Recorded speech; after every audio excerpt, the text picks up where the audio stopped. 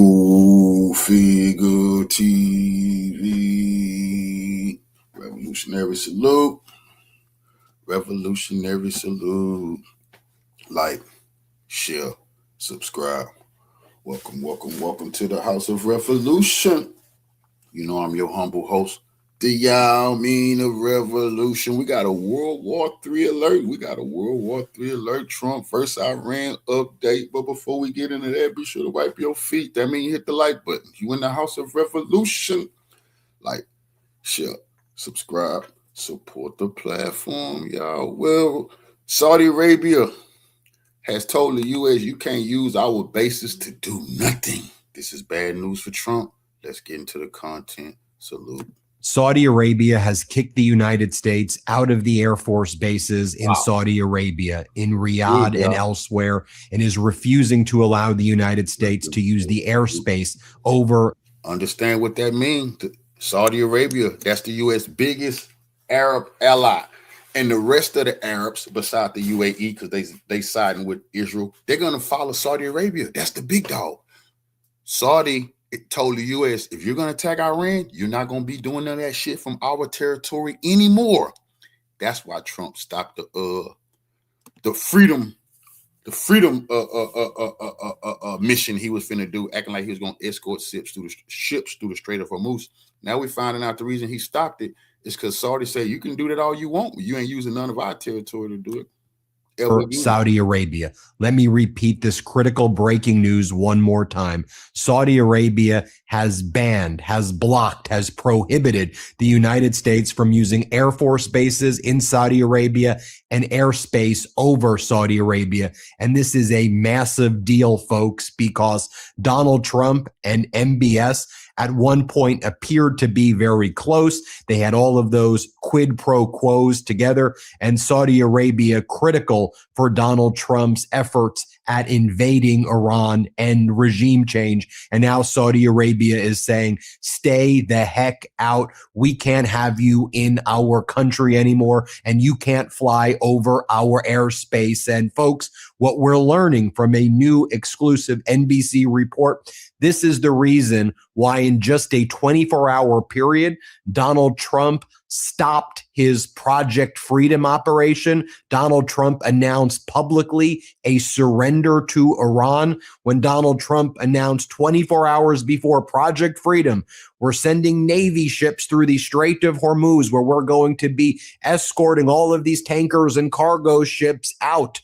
What went down was Saudi Arabia didn't know about Project Freedom or didn't know that Donald Trump was going to make social media posts like that, which would cause escalation in the region. And we saw it immediately caused escalation in the region. That's exactly what Saudi Arabia's Crown Prince MBS was worried about. MBS holding hope that these Pakistani mediations, it's going to result in a long-term peace plan. Remember, Saudi Arabia and Pakistan have a mutual defense accord, which frankly leans a little bit more in favor of Saudi Arabia when it comes to military and money when it comes to what Pakistan is getting out of it. So when Donald Trump announced this Project Freedom, and Iran responded by immediately going after a South Korean cargo ship, a UAE ship, and the port of Fujairah in the UAE. Saudi Arabia lost it on Donald Trump.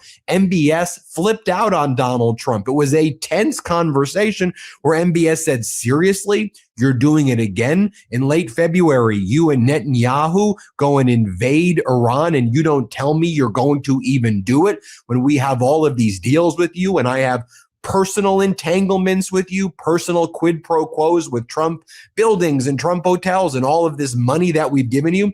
You just do it with Netanyahu and don't even give us the heads up. And now you think you're going to do it again with Project Freedom? Enough is enough, MBS said. We're done. You don't get to use our airports. You don't get to use our airspace. And then Donald Trump's like, let me call MBS back. Let me call MBS back. And MBS is like, no, I'm not your bro. We're not friends. We ain't doing it like this. You understand?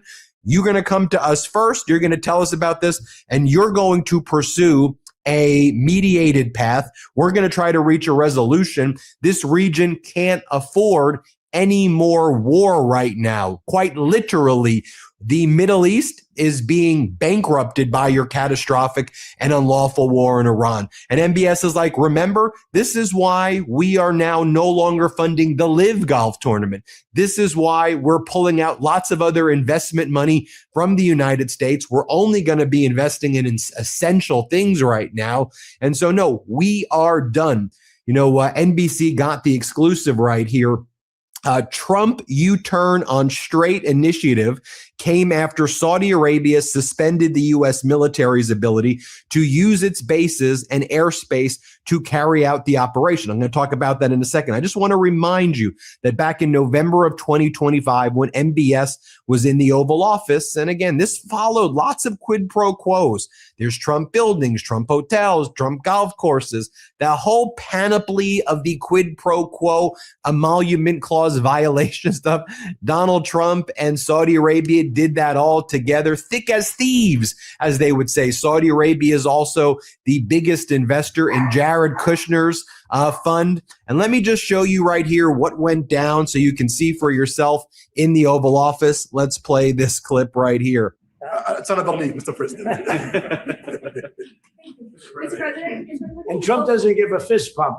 I grabbed that hand. I don't give a hell where that hand's been. I grabbed that hand.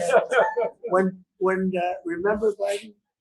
He travels for 20 hours, gets out, and he gives a fist bump. No. When you get out of the plane and you get the future king and the man who's one of the most respected people in the world, you shake his hand. You don't give him a fist bump. And then just a reminder, Donald Trump is lying about how much investment money was being brought into the United States. $600 billion, $1 trillion is going to be brought in from Saudi Arabia. Quite literally, Trump just lying and making up numbers. Saudi Arabia doesn't have this amount of money in its annual GDP anywhere near this, yet alone to give all of this money to the United States. Let's play this clip. The biggest plants anywhere in the world. And I want to thank you because you've agreed to invest $600 billion into the United States. And because he's my friend, he might make it $1 trillion, but I'm going to have to work on him. But it's 600. We can count on 600 billion, but that number could go up a little bit higher. Yes, or I don't know. We'll see. One of the worst feelings is hearing that sound from your car and immediately thinking, great, how much is this going to cost me? I've been there before. I'm sure you have. Unexpected repairs, crazy bills, and suddenly your whole week gets thrown off. And if you're driving a lot like I am, whether it's work, family stuff, road trips, whatever, protecting your car just makes sense. That's why CarShield is worth from allies. Saudi Arabia, a key Gulf ally, suspended the U.S. military's ability to use its bases and airspace to carry out the operation. Sources say Donald Trump's abrupt reversal on his plan to help ships go through the Strait of Hormuz came after a key Gulf ally suspended the U.S. military's ability to use its bases and airspace to carry out the operation, according to two U.S. officials. Trump surprised Gulf allies by announcing Project Freedom on social media Sunday afternoon, the official said, angering leadership in Saudi Arabia. In response, the kingdom informed the United States it would not allow the United States military to fly aircraft from Prince Sultan Air Base southeast of Riyadh or fly through the Saudi airspace to support the efforts, the official said. A call between Trump and Saudi Crown Prince MBS, Mohammed bin Salman, did not resolve the issue, the two U.S. officials said, forcing Donald Trump to pause Project Freedom in order to restore U.S. military access to critical airspace. Other close Gulf allies were also caught off guard. The president spoke with the leaders of Qatar after the effort had already begun. A Saudi source told NBC News that Trump and the Crown Prince have been in touch regularly. Saudi officials were also in touch with Trump. U.S. Central Command and Secretary of State Rubio asked whether the announcement of Project Freedom caught Saudi leaders by surprise. The Saudi source said, the problem with that premise is that things are happening quickly in real time. The source said that Saudi Arabia is supportive of the diplomatic efforts by Pakistan to broker a deal between the U.S. and end the war. In other words, a diplomatic solution, not escalating matters any further. Now, meanwhile, a representative of the parliament spokesperson, MB Ghalibaf, Abraham Razi, posted the following. Axios's text is America's wish list until it becomes reality. This is earlier this morning now. Donald Trump flailing. He calls up Barack Ravid over at Axios and says, we've got a memo of understanding that Iran's looking to make a deal with us right now. We're speaking to them. We're very close. And Iran's response is no. Axios's text is Americans' wish list until it becomes reality. Americans will not obtain through a failed war what they failed to gain in face-to-face negotiations. Iran has its finger on the trigger and is ready if they do not surrender and grant the necessary concessions, or if they or their devilish hench-dog allies tried to act mischievously. We will deliver a harsh and regret-inducing response. And this is where Barack Ravid's at as of 2 hours ago. Remember earlier this morning, he made all those social media posts about there's a deal and we're going to be so close. And then the markets soared based on Ravid's post. This is what he does now. He posts, as U.S. awaits Iran's response to the peace framework, Trump said the U.S. and Iran have had, quote, good talks over the last 24 hours and expressed confidence that a deal is possible in the coming days. Folks, they're not speaking. This is all made up. This is all a bunch of BS. More lies from the Trump regime. Meanwhile, the Wall Street Journal, senior U.S. officials told the Wall Street Journal editorial board that here's what the U.S. is demanding of Iran. You see, the so-called Memorandum of Understanding was the U.S. sending Iran the terms of surrender. We've seen these terms before that Iran has rejected now for months. It's why there hasn't been a deal. It's why Iran still firmly controls the Strait of Hormuz and nothing is happening. Here's what was posted. Here's what the Trump regime has demanded. A 20-year enrichment ban, hand over all enriched material, attestation it doesn't seek nuclear weapons, dismantle Fordow, Natanz, and Isfahan, ban on underground nuclear work, on-demand inspections, penalties for violations. In other words, the Trump regime is asking for a weaker version of Obama's deal from over a decade ago that Donald Trump criticized. And Iran is still saying, no, we're not talking about anything nuclear. We're talking about security guarantees first. We're talking about removing sanctions from Iran. Then we can get to nuclear talks later. But you need to get through the first barrier with us, which is security guarantees and reparations. So they're rejecting the weaker version of the Obama deal, and that's what Trump's trying to do. And Trump thought that he would announce this Project Freedom, and then he screwed over the Saudis, so the Saudis banned him from the airbase. Now, notably, the Wall Street Journal explains, a senior U.S. official says Iran is likely to resist these red lines. Of course, they're going to resist the red lines. They've always resisted these red lines. Iran's parliament leader, MB Ghalibaf, just posted, Operation Trust Me Bro failed. Now back to routine with Operation Foxios, false Axios. They call it Foxios right now. The new equation of the Strait of Hormuz is in the process of being solidified, Ghalibaf writes.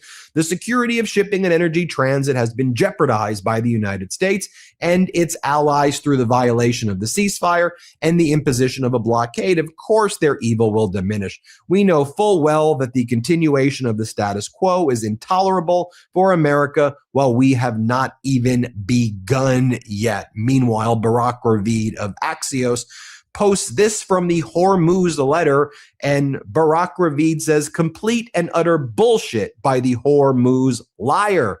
And Mark Caputo says, this is so false and it is libelous. And they post this letter by the Hormuz letter, or this post by the Hormuz letter that says, breaking. Several whistleblowers say that Axios coordinated news with market insiders, leaking CME order information via phone calls up to 30 minutes before the market opened and closed prints. Crude oil short positions were also taken just before today's Axios report on a U.S.-Iran deal and 14-point deal, gaining substantially as oil dropped sharply on the news. Iranian political analyst Mohammad Marandi also says Trump, Witkoff, Kushner, and their close associates profited heavily in the past hours from the fake news provided to Axios.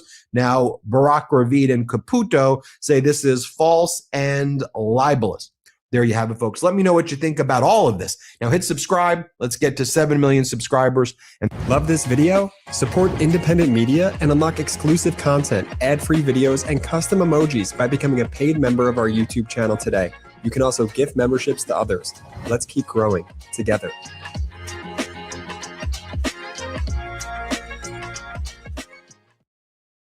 There is unclaimed money that could be yours. Search yourself and see if any money is owed to you.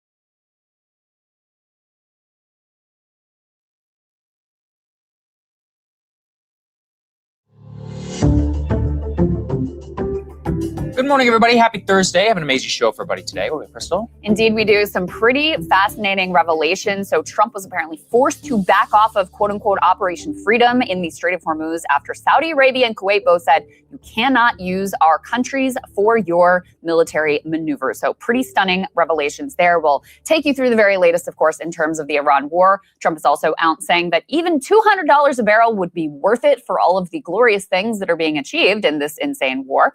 A billionaire says that tax the rich is equivalent to basically the N-word or other racial slurs. So that's quite a take there. Oh, and River to the Sea. And we'll get to that. Forget. Yes, exactly. It's just as bad as calling for Palestinian freedom in his view.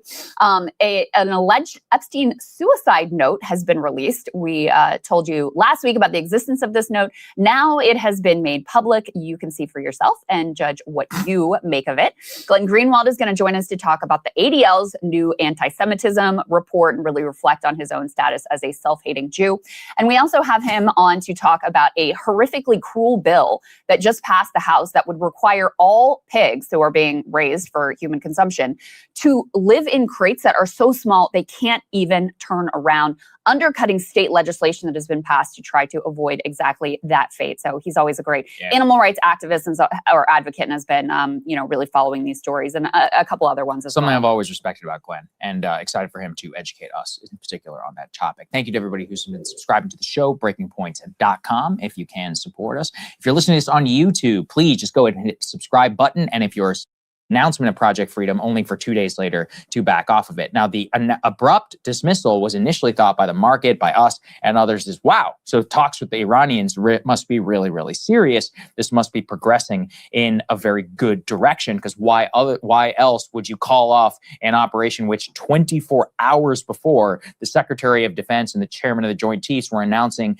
in their bluster and in all their glory? Mm-hmm. Well, it turns out that in a call between Trump and the Saudi Crown Prince, Mohammed bin Salman, the issue not only was not resolved, but the KSA stood their ground. And the reasoning behind it is that they said they would not allow the military to fly aircraft from the Prince Sultan Air Base southeast of Riyadh or fly through any Saudi airspace to support the effort. We also need to shout out Ryan Grimm, who reported and apparently had the story. He was sitting on it. He didn't get there just fast enough to the issue. But what he found out was that Kuwait also had told the U.S. that they cannot use their airspace or their bases to conduct the operation. And obviously, this is proof beyond any measure that the Iranian policy of horizontal escalation and of punishing Gulf allies has been tremendously successful, because what the Saudis, the Kuwaitis saw was, with the announcement of Project Freedom, the immediate targeting of the Fujairah oil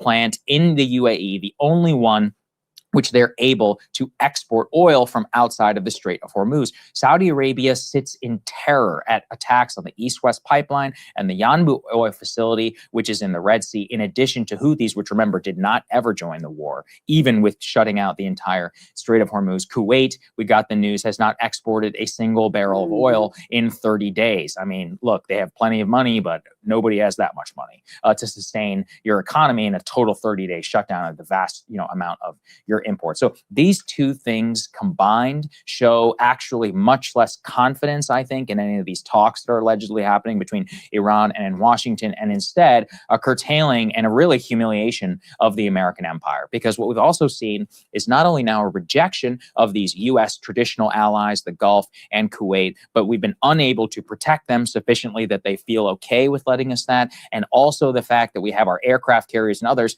outside of range of Iranian drones and missiles, vessels, but that means that you are very reliant on these ground air refueling. And many of these bases and others, they took tremendous damage throughout the war, which we also have some images of, which we'll show people later in the show. This is a wild insight into the real dynamics that underpin this war. It also really calls into question for me those reports that Saudi was alongside Israel also pushing for this war to start. It's still possible that they were and just didn't realize how extreme the backlash would be. But I think this undercuts some of this notion that Saudi Arabia has been a real cheerleader. There was also some reporting that while the UAE was being really hurt economically, Saudi Arabia had actually been able to export enough oil, and with the premium that they were actually making money. But if you look at the overall dynamics and, how significant of a change this is going to be in the region with Iran gaining control of the Strait of Hormuz, you could see that Iran's power in the region and globally is rising. And since Saudi is the primary rival of Iran, especially regionally,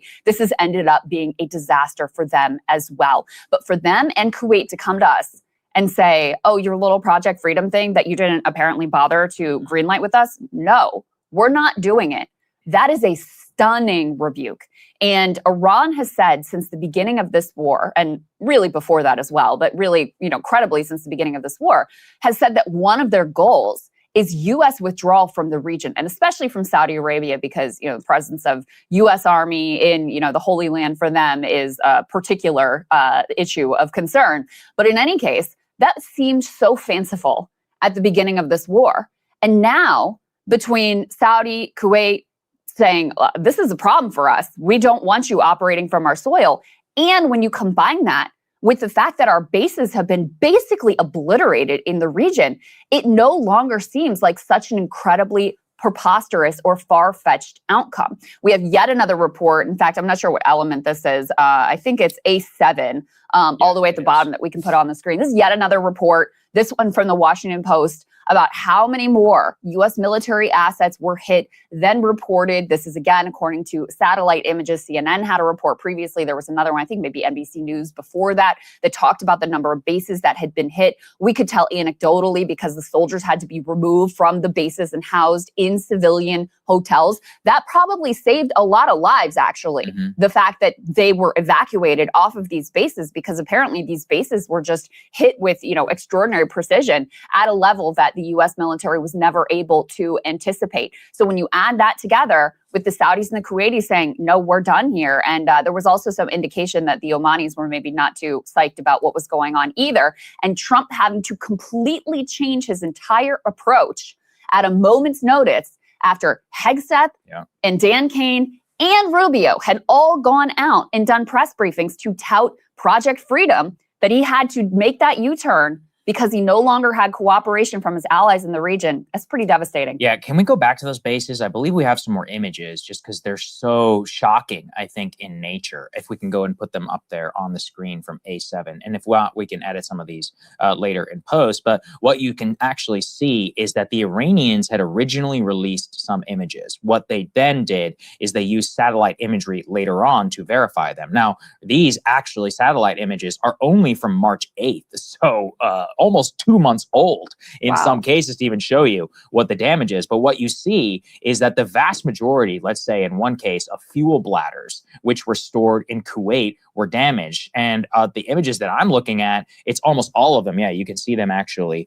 in the bottom right corner, right? And so the next one, what you're all seeing are individual parts of bases where you can see tremendous amounts of damage, either to the roof, to airfields, to fuel storage areas, to airplane hangars. And what this demonstrates also is why the U.S. was so reliant, even thus far, just on these bases, because they still need these because the aircraft carriers and others are so far away that they're not able to support the bombing mission in the way that they want. And Project Freedom, make no mistake, we've talked about the blockade and others. This takes a tremendous amount of energy and military resources. Just to give you an example, let's put A1 up there on the screen. Just yesterday, as all the talks were apparently getting good, the Central Command released this. The U.S. forces disabled a vessel in the Gulf of Oman attempting to violate the blockade. They said U.S. forces operating in the Gulf enforced blockade measures by enabling an Iranian-flagged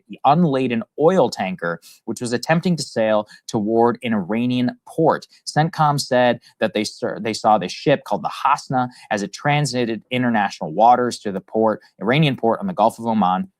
American forces then issued multiple warnings and informed the flagged vessel it was in violation of a blockade. After the crew failed to comply, forces disabled the tanker's rudder, firing several rounds from a 20-millimeter cannon gun on a U.S. Navy FA-18 Super Hornet, which was launched from the USS Abraham Lincoln. So just to keep in mind like how much military asset this is taking. You need helicopters, you need planes, you need constant surveillance, you need all of these ships that are there. This is why in the old days, people would often talk about no-fly zones. You'll remember, and it's like, it's just so simple. It's like, is it that simple? Or do you need to have aircraft circling the place 24 hours a day? It's crazy expensive. Well, and this introduces another factor and another consideration for Trump in terms of the options that he's evaluating here for Iran.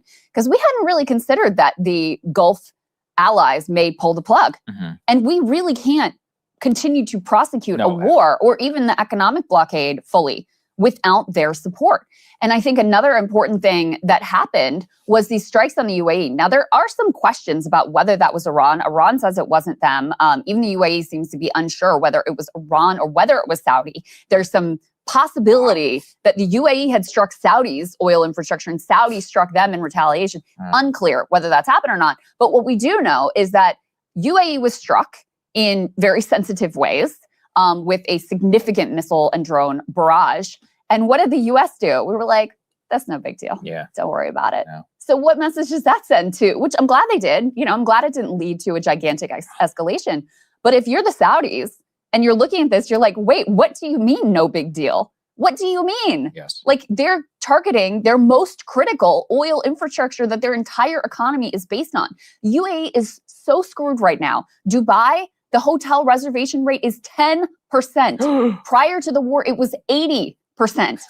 And our reaction is, no biggie, deal with it. This isn't even a ceasefire violation. So of course they're looking at this and going, wait a second, what have we signed ourselves up for? And this changes the entire calculation, not only in the region, but around the world of countries that host our bases.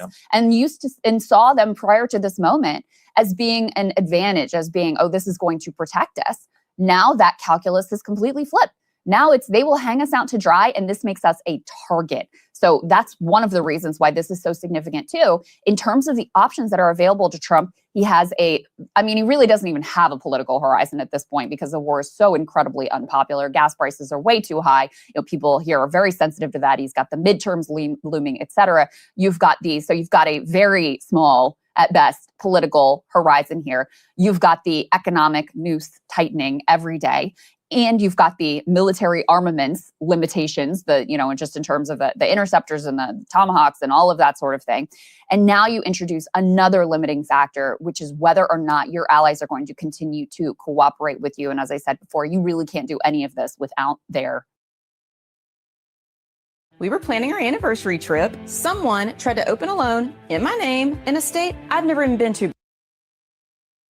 Assistance and support. Not at all. Let's continue. A2 up there on the screen, just a little bit of update on the talk. So what we know so far is there were these leaked details around what some sort of memorandum of understanding with Iran may look like. So let me go ahead and read them. Details around the length of any suspension of Iran's uranium enrichment or possible removal remain unresolved and are expected to complicate any future talks. Now, what the plan seems to be is it would be a 14-point memorandum of understanding, which if you're familiar with the League of Nations, is kind of not exactly a good reminder of where things went with that one. It says during the 30 days of talks, there would be easing a chokehold on the Straits of Hormuz by Iran and easing of the blockade by the U.S. So like a bilateral easing, if you will. The two sides are then working on details to halt enrichment of uranium The U.S. wants clauses that would prolong a moratorium on uranium enrichment if Tehran wants to violate the deal. One idea is to halt enrichment for 12 to 15 years before then allowing Iran to enrich uranium up to 3.67% purity, compared with the current stockpile enriched up to 60%, which puts it within the reach of the 90% enrichment needed to fuel a nuclear weapon. Now, the sticking point remains on this nuclear fuel. Let's put A3 up there on the screen. Uranium, Trump says the United States will get the uranium from Iran. One of Trump, and he said this to a couple of reporters, quote, "We're just going to get it." Now, the thing is that what the U.S. wants out of Iran is they want them to unilaterally give them the enrichment, basically allow our people on the ground, take it out, and bring it back here. The Iranians are like, no, that's not going to happen. We can downblend it, or we can give it to Russia. Maybe in the worst case scenario, we'll give it to Russia, and then international inspectors can go to Russia, and then they can go there and then come to our places to check it out. But what they're basically saying absolutely not to is that we're going to get it. Now, I don't know, how much of this is bluster or not, but it remains the key sticking point. But, just to zoom out a little bit, this is called the JCPOA. The Joint Comprehensive Plan of Action, aka the Iran deal, which was they give up nuclear enrichment or some amount of nuclear enrichment for 10 to 15 period. I forget what the original terms were. It's been so long at this point. And then in exchange, they get sanctions relief, which is basically what the U.S. has been allowed to do. Except this time we vaporized, $50 billion probably. Yeah. And the regime is stronger, and we get to sign a deal with them, which gives them some de facto control of the Straits of Hormuz. Mm-hmm. At the very least, look, even if they charge nothing, the fact that they have the credible deterrence now of we can shut this shit down anytime that we want is going to give you some leverage, in the future. Absolutely. Negotiations. So yeah, I've been trying to come up with a good moniker of the Trump all-comprehensive organization that works out to taco. But so if you can help me come up with a good acronym for that, it's like those bill drafters who do the Trump Act, and I need to call one of my friends in Congress. Yeah. So anyway, commenters, if you can help me try and work taco into a JCPOA thing. If you do it, I don't know, we'll give you a free premium membership or something. Yeah, it's JCPOA plus incredible increase in Iranian power and degradation of our own standing in the world. Yeah. And a lot of money spent for what? Yeah, amazing job here. And to your point, let's put A5 up on the screen. This is Iran right after, we get this information. Oh, we're close to a deal, blah, blah, blah. The Barack Ravid, market moving report. Right after that publishes, Iran introduces this new email-based permit system for the Strait of Hormuz. They stood up this website that okay, here's our process. Here's the way this is going to work going forward. So the notion that they're going to just let go of this control that they've been able to achieve with relative ease too, by the way, all it took really was just a threat, because these are commercial ships. They're not going to take the risk of any sort of, significant damage to them or transiting through a war zone, et cetera. They have not only their corporate bosses, you've got the insurance landscape that is not going to insure tankers to go through a war zone. So in any case, they put this up okay, well, this is our new reality. So look, I do think that there are negotiations going back and forth. There are different drafts that are being exchanged. Are we at a point where Trump is willing to accept the level of concessions and frankly codify the level of humiliation for the U.S. that has been achieved, the real achievement of this war? Is he at this place? I don't know. It's hard to see. Hard to see. I don't see it yet. I also just think with the Israel part of all of this, you just can't underestimate that. Let's go and put A6 up there on the screen. The Israelis, by their own admission, proudly bombed Beirut in the first attack on the capital in weeks. According to them, they hit a Hezbollah commander. I mean, I don't know. You can check Hezbollah and see if they confirm that or not. But Ryan made the joke. This is how you know that the talks are serious, is that they're back to bombing the middle Israelis of are trying to Beirut. destroy them. Yeah. It's very possible. They're staying pretty quiet right now, the Israelis. I think they don't want to be seen by immediately killing the deal in Trump's eyes, only subtly trying to target it behind the scenes. Their allies here in Washington are going crazy. Like if you look at the John Podhoretz and the Hugh Hewitts of the world, Hugh Hewitt literally interviewed Trump, on Monday? No, sorry, on Tuesday. Oh, did he? I didn't realize He that. did. This will make a great come out of it. He interviewed Trump on Tuesday. By Wednesday, he was like, oh, this is a horrible deal. I'm going to be having John Podhoretz on my show to talk about why it's so horrible. So, I mean, when I see people like that freaking out, I'm a little optimistic that something might happen, but they also signpost at everything. They chimp out, anytime that they need to, because in general, they have a good track record of working. And, Lindsey Graham and Mark Levin and these people are all up in Trump's ear. Not to mention, with the Iranians, it's very hard to get a picture of what they're up to. They have a lot of bluster.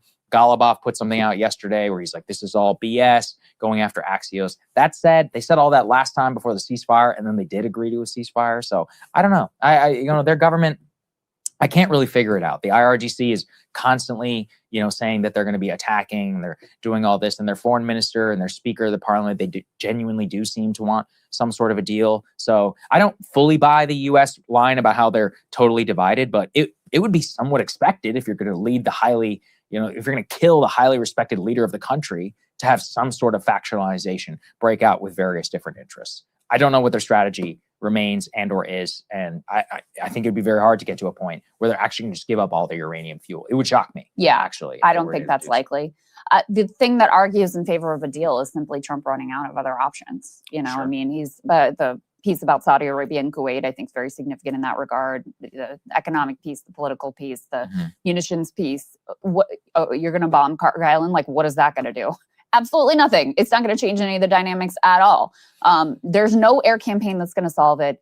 You've already seen you got sold a bill of goods on this economic blockade. I mean, all these pieces coming out. It's just 14. Revolutionary salute to Yaya Kid for the donation to the war chest. Revolution is way of life. Absolutely appreciate the love, Queen. Salute. She say salute to the ancestors for the love, knowledge, and wisdom. Appreciate you helping me keep the lights on here at the House of Revolution. Salute.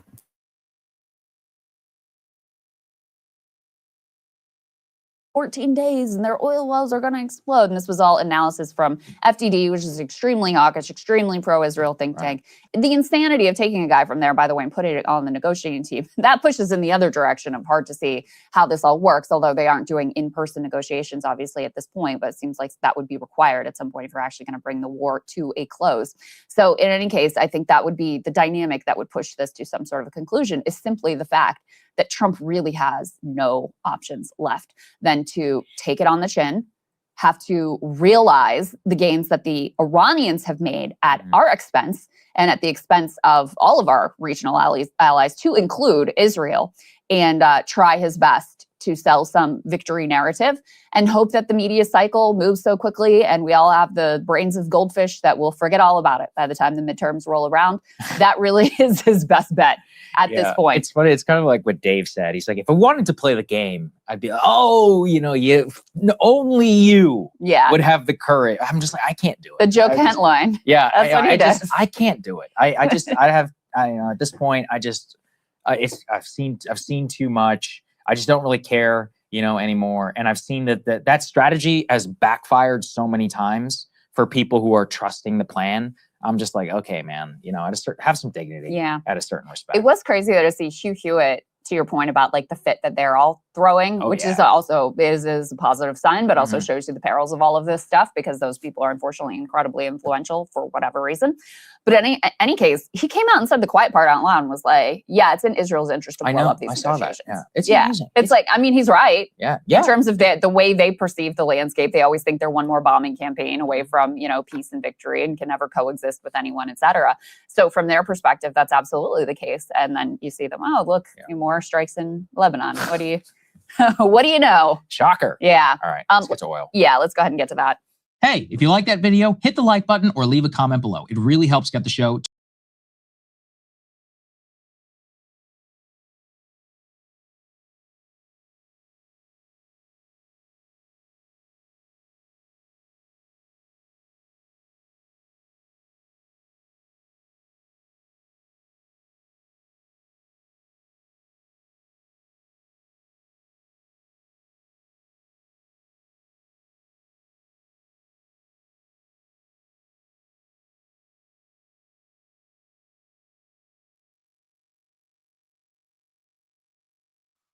Welcome back, everybody, to Neutrality Studies. And today we are joined again by the one and only Larry Johnson. Larry, welcome back. Senor, good to see you. Very good seeing you too. You are one of the best analysts to actually give us the updates of what is going on from, at least from the US side, in the Iran war. Can you maybe give us a rundown as we speak on my Thursday morning, May 7th, your evening, Thursday 6th? Yeah, so I figure I should start bringing props to these interviews. I should wear like a neck brace. People that have been in an accident and injured their neck, or they're walking around. That's what we need after watching. You're watching Trump's policy reversals. 1 minute Project Freedom, next minute no, that's on pause. 1 minute, oh, we're making advances. Next minute, oh, we're going to bomb them. While the market spin has been that there is progress on negotiations and still holding out some hope that those negotiations will produce a permanent end to the war, I don't see it. The obstacles or the demands of Iran are completely incompatible with what Donald Trump and his team are willing to accept. The Trump team wants to phase in sanction relief, not give it right away. The Iranians want it right away, and I don't blame them. They've been down this path before with the JCPOA, where they were promised sanction relief and just have to, you show us that you're acting in good faith.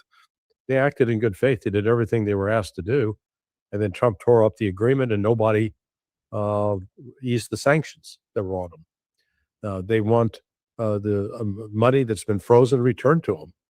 In fact, they have they put out their plan today for how they're going to manage the Strait of Hormuz.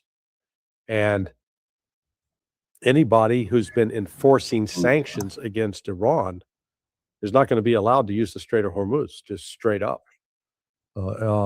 Anyone that allowed their land, their country, like Saudi Arabia, Qatar, Kuwait, Bahrain, United Arab Emirates, or Jordan, any of those countries that were allowed to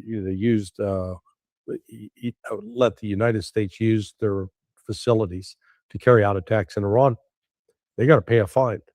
They're gonna be expected to help share in the remuneration. So I think there are just too many obstacles, and that a lot of this may be staged. It may be theater. Now, if you listen to what Marco Rubio said yesterday at his press conference, there was no conciliation in that at all. It was all about basically why Iran's such a bunch of bad guys. They're evil. They're a bunch of fanatics, religious extremists, on and on. But it's like the United States needs to look in the mirror, and because a lot of the things we accuse the Iranians of doing, actually we're doing. But apparently the Chinese had told Trump that if you launch another attack on Iran, forget about coming here. Xi Jinping will have no time for you. Yeah, right. Because we have the upcoming meeting between Trump with Xi Jinping later this month, and we just had Arakchi in I think Beijing meeting with the Chinese foreign minister yesterday or today in the U.S. Like, what do you make out of that? Did you hear anything about what the discussion there was? Well, the most important takeaway from that is they talked about regional security, the architecture for regional security. Those were the words the Chinese used. Gee, where else have we heard that, Pascal? Putin's exact words. Right. So what this means, China and Russia, man, they're singing from the same sheet of music. They are they're not off on independent acts. This is a coordinated effort, and they're delivering that same message to the Saudis, Qataris, Emiratis, Bahrainis, and Kuwaitis, because I think they're going forward with a plan that is not going to include the United States. In fact, the The report is that the Saudis, when this Freedom Project was announced, that was done without consulting with the Saudis, without giving the Saudis a heads up. So the Saudis reportedly reacted by telling the United States, you cannot launch any more air operations out of Saudi Arabia. You're done. So I'm trying to confirm that right now. But if that's the case, I mean, it was reported in the press, but I'm trying to check it out through my military sources to see if in fact that happened, or is that just some more spin. That I think China and Russia are trying to set up a situation that they will be the dominant forces now in the Persian Gulf. And the other thing I think it sort of grates on the Saudis and the Qataris in particular, and Bahrain and Kuwait, they were promised protection by the United States. We got your back, man.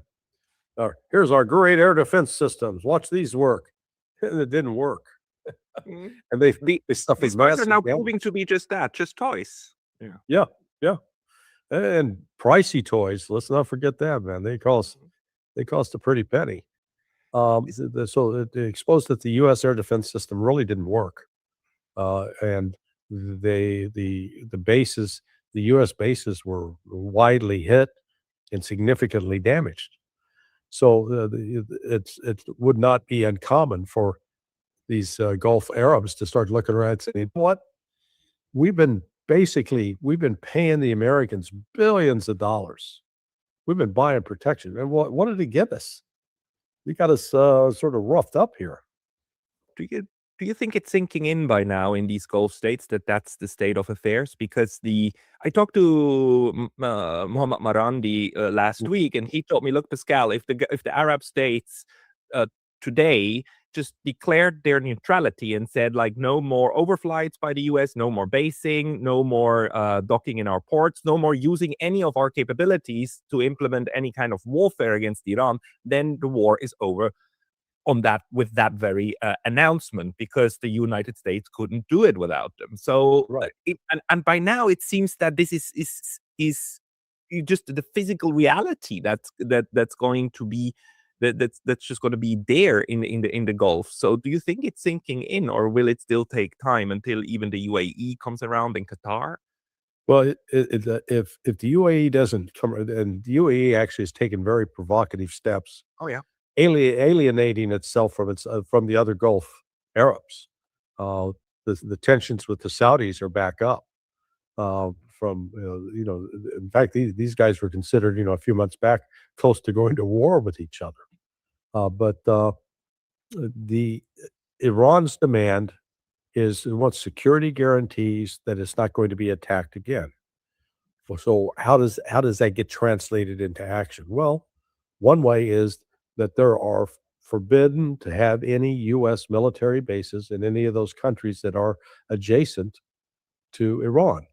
Because if the military is not there, they're going to have a tough time launching attacks.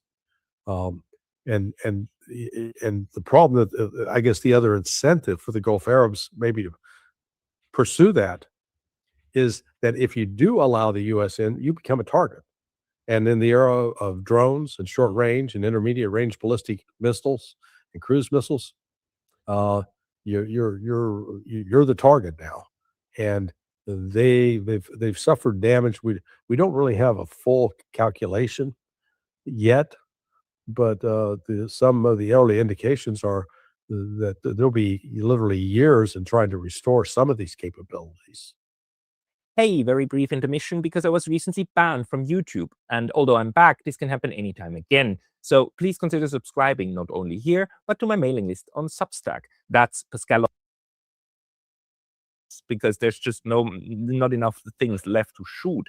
But it seems that the strategy is not to wind it down. The strategy is just to shift the way you impose hurt on Iran. Is that about it?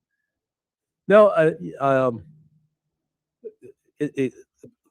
let me get it. This is a layered answer. Sorry to be so hesitant. Number one, the CIA and or this Foundation for the Defense of Democracy have fed false intelligence into the Trump administration. And the nature of this intelligence, it's twofold. Convince them, number one, that the Iranian leadership's coming apart at the seams, that there's nobody in charge, that they're at each other's throats. And then the second...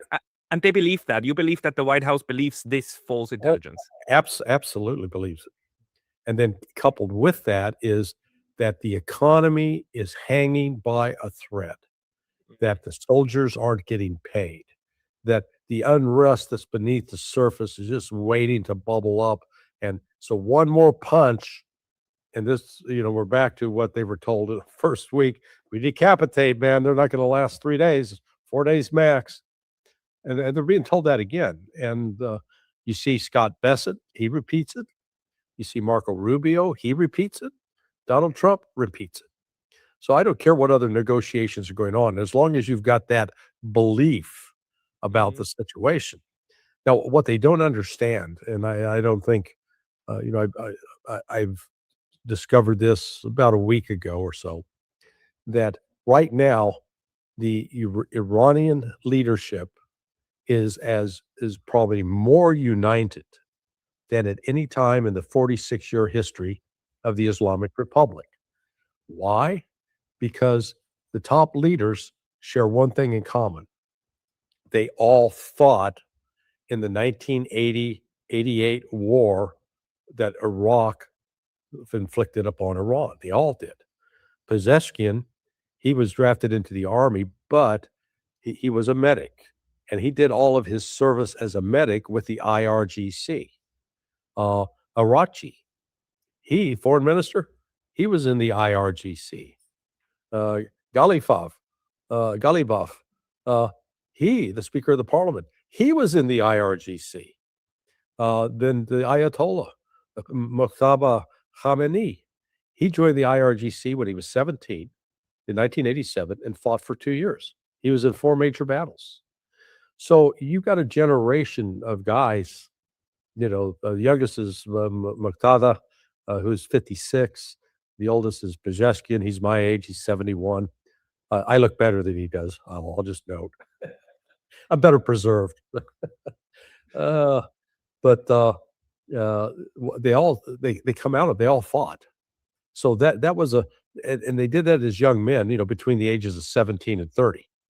They were, that shapes who they are today. So they've been attacked again, just like they were attacked in 1980, only more viciously.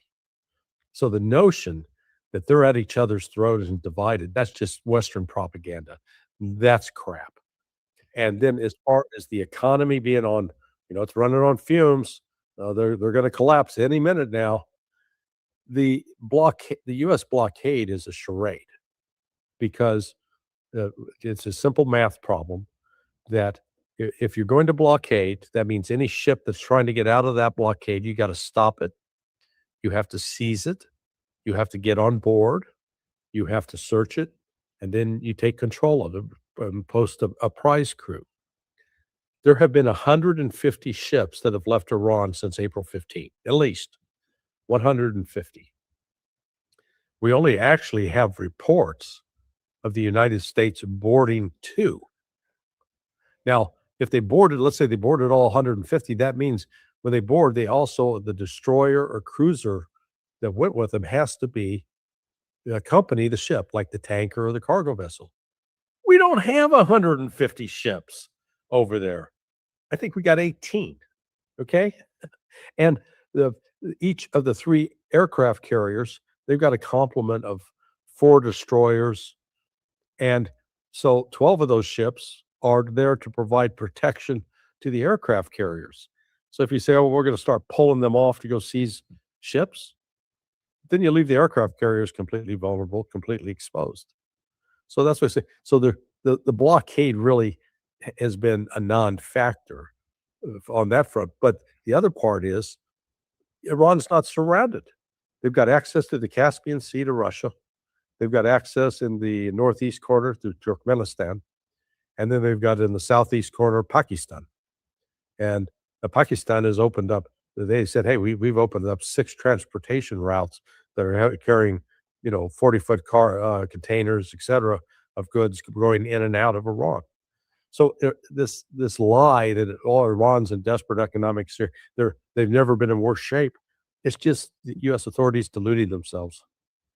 Yeah, and of course, Iran is also a 90 million population, which means a considerable internal market, plus access to a lot of raw materials, most importantly, the energy, of course, the oil. And the United States tried to smash up quite a bit of the oil manufacturing capacity, but Iran made it clear that if you do that, then we destroy yours. Period. So this one was winded down, and I suppose they're now working on fixing all of that. Yeah, I was just going to say it's one more example of the schizophrenia of U.S. foreign policy and energy policy. Remember, 2 weeks in, what does Scott Bessent announce? Oh, we're lifting the sanctions on Russian and Iranian oil so everybody can buy it. And they weren't trying to destroy any of the oil on the open sea because they needed it to try to stabilize the price. They have now failed. They have failed in that.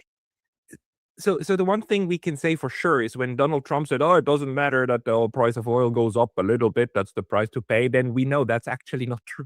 They actually have to care, right? Washington really, really has to care about the price of oil. Just come here to Florida. I'll take you to the local gas station, and you can listen to the people bitching. They're not happy. My wife came back the other night and commented that, the commentary, normally people get out of their cars, they fill up their car, they're not socializing. People are, like, can you believe this crap? And, that kind of thing. Yeah. So Trump has himself a real problem because we've I'll give you an example. Thursday, the price of gas was $3.96 a gallon. So before the war, it was $2.54. So on Thursday, it had dipped down a little bit in the 5th week, 6th week, 7th week, because they raided the strategic oil reserve. They pumped more oil into the system to try to stabilize the price. But now they've emptied out the strategic oil reserve. So Thursday, the price was $3.96. Friday, the price was $3.98.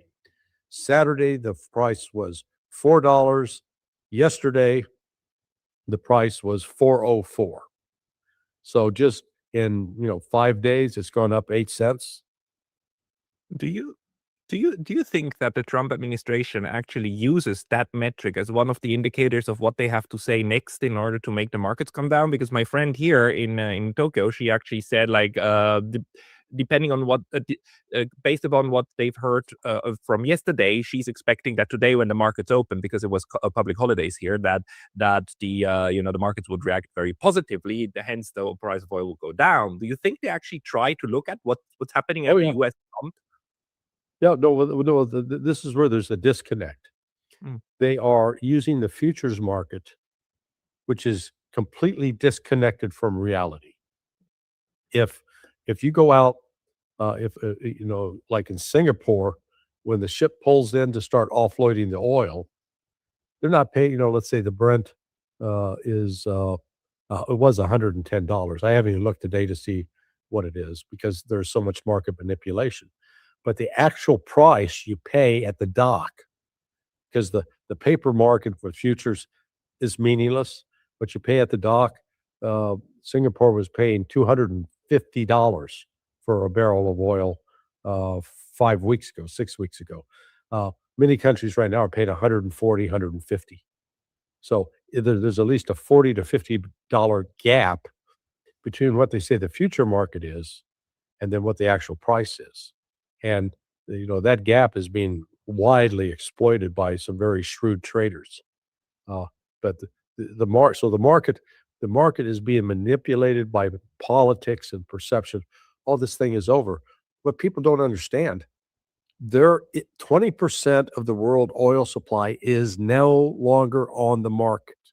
Now, on February 28th and March 1st and March 2nd, even though the Strait of Hormuz was threatening 20% of the world oil supply, that 20% was still out on the high seas, sailing to a destination to deliver that oil. So nobody was actually being deprived yet.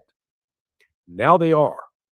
That's the difference. This is now where the full negative economic effects of this are going to kick in.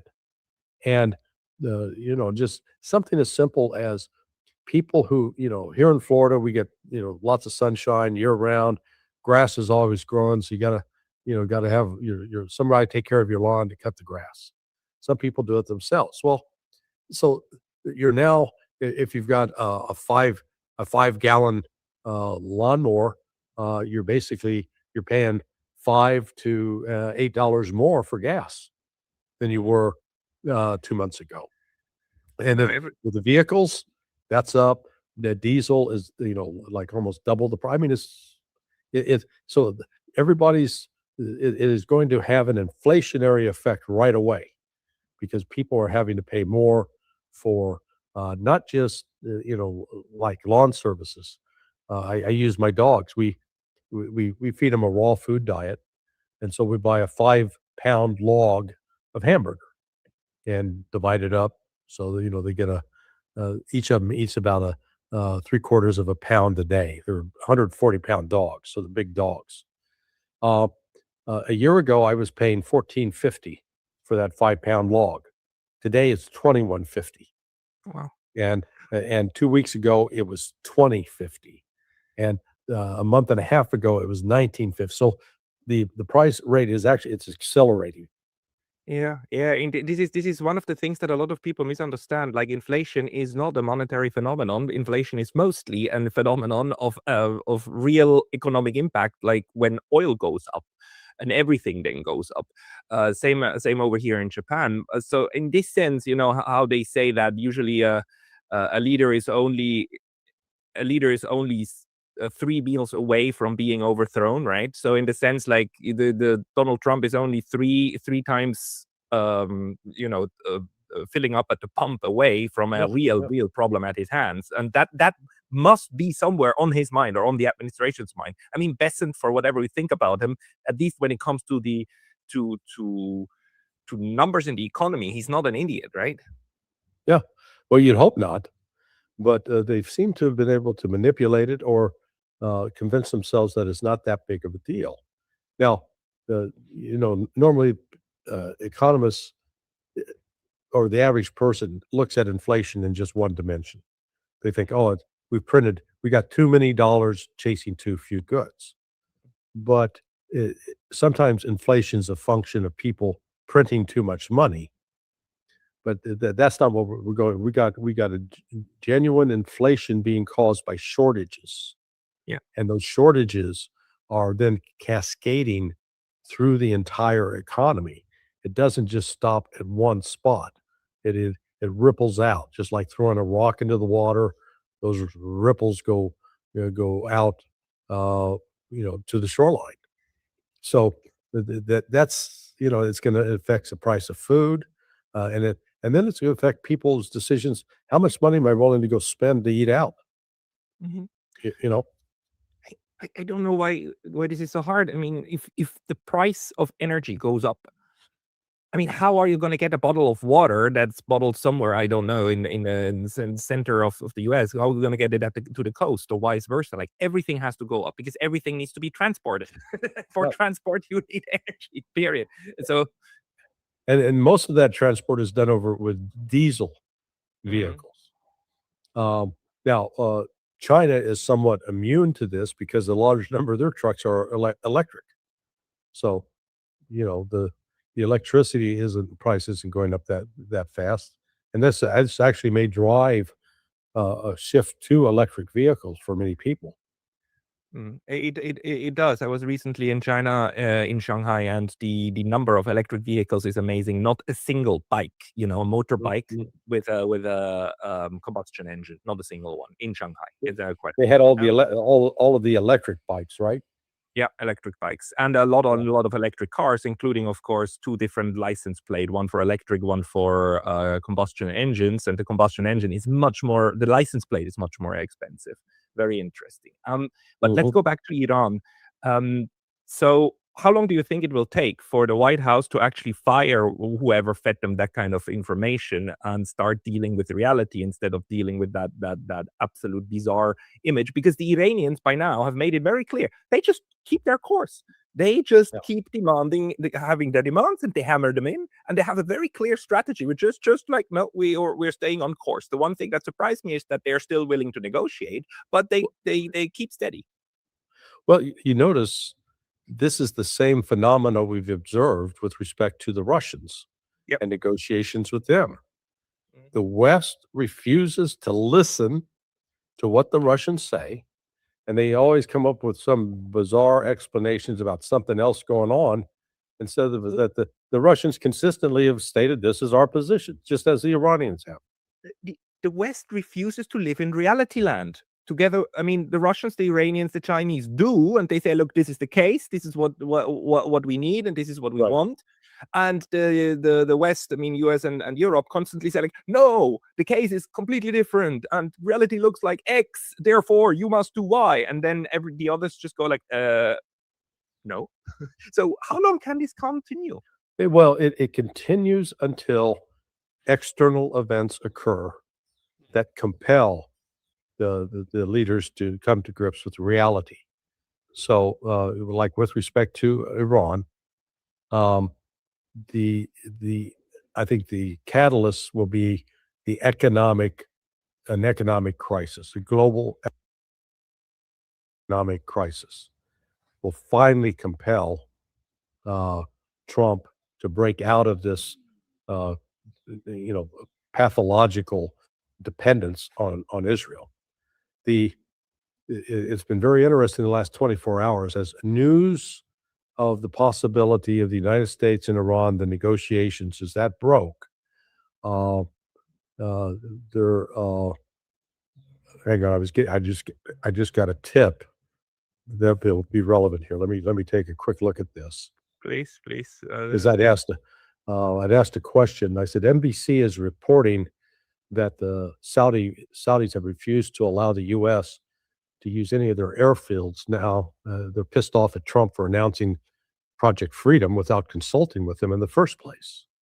And I asked somebody who's in a position to know, I said, is that true? He says, and my friend said, yes, there's been an insane amount of thrash right now figuring out how to adjust the combined forces aviation component commander scheme of maneuver, since we can't launch or recover anything out of Prince Saud Air Base right now. So NBC's got an accurate report there. That means, okay, so Project Freedom was mainly about the U.S. trying to figure out a way to evacuate their material and people from Prince Saud Air Base, doing it under the cover of saying like, oh, we're going to humanitarian evacuate the ships that are stuck there. And now they had to abandon that within 24 hours. And but the side effect is that the Saudis are really, really pissed off now because this was all done over their head, basically, again, like throwing them potentially under the bus again. Well, yeah, and also they've been promised, hey man, this thing will be over in 4 days. We'll have Iran will be defeated. They won't lay a glove on you. How'd that work out? Not too well. In fact, it turns out that Iran has beaten 2 nuclear powers. They didn't even need a nuke to beat the nuclear powers. So that's starting to resonate throughout the Gulf, and so that's interesting with the Saudis, because that goes back to, I think, the contacts with China and Russia. They're working diplomatic channels with the Saudis, with the Qataris.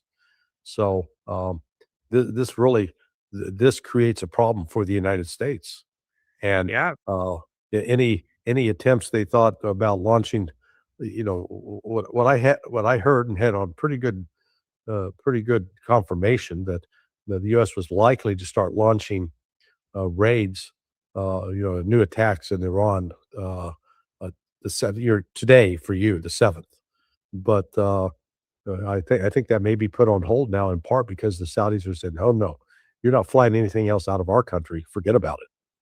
So actually, this is now happening. Huh? The first Saudi Arabia is now confirmed to have said, U.S., you're not using our territory anymore. Right, right. So that's that, and apparently, according to NBC, Trump got on the phone with Mohammed bin Salman to say, "Oh, hey, buddy, listen." And Salman just said, "No, no." He told him. I think he told him, "Look, you keep saying you're going to defend us, and yet you keep taking these actions independent of us that then put us at more risk. We're the ones suffering the damage, not you. No, we're not. We're not playing that anymore." And I think they're actually going to get a better offer from Russia and China. Yeah. Because both are using the same language about security architecture, a new structure, a new approach to security for the Gulf. The previous scheme was one based upon having the United States locked and loaded to attack Iran, providing military equipment, but in exchange for the Saudis and the Qataris buying billions of dollars in U.S. treasuries, providing billions of dollars of support to a U.S. government that is not looking out for their interests at all.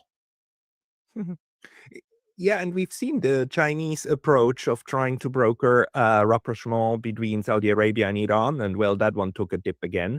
But when all three, China, Russia, and Iran, talk about the security architecture, what they talk about is not the U.S. approach, which is like deterrence, which is basically a gun at the head of the other one.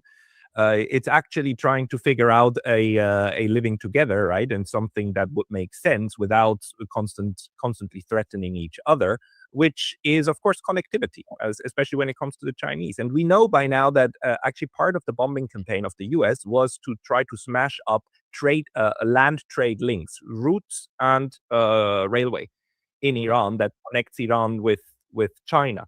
It's pretty clear that that's the strategy, right? The one side tries to connect, the other side tries to sabotage those connections. Right, and let's look at what's transpired in the last week. Russia made the announcement that in the future, it's if you want to buy its oil, you're going to pay for it in yuan. So they want to pay for it in the Chinese currency. China 2 days ago told its refineries and banks that have been threatened with sanctions if they purchase Iranian oil or Russian oil for that matter. They said, screw the American sanctions, ignore them. We're not going to enforce at all. And if they come after you, we got your back. So that, and the language used was language of defiance, something that's really sort of uncharacteristic. The Chinese usually are painfully polite. It was very undiplomatic language.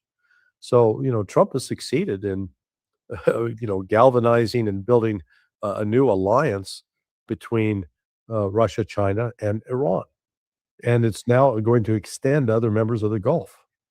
And not only that, but also set in motion what was needed in order to get a separate infrastructure ready. What's your take on the insurance issue? Because threatening a blockade and threatening to board ships, etc., you can threaten that even if you don't have the capability to do so. And in the old world 5 years ago, when you threatened that to ships like, let's say, Russian oil tankers and so on, what would happen is that that all of the insurance companies, the reinsurance companies, most of them in London, would then decide not to insure those ships, which means they're basically stranded because nobody sails without insurance because the stuff is just too expensive. Now, in the meantime, in the last 5 years, a whole different economy has emerged, and Russian insurers and so on. And apparently, even in the Iran war, the ships never stopped going through the strait. Right. There were always ships that actually had insurance and managed to go. So it means this insurance must come from outside the West, doesn't it? Well, let me ask you a question. We'll do a test here. I love giving the professor a test. In 2000, which country in the world was most represented in the top 10 banks in 2000? My gut feeling is I would want to say Switzerland, but it probably was the London. It was the city of London. Japan. Ooh. Japan had 5 of the top 10 banks in the world in 2000. Right. The number one bank at the time was Deutsche Bank. And then of the Paris Bank was a BNC, BNP, something like that. Paribas. Paribas, that's it. Then you had the number 3 and 4 positions were like by Japan, and then like 5, 8, 9 were by Japan. I think HSBC was there on the list, JP Morgan, etc. So that's 2000.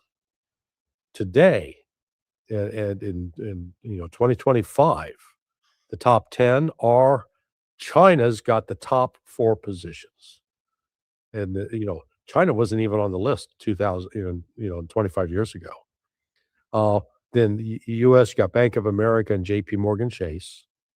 Then you've got one HSBC in Britain, part the French bank, and I think there's a Swiss bank. Notice Germany does, and there's one Japanese bank, Mitsubishi. So Japan went from having 5 of the top banks in the world 25 years ago to gone. China went from nothing to now it's got the 4 largest banks in the world. So that right there, that shows you the shift in economic power. It's not the city of London. This fixation with the city of London by some is just foolishness, because it's not the Rothschilds bank that's running the Chinese banks. And the interesting thing that I also know from that friend is that the Japanese banks are actually quite they're quite worried, because they're plugged into the Western system. And even if they wanted to plug into the Chinese, they couldn't. The Chinese market is completely, utterly separate. The Russians are compatible, she said. So if the sanctions were lifted, you could redo business with the Russians, but you can't do it with the Chinese, because the systems are kept completely separate. Not just the regulations, but the systems. So I mean, does that show us now that the sanctions are going to be less and less useful, and even blockades are going to be less useful if you are not, unfortunately, sitting in Havana, where you're kind of basically in the physical embrace of the United States. But outside of that, you basically now have a separate infrastructure to work with. Yeah, it is. Well, what we're witnessing is the restructuring of the international financial system, which translates into restructuring of the political system. So, I mean, these two are intertwined. And that's why, I've used the analogy of what we're witnessing, what started on February 28th with the shuttering of the Strait of Hormuz, which then was essentially cutting off 20% of the world supply of oil, 25% of the global supply of liquid natural gas, 35% of the urea used for fertilizer. I don't know the percentage on helium and sulfuric acid, but it's significant. Those all, once those shortages hit, it's like with the tsunami. When the tsunami first starts, all the water runs out towards the ocean. It doesn't care. And so if you're sitting there on the beach, you think, oh, isn't this cool? If you didn't know what a tsunami was, you'd think, oh man, look at all the open beach we got, and you can see, fish flopping around, etc. But if you know about a tsunami, that's the time to get your butt out of the beach chair and start running for high ground, because then the flood's going to come back in, and it comes back in viciously. And that's what we're starting to see. That's what we're starting to see, with the price of oil's going up, and there's not a fix to it. It's not like you can flip a switch and have some other country in OPEC start producing more. They're limited in that regard. So we've seen, Arachi has been a very, very busy man since a week ago Monday, because, actually a week to almost 2 weeks now. He started in Islamabad, went to Muscat and Oman, went back to Islamabad. Then a week ago Monday up to St. Petersburg with Putin. Then the next day back in Iran, he's on the phone with Turkey, the Saudis, the Iraqis, the I think even the Syrians, believe it or not, and the Qataris, Kuwaitis. He didn't talk to UAE. So, he's briefing them up on this is where this is the status. This is what's taking place. These are our plans going forward. Trying to build a relationship, and it appears now to be bearing some fruit. So this war may come to a stop if simply because the United States will no longer be able to use military facilities in Saudi Arabia and Qatar. Qatar would be the next shoe to drop. We'll see if they do it. And if your analogy is correct, then we are not too far away from the moment when the United States will actually start asking Iran and the others to export more oil, please. Because you need to stabilize the global the global oil price. The other thing the United States could do is to start restricting its own exports, right, of oil and LNG to Europe. Is that something that could happen? Oh yeah, but have you seen I don't know if you've I saw this chart yesterday that as these price differences grow, so the West Texas Intermediate, WTI, as it shows up on the oilprice.com chart, it was like it was barely above 100. So again, it was like some of the cheapest oil out there. Well, guess what? People around the world, that's what they're buying. So the United States, actually, its exports have gone up so dramatically, that's creating shortages here in the United States, which is exacerbating the price of gasoline. Can't make this stuff up, man. Wow, it's like not only shooting yourself in one foot, like shooting both feet, and also working on cutting them off. It's there is it's almost like a form of insanity. It's not rational, or it is like Scott Bessent, the Secretary of Treasury. He really believes these things, that Iran is in desperate strait and that the U.S. pressure is being effective in bringing change, and it's not. So again, the problem of reality land, and of course the markets, for instance, they navigate somewhere in between there, right? The reality land will always catch up, but you can live in a fantasy for a while, and the price will chase a fantasy until reality land hits. But so where does that leave us then for the development? Because it seems to me that what you're saying is that the United States will lose the capability to implement its military strategy toward Iran. And so things are now winding down in a sense naturally, but will there be a moment when the United States will be forced to actually come to the table and make concessions that Iran wants? Most importantly, lift sanctions, lift them. Yeah. That's Iran's position is firm. Iran is under no pressure to surrender, and Iran has made its demands clear, what it wants. And up to this point, the United States is ignoring that. As the economic situation worsens, both in the United States and throughout Asia, there's growing political pressure on the United States to get this fixed. Now, we're at that stage now in terms of the disruption of the commodities, that even if everything ended tomorrow, and he says, okay, we're turning the taps back on, and there wasn't really any damage that had to be repaired, you'd still be probably 6 months away from getting back to a stable market. And so that there's going to be significant chaos during those intervening 6 months. Right. So, and maybe as a last point, what's your assessment about the situation of Israel? Because that's like historically one of the biggest spoilers of any kind of winding down of violence, and we can see how they continue operations in Lebanon. We see how they continue their operations also in Gaza. Our mass media still tells us it's a ceasefire. I mean, even when there are like dozens of people dying a day, it's still called a fragile ceasefire, which obviously it's not. Yeah. What's your assessment of the Israeli situation? Israel's panicked right now.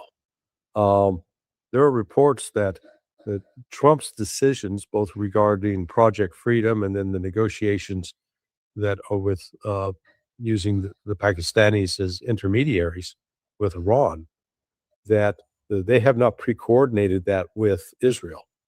And so Israel's even the reports that Netanyahu and Katz, they're all calling different people. I guarantee you, they're calling Miriam Adelson. And Miriam Adelson, who's got a direct line to Trump, is going to call him up and say, "What the hell's going on?" So they're going to, I think that kind of pressure is going to also work on Trump to try to. He's going to be pressured to continue striking at Iran, and not pursuing the peace. But the pressures on him are growing, and he's not going to be he's going to have to make a choice here within the next 5 to 7 days.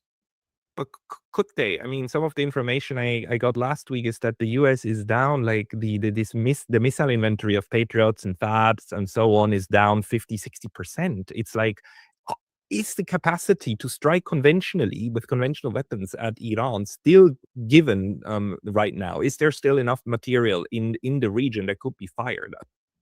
Oh, they've got on the offensive side. They are short. The Tomahawk inventory is way down, as is the JASSM. Those are the long-range cruise missiles that are fired from the F-35. The air defense system is even worse shape. I know CNN reported that like the PAC-3 missiles were down 50%. No, I guarantee they're down 90%. And very, very short. Same with that, because when you're dealing with interceptor systems that did not have a substantial, the total production of PAC-3s through the end of December of 2025 was 6,420. And when you understand that two of those interceptors have to be fired at an incoming missile, then you realize that although you got 6,420, you actually could only attack and defeat 2,310 ballistic cruise missiles and or drones.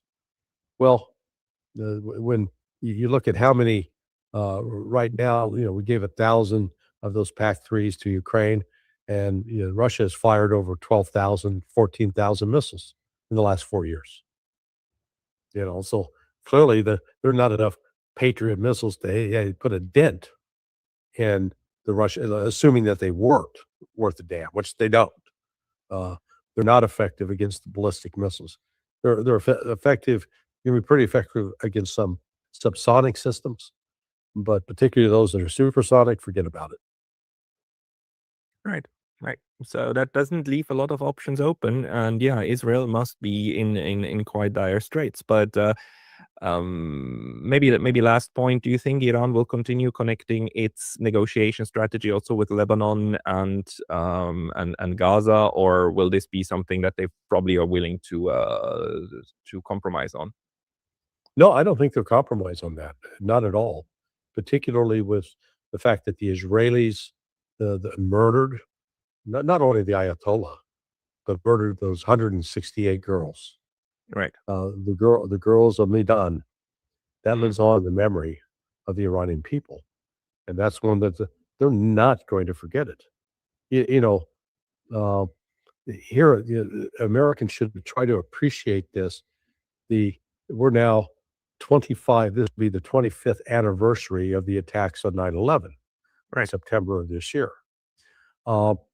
But there's still so far, they still come on the morning of 9/11 to read the names of every victim and the family members, that people who 25 years ago were, 8-year-old kids and their dad died, now they're standing there, they're 33 years old.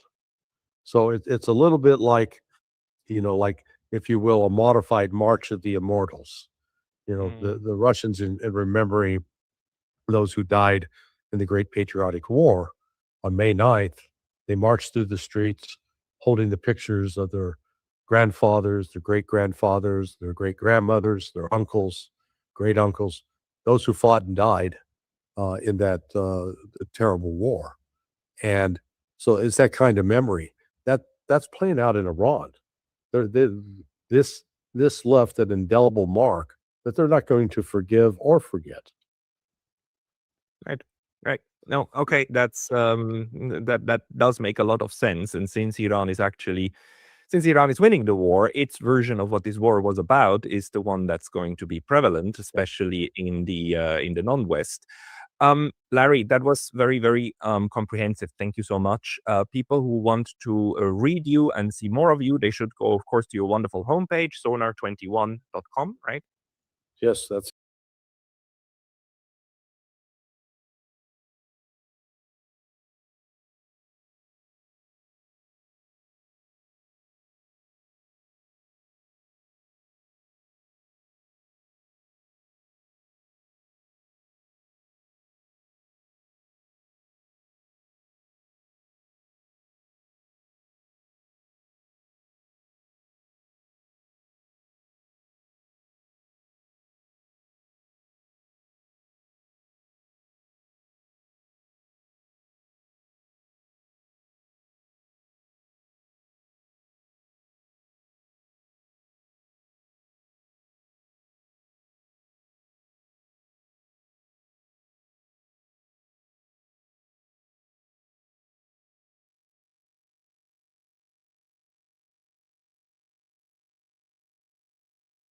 we reject this category.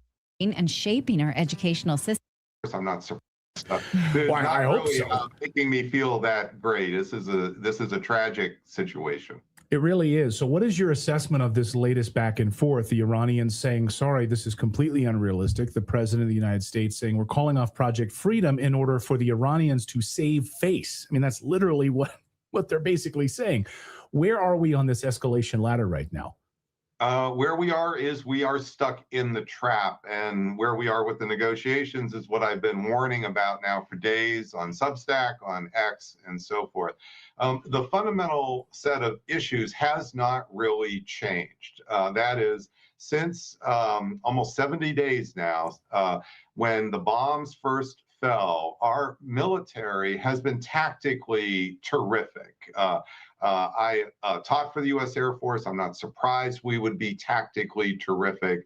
And the fact is, what you're seeing is whether it's bombs against leadership targets, the bombs are hitting targets, killing leaders, whether it's the naval blockade, whether it's the air campaign, the military at a tactical level is doing every single thing that we would want. This is not a case of bad execution of tactics. This is a case of horrible strategy. This is a case where we are going down a road where that tactical success is not leading to any strategic result that matters. Now, just to pick one example, yes, we sunk Iran's navy. You remember a month ago, we were bragging about how much that was going to matter. And now notice it doesn't matter at all.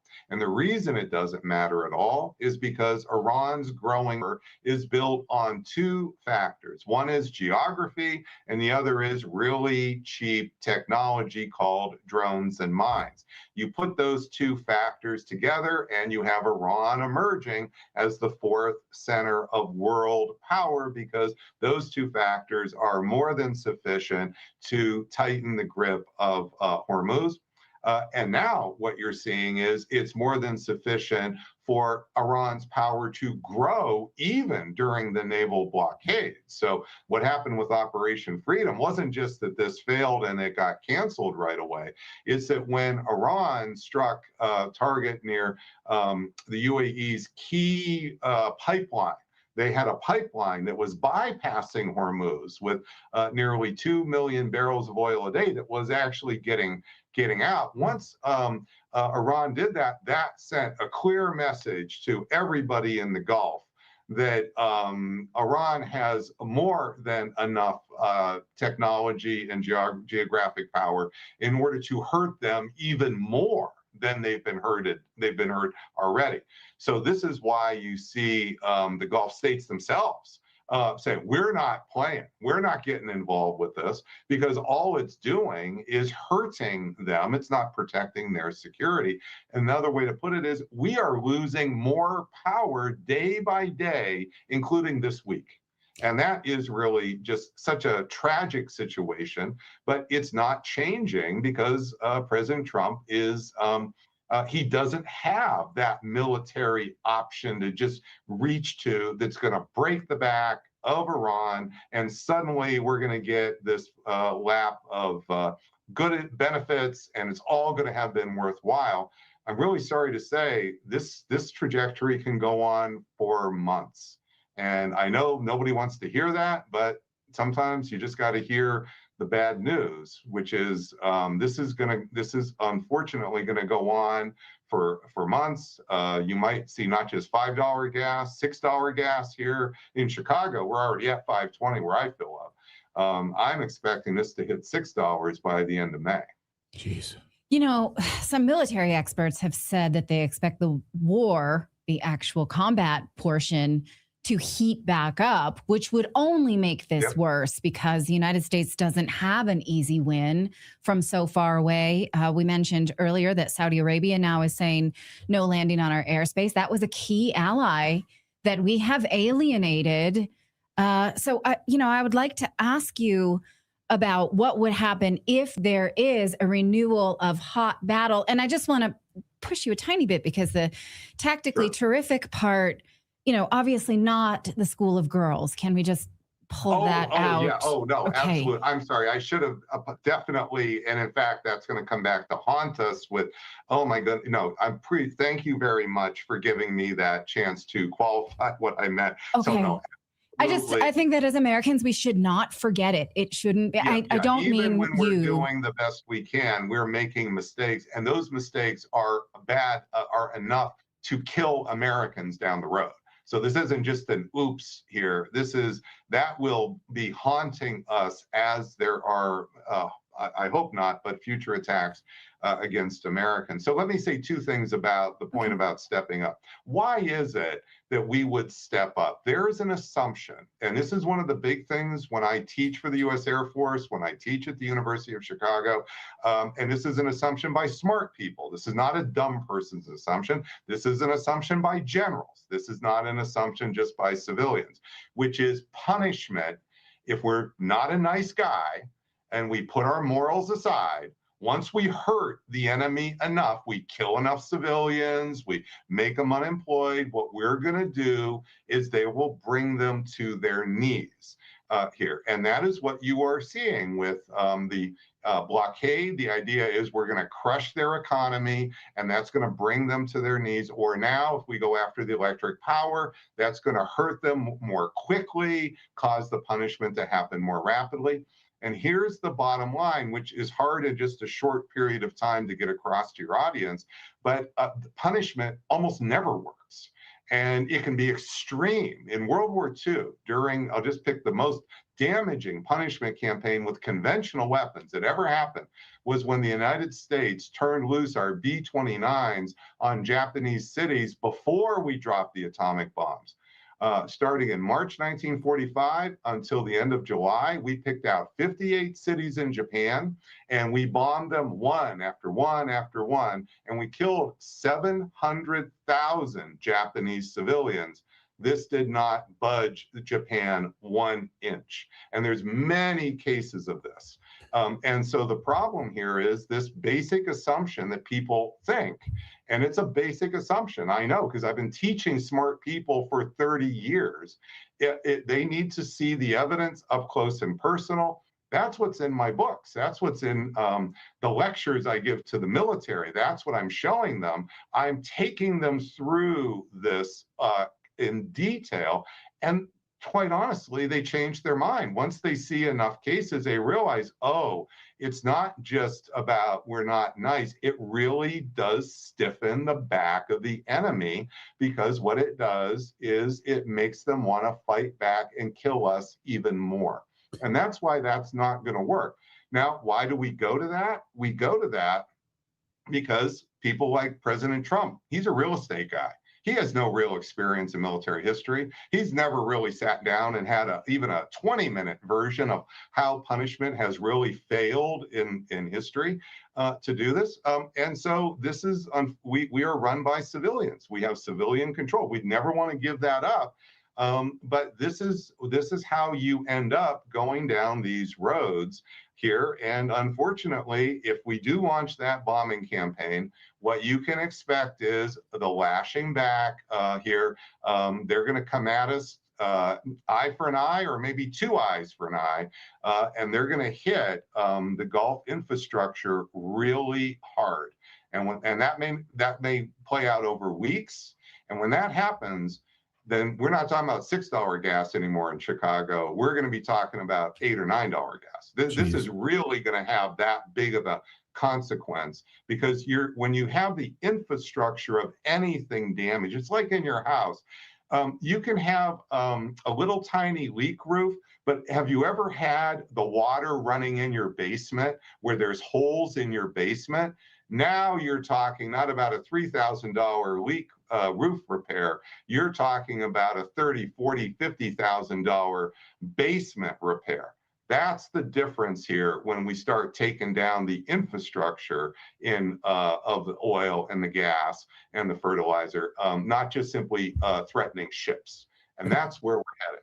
Couple of news items that have just kind of moved over the past few minutes, Professor Pape. One, I want to get your take on this, a new drone attack, and there's been reports of an explosions on Qasem Island on the Iranian side. Iranian state media reporting explosions said they were caused by air defenses intercepting several drone attacks.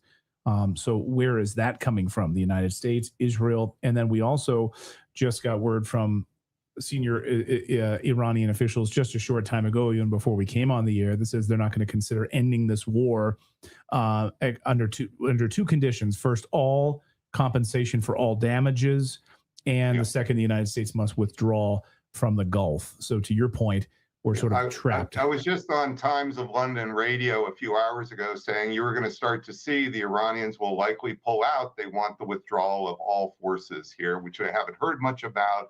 So I'm sorry to say that it's not just the generalities, it's even the details are actually fully, well, not fully, but quite predictable in this situation. Now, what would that drone attack be? Of course, you just laid out the possibilities, but we do need to recall that we've been talking for a long time about seizing certain islands, either Karj or right near Hormuz. That island is one of the ones right near Hormuz. We have all the forces there, those 10,000 Marines, the special forces, they are there.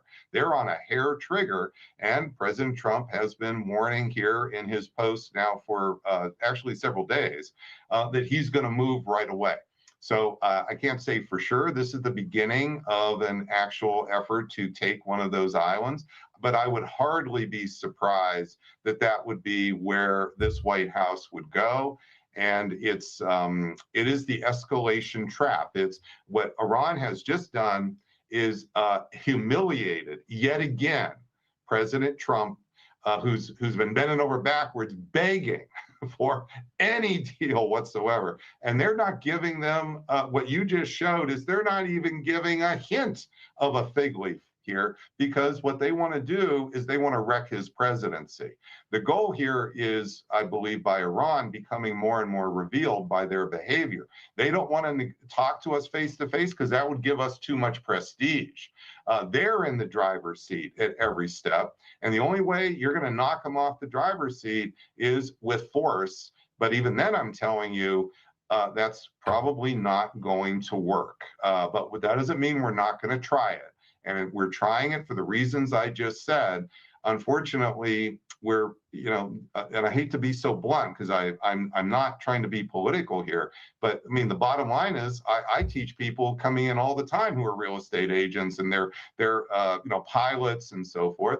And they think right away coming in, and these are folks with 120, 140 IQs. These are not dumb people. And they think right away that, oh, the only thing holding us back, say from winning in Vietnam, is we didn't hit them hard enough. If we had just killed more than 900,000, ratcheted it up, we would have. And once they see the real data and I take them through it, not all of them, but most of them really come out much more sober and realize, oh, this is just not going to work. Professor Robert Pape, got to follow his incredible work on his Substack. He has been absolutely, I mean, follow him on X, but read his great Substack because he's been nailing it left and right. Correct. Like you said, hope you'll come back when you're wrong. And yeah, please. Yeah, I'm there. I'm there. Or maybe the professor's predictions are causing it. Maybe it's causing it. Maybe he should just predict the other way. Yeah, and it'll happen that way. Exactly. I've tried. If you recall, I don't know if you recall, but early in the war, I was trying to give all these off ramps to President Trump here. So it's now being lost, of course, because we've moved past that. But believe me, one of the reasons I've been on Newsmax almost not every day, but my goodness gracious, how much more can I go on? I'm trying to talk directly here to all sides, really. But I've tried to give a lot of it, you say predictions or advice, though that was there. Had we just decided after the first few days, so President Trump said, this was only going to be on Feb 28th in the opening thing when he's asked, it's only going to be a couple days. Yeah. We've only got a couple days. I've got all these off ramps. I was trying to give him those ideas. Take the off ramp then. Go now. Yeah. It didn't happen. And it didn't happen. And when you're controlled by the Israeli intelligence operation, it's not going to happen. Professor Pape, great to see you. Well, we can actually tell if it's his predictions or not. So you're like Schrodinger's cat. We have to put you in a box. Well, I'm sorry to say, it's what's happening here is that it's not the Pape predictions that are driving it. It's the reality of the limits of punishment and the fact that when a state has great power, as Iran does now, the idea they're just going to give it up because President Trump's going to bamboozle them with some charisma or some tweet or so forth. This is great power politics of the first order. And when President Trump gets to, if he even goes to meet with President Xi, he always said in the campaign that he could stand up to President Xi. Well, he's about to find out what that looks like because Xi has got now a lot of cards here to play with. And we're the ones who are coming on bended knee, and this is just not a good situation here. I'm not sure President Trump should even go. I mean, it's just really, it's hard to believe this is going to work out in a positive way. You never say never. I understand he's gotten reelected and a miracle. I've been to his rallies. I really understand so much about how, this has been a miracle here. But the bottom line is that this isn't just getting reelected here in a democracy. We're up against great power politics. And what you're seeing is Iran has got us, and they're not going to let that grip up because they're suddenly bored or they don't like their power. And look at them. They got Kuwait now saying, oh, my God, we can't get them. Iran's looking at that, and they're saying, this is manna from heaven for them because they want to get American forces out. Well, we got a base in Kuwait. Now you see this is the leverage that Iran is using. Yes. Well, thank you again for that. It's always a pleasure to read your work and to have you explain it to us in person. Please come back. Okay, thank you very much. Bye-bye. All right. Coming up, we're going to talk about intelligence failures inside of the Trump administration, why this. So Gulf states, like this laughable gem over the last 24 hours from Jesse Waters. Watch. The president says, based on the request of Pakistan and other countries, we have mutually agreed that while the blockade will remain in full force and effect, Project Freedom will be paused for a short period of time to see whether or not the agreement can be finalized and signed. We suspect the president is letting the Iranians save face. The enemy just yesterday said they controlled the strait. That was obviously a lie. And watching the Americans escort ship after ship out of the Gulf and them not being able to do anything about that was going to be humiliating. Not only were they going to lose whatever military prestige they had left in the region, their negotiators weren't going to be able to fight for their position after they lost their last bargaining chip. The commander-in-chief must believe that the Iranians are serious about surrendering if he's going to pause Project Freedom for the sake of the deal. Because you could also continue Project Freedom during the negotiations. You do want to get these foreign ships moving. the president must know what he's doing. And we're about to find out how insane in the brain the regime really is. I wonder what it feels respond- like to have your head that far up your ass. I mean, and up the ass of the president and regurgitating Marco Rubio talking points. Okay. So right, Jesse, right. So Trump is losing on purpose because he wants the enemy to feel good about itself. That's so nice. That's why Project Freedom has been put on hold. The Zionists pumping these lies out to the American people think that you are stupid. The truth cannot be revealed by the Israeli-run White House. Trump watches Fox News nonstop, so the information loop is happening in real time. One of his favored cabinet folks begs to go on Fox News, does an interview, pushes propaganda fed to them by the Israeli intelligence. Trump watches it then on Fox News, and the circle repeats itself. Megyn Kelly recently summed up this loop perfectly. Watch. I've spoken to many people at Fox who've told me that administration figures will come to them saying, please put me on because I have something the president has to hear. And also, if their fortunes are dwindling, they want a hit, like on Fox and Friends, for example, because they want to show, I'm on TV. See, I'm relevant. I'm making your points. They know the shows he watches, and they try very hard to get on them. But look, we know that the case was made because we know that Tucker Carlson got in front of him 3 times in the month leading up to this war. And, just he wasn't persuaded. So, but there were just so many other voices. It was 9-1, that he was listening to, pushing him into it. Not to take agency away from the president at all. But I do think a full assessment. We know Trump made the call. That's not a mystery. But who pushed him into it, who made these representations also matters. So this is what we're watching unfold in real time. Now you have brave patriots inside Trump's intelligence team at ODNI revealing the truth. And the leaks are starting to tell a very different story from the one that the Trump administration has been selling to the American people. For weeks, President Trump and his team have told us that Iran is being crushed, that Iran's missile program has been obliterated or decimated, to use their words. Jesse Waters and his types have been telling you that the U.S. blockade of the Strait of Hormuz is breaking Tehran economically, that the U.S. military assets in the region are secure, nothing to see here, and that it's all going according to plan. But now look at what leaks are coming out this morning.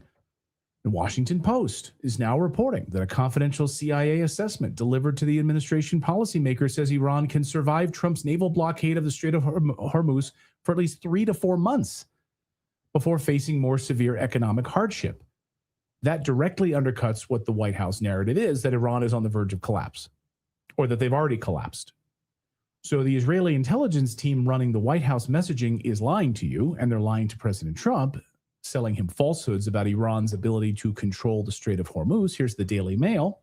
Another leak from the Patriots and Trump's ODNI reports that despite what you've been hearing, Iran still retains 75% of its mobile launchers, 70% of its pre-war missile stockpiles, not 18%, as they're telling us. And they're not mostly decimated, 70%.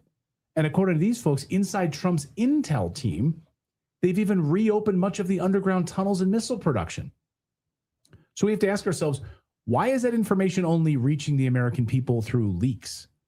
Why are we learning from anonymous intelligence officials that Iran's underground storage facilities have largely been recovered or even reopened?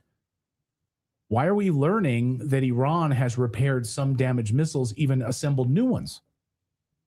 They've been producing missiles during this time period? I thought they were decimated. This is the intelligence problem Trump has on his hands right now. And since Trump only watches Fox News and gets his information from Israeli intelligence, how is he being informed? So Tulsi Gabbard is supposed to be there every morning providing the intel assessment, right? Is that still happening? Has she been pushed out? Is he seeing this truthful info, or is it being kept from him? I know Megyn Kelly's giving him, credit, saying he has agency here, but does he? Either he's not being told the truth, or he knows the truth and is allowing the public narrative to continue anyway to save face. But it gets worse, because the Washington Post this week also, thanks to these leakers inside ODNI, published satellite imagery analysis showing that Iranian strikes damaged or destroyed at least 228 structures, pieces of military equipment at U.S. military sites across the Middle East. That includes barracks, hangars, fuel depots, aircraft, radar, communication systems, air defense equipment. We talked to Colonel McGregor yesterday. He says uninhabitable, most of these places, probably never to be used again. Now, the Post says that level of destruction is far larger than what the U.S. government has publicly acknowledged. Think about that. The American people were told the reports of major U.S. losses were fake news, exaggerations, propaganda. Same kind of propaganda that Israel sells to its own people. The Iron Dome stopped all the missiles. No, it didn't. The satellite imagery shows that U.S. facilities were hit and destroyed. It shows that Iran's targeting was more precise than officials wanted to admit. It also shows that American bases across the region may be far more vulnerable than the Pentagon has been willing to say out loud. And this is exactly why intelligence sources appear to be going outside normal channels right now, trying to leak this info to the American people, because sources are telling Redacted that they believe the war is being run through a foreign intelligence apparatus. And this brings us to Joe Kent. Kent was the head of the National Counterterrorism Center. He was close to Tulsi Gabbard. He was a Trump supporter. He was not some left-wing resistance nut job. And he resigned over the Iran war. In his resignation letter, Kent said he could not support the war. He said Iran posed no imminent threat to the U.S., and that was the assessment of the intelligence agencies. And he said the U.S. went to war because of pressure from Israel and its powerful American lobby. So the Washington Post reported that Kent accused high-ranking officials and influential media figures of pushing misinformation about a swift path to victory. It was going to be 4 days in order to sell the American people on this war. It didn't work. The American people hate this war. So I don't know what selling they were really doing anyway. And then Kent went even further in an interview with Tucker Carlson. Kent said that senior officials who had doubts about the strikes were not allowed to share those concerns with President Trump. He said that Israeli officials were providing information that U.S. officials could not confirm through intelligence channels. That's shocking, meaning our own CIA didn't trust what the Israelis were selling. And notice something else here. Where the hell is Tulsi Gabbard? Tulsi Gabbard is the director of national intelligence. She's supposed to be the person overseeing the intelligence community, advising the president on national security. But since this war began, you don't see her doing Fox News hits. She's not popping up on Fox News so that she can sell anything to the president, not being even allowed to do those hits. And that tells you something. And here's something else. The John Brennan investigation.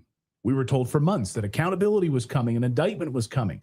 We were told the former CIA director was under serious scrutiny, whether he lied to Congress, and then also, criminal, really demonic stuff that they were apparently uncovering.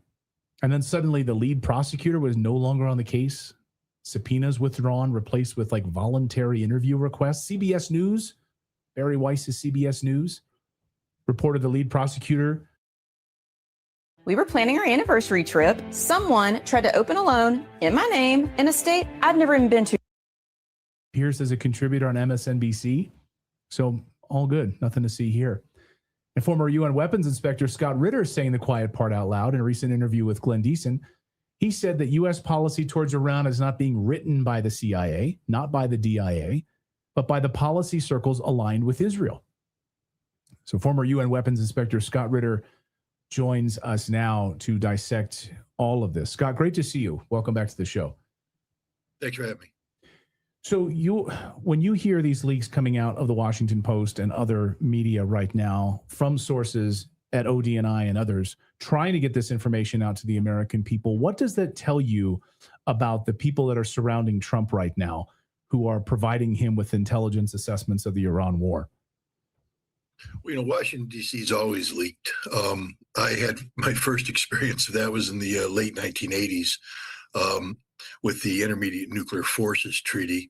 And we saw there were elements inside the United States Congress who had allies in the U.S. intelligence community who didn't want this treaty to work. And so they would leak misleading intelligence to, the Washington Times that would publish it on the front page, and suddenly it became a talking point. So we've seen leaks used for a number of reasons. Just because something's leaked doesn't mean it's right. It means that there are interested parties within the United States government who take umbrage at the official line. So this isn't new, the leaking. Washington, D.C. has been leaking like a sieve forever. But what it tells us about the Trump administration is that there is pushback from within the system to the narrative that's being promulgated by the White House and the people surrounding them. Then what makes this interesting is that the facts tend to align with the leakers, not the policymakers. Sometimes it's the opposite case, as was with the INF Treaty, where the leaked information was factually incorrect. They leaked it not to tell the truth, but to create perceptions, because perceptions create their own realities. Here, we have the White House in the business of manufacturing perceptions, and the reality is being suppressed. And we have people seeking to release fact-based evidence that contradicts the narrative. I'd always like to believe that our policy aligns with truth. And what we see here is that it doesn't. We have a White House that's been lying to the American people, a White House that's been lying to itself. I mean, just listen to what Megyn Kelly said. I mean, I know you did because you spoke about it, but just for a second, understand the dysfunction.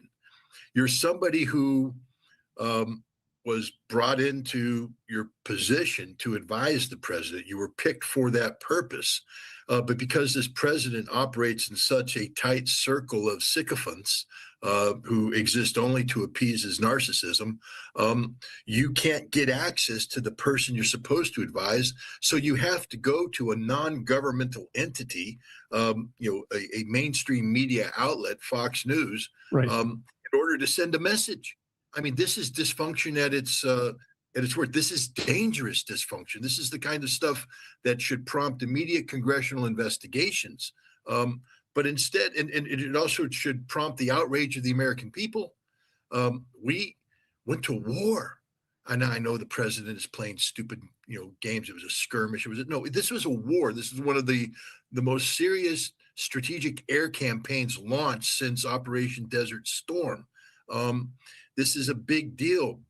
Tens of billions of dollars of American taxpayer money was expended. Perhaps over $100 billion of damage has been done to American assets in the region. And, this president treats it as if it's some sort of parlor game. This is insanity personified.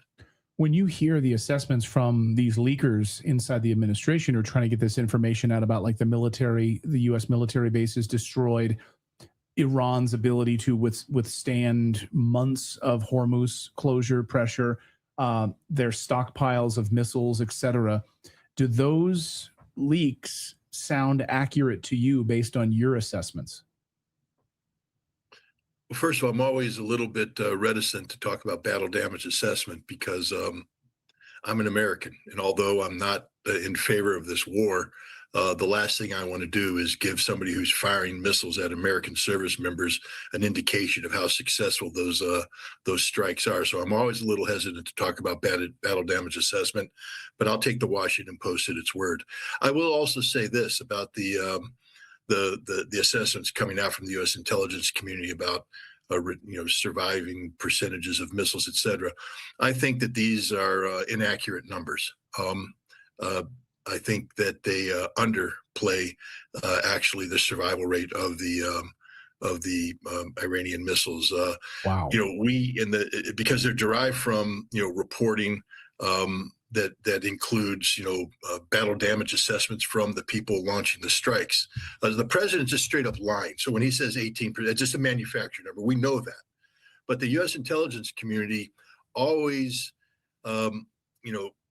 leans towards what the operators say.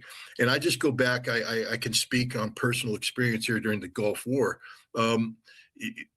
If we say we destroyed, if there's 70% left, there's 90% left. If that's the case, because we clearly don't know what the Iranians are capable of. We don't know what they've done. The same thing with the estimates about 3 to 4 months worth of sustainability on the energy side. I'd say that's probably 3 to 4 years, because we don't know the truth about Iran's economy. There's this conventional analysis done without any incorporation of the extensive gray markets that exist, the black markets. I wonder if they calculated accurately how much oil is consumed domestically by the Iranians that doesn't need to go into storage, or what's going on with the amount of oil that's being shipped across the Pakistani border by trucks now. From all accounts, it is literally, the entire border has been turned into a massive highway. So I would say that the intelligence doesn't have as clear a picture about Iran, as some people want to give them credit for. I give them credit for, putting out assessment that isn't spun politically, but I would say that the CIA doesn't have insight into the reality of Iran, both in terms of their military and their economy. So, Scott, I'll get your assessment then where you think things are heading. We've been hearing reports from, I think Larry Johnson and others believe that a new round of military action is imminent, maybe within 48 hours against Iran. What are you hearing? What do you think? Well, I'm not as plugged in as Larry is, so I can't say I'm hearing anything. This is just purely assessment on my part. But it's an assessment based upon reality. And therein lies the problem. I think we need to acknowledge up front that we're dealing with a president who is clinically insane. The man is, suffering from narcissistic personality disorder of the most malignant nature. It makes him antisocial. If he lived in the state of New York, he could be involuntarily confined because he represents a danger to society. But he's the president of the United States with his finger on the nuclear trigger. And I'm being serious here. I'm not being facetious at all. This is a man whose social postings are clearly indicative of mental instability. And so that means we don't know what is going to happen. But what I can say is that the people surrounding the president know exactly what would happen if we resumed attacks against Iran. We can't beat the Iranians. We proved that with 39 days of incessant bombardment that accomplished literally nothing.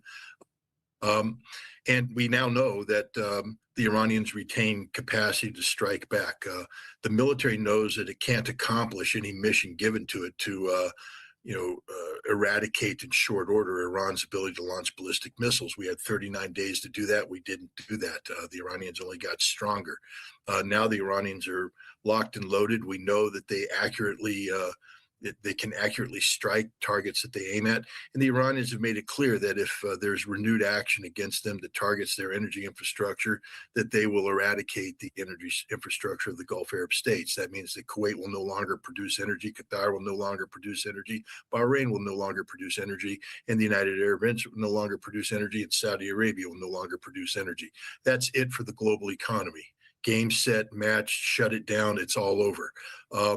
Even though it's 22%, when you remove 22% as precipitously as it's being removed right now, it will cause a collapse, a total collapse. A building structure that loses 22% of its load-bearing capability collapses. You can say, well, there's 78% remaining or 88%. No, it doesn't matter. When you remove that much this fast without any shoring taking place, the global economy collapses. And this includes the American economy. And people, I believe, are telling the president that you will be committing political suicide, that there is no recovery from this. So I believe that what's going on is a lot of posturing right now, that this president is desperate for an off-ramp, and the militant rhetoric that we're hearing is simply flexing of muscles that no longer exist. Now, I could be proven wrong. As I said, this man is clinically insane, and clearly the people surrounding him are sycophants whose job is to, stroke his ego, not to tell him the truth. But I think this president is politically savvy enough, and there's enough, the narcissist wants his legacy to survive. And he's watching his legacy go down in flames right now. And he recognizes that he needs to stop the damage and pray for some sort of policy-based miracle this summer that can reverse the polling when it comes to the support for his policies, which is plummeting. So I personally believe that there isn't going to be a resumption of military action against Iran by the United States, because to do so would be the kiss of death for this president. Interesting. Well, we just saw attacks on Qasem Island. Well, as of right now, they're bombing some oil facilities in Iran. So the war might be already started. But the U.S. is saying it's a limited it's limited strikes. Iran may say, the hell with that. You can't be bombing us. And some drone attacks that were intercepted by Iranian air defenses. That's reporting just a few minutes ago, likely Israeli, I would imagine, to your point. Which final question, Scott, then take that Kashem point, but also, is Trump's intelligence apparatus really just being run basically out of Tel Aviv right now? Yeah, we've seen this in a lot of areas, especially in the Middle East, especially pertaining to Iran. The CIA doesn't have a good track record. We know in the 1980s, Steve Richter, who ran the Near East Directorate, through incompetence, sacrificed it, and the totality of America's human intelligence network in Iran. We painstakingly have sought to rebuild it. We sacrificed it about 6 years ago, when a Gmail-based communications capability was compromised, and again, everybody communicating got arrested and killed, and we attempted to reconstitute it again today. We don't have a human intelligence capability. We have totally farmed out human intelligence in Iran to Israel, which means now that whenever somebody's putting together an intelligence assessment to drive all sources, you can sit there and say, I'm looking at this photograph. This is my assessment. Photographic intelligence gives you a snapshot. You can look at it over a sustained period of time and drive some sort of insight. But at the end of the day, if I'm sitting there telling you what I see based upon several snapshots in time, and somebody else says, yeah, but I got a human source close to so-and-so inside Iran, everybody likes the human source. They like the sexiness. The same thing with signals intelligence. Unless you're monitoring a feed full time, you're only getting snippets of conversations. And so somebody who has the human intelligence can come in and say, I can bring additional context to that communication. The Israelis right now run the human intelligence out of Iran, and the United States is held hostage to it. But even worse is that the U.S. intelligence community isn't even given a chance to counter what the Israelis say. The president will meet in private with Prime Minister Netanyahu and the head of the Mossad, who will brief him independent of any U.S. intelligence personnel present. And the president, is won over by the strength of the personalities delivering fundamentally flawed arguments. So this is an absolute intelligence failure on the part of the United States. Again, something that normally would trigger congressional inquiry, but Congress is asleep at the wheel. Yeah, absolutely. Scott, great to see you. Thank you so much for your assessment on this. Really appreciate it. Thanks for having me. Appreciate it.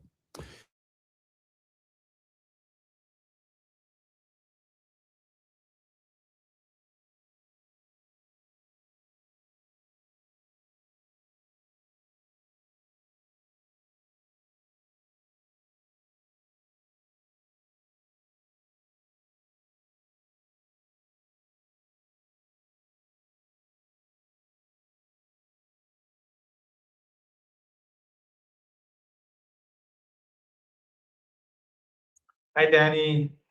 Very glad to see you too. And thank you very much for inviting me. Of course, everyone hit the like button as you come on. That helps boost the show in YouTube's algorithm. So, Person Randy, how about we start with this? There's been a flare in the last 48, 72 hours, of course. We haven't spoken in about a week or so. In the last 48 to 72 hours, there's been a lot of activity in the Strait of Hormuz. It just in the last 24 hours, there was footage going around. Here's the Cradle sharing it from Fars News of an MQ-9 Reaper drone, which was shot down over the Strait of Hormuz. And this comes, Professor Marani, as there are reports about this Project Freedom. Trump said that he was going to escort ships through the Strait of Hormuz as a humanitarian mission, and then it was canceled very abruptly. Now reports coming out of NBC say that Saudi Arabia, Oman, and many other Gulf countries had actually shut down their U.S. access or the U.S.'s access to military bases and their assets in the region, which prevented Trump in the United States from engaging in Project Freedom. So, Professor Morandi, what is your impression of the situation right now when it comes to the war? And what do you make? It seems like there's kind of a cascading number of humiliations that the Trump administration is incurring as they drag on this period of no peace, but also a bit of hesitation in restarting the war, despite all the clamor about it.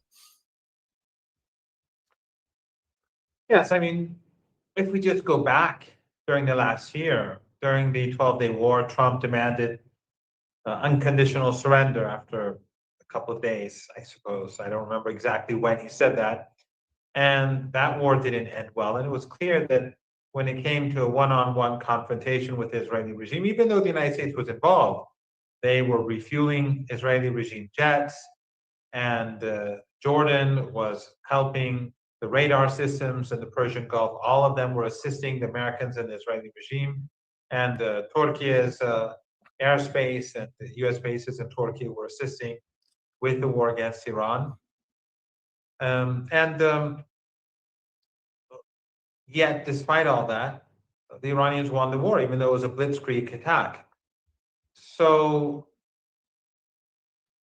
when the United States came in with a much larger force than anything that the Israeli regime could muster. Of course, the Americans did take part in the 12-day war on one strike, but on Iranian nuclear installations. But when the United States prepared for the Ramadan war, which began with the assault on the school children and the leader and other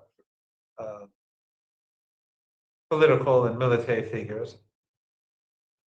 Again, Trump, when that started, he demanded unconditional surrender. It's as if in the West, they can't get over this notion that Iran is a sophisticated society. It has a high degree of public legitimacy, the Islamic Republic, and that Iran's people are resilient, resistant. Its armed forces are competent and capable. They just can't seem to comprehend this. It just doesn't fit with that Orientalist narrative of theirs.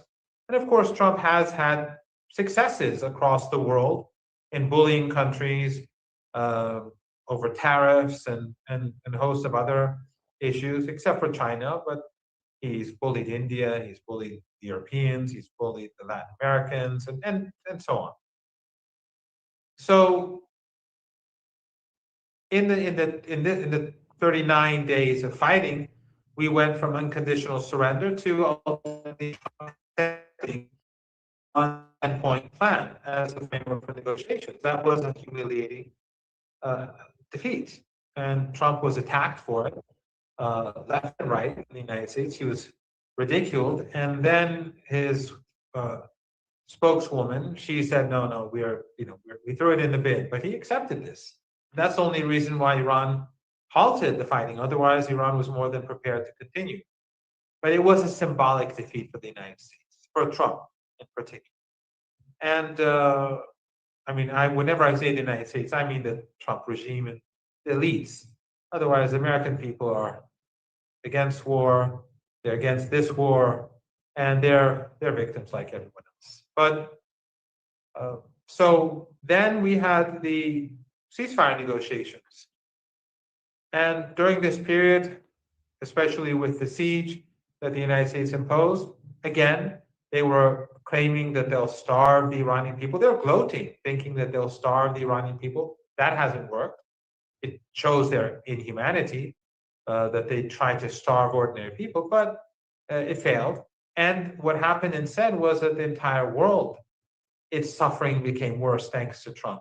So Trump and Netanyahu and the Zionists have imposed economic crisis on the world.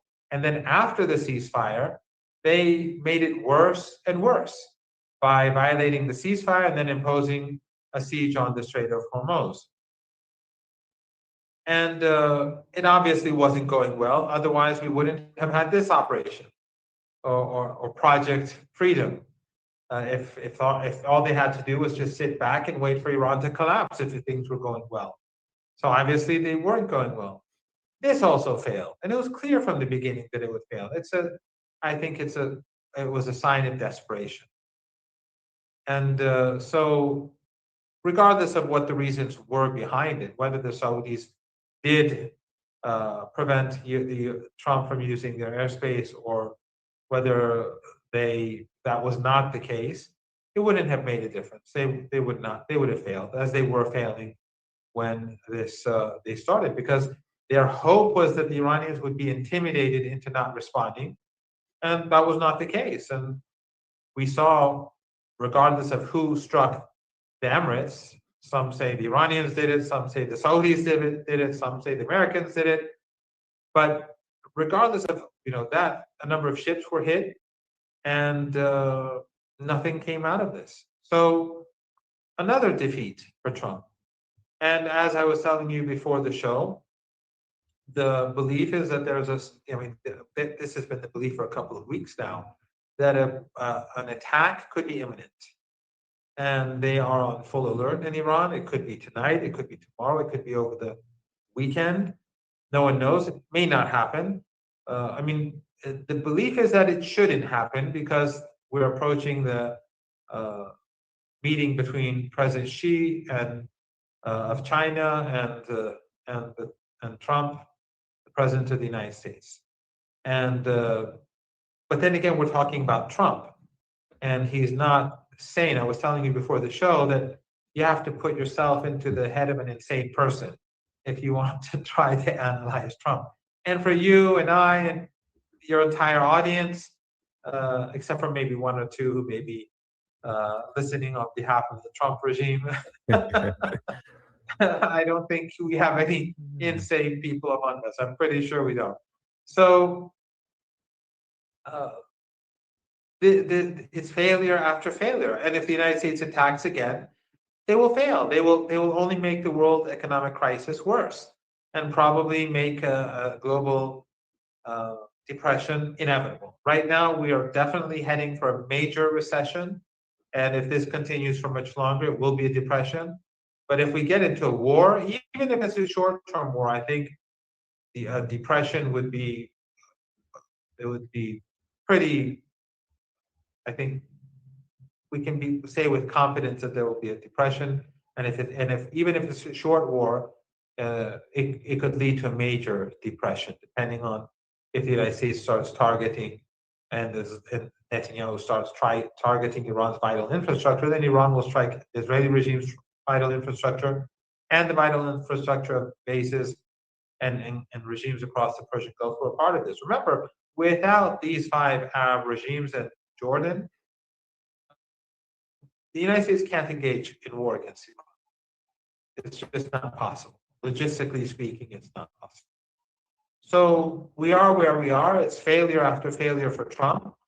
But there are those in Iran who believe that Trump is gambling, and he's desperate, but he thinks that maybe this time around, if he bets the house and the car and everything, if that's what you say in English, then he has a chance to win back everything and leave this victorious. But in my opinion, it's inevitable that this is going to be a catastrophic failure for the United States, thanks to Trump and Netanyahu in particular. Because at the end of the day, the driving force behind this catastrophe is Zionism. Yeah, well, that begs the question, Professor Marano. You said, you made I think a really interesting comment when you said that regardless who has been responsible for the strikes that have been happening in and around the Strait of Hormuz in the last few days, some people have been pointing out, could there be some kind of Israeli involvement, sabotage? Yet you had the UAE saying that they were activating their air defenses. Well, then against who? And then Iran says that actually the U.S. was causing all kinds of chaos through friendly fire and this haphazard Project Freedom, which killed Iranian civilians. I believe 2 boats were hit.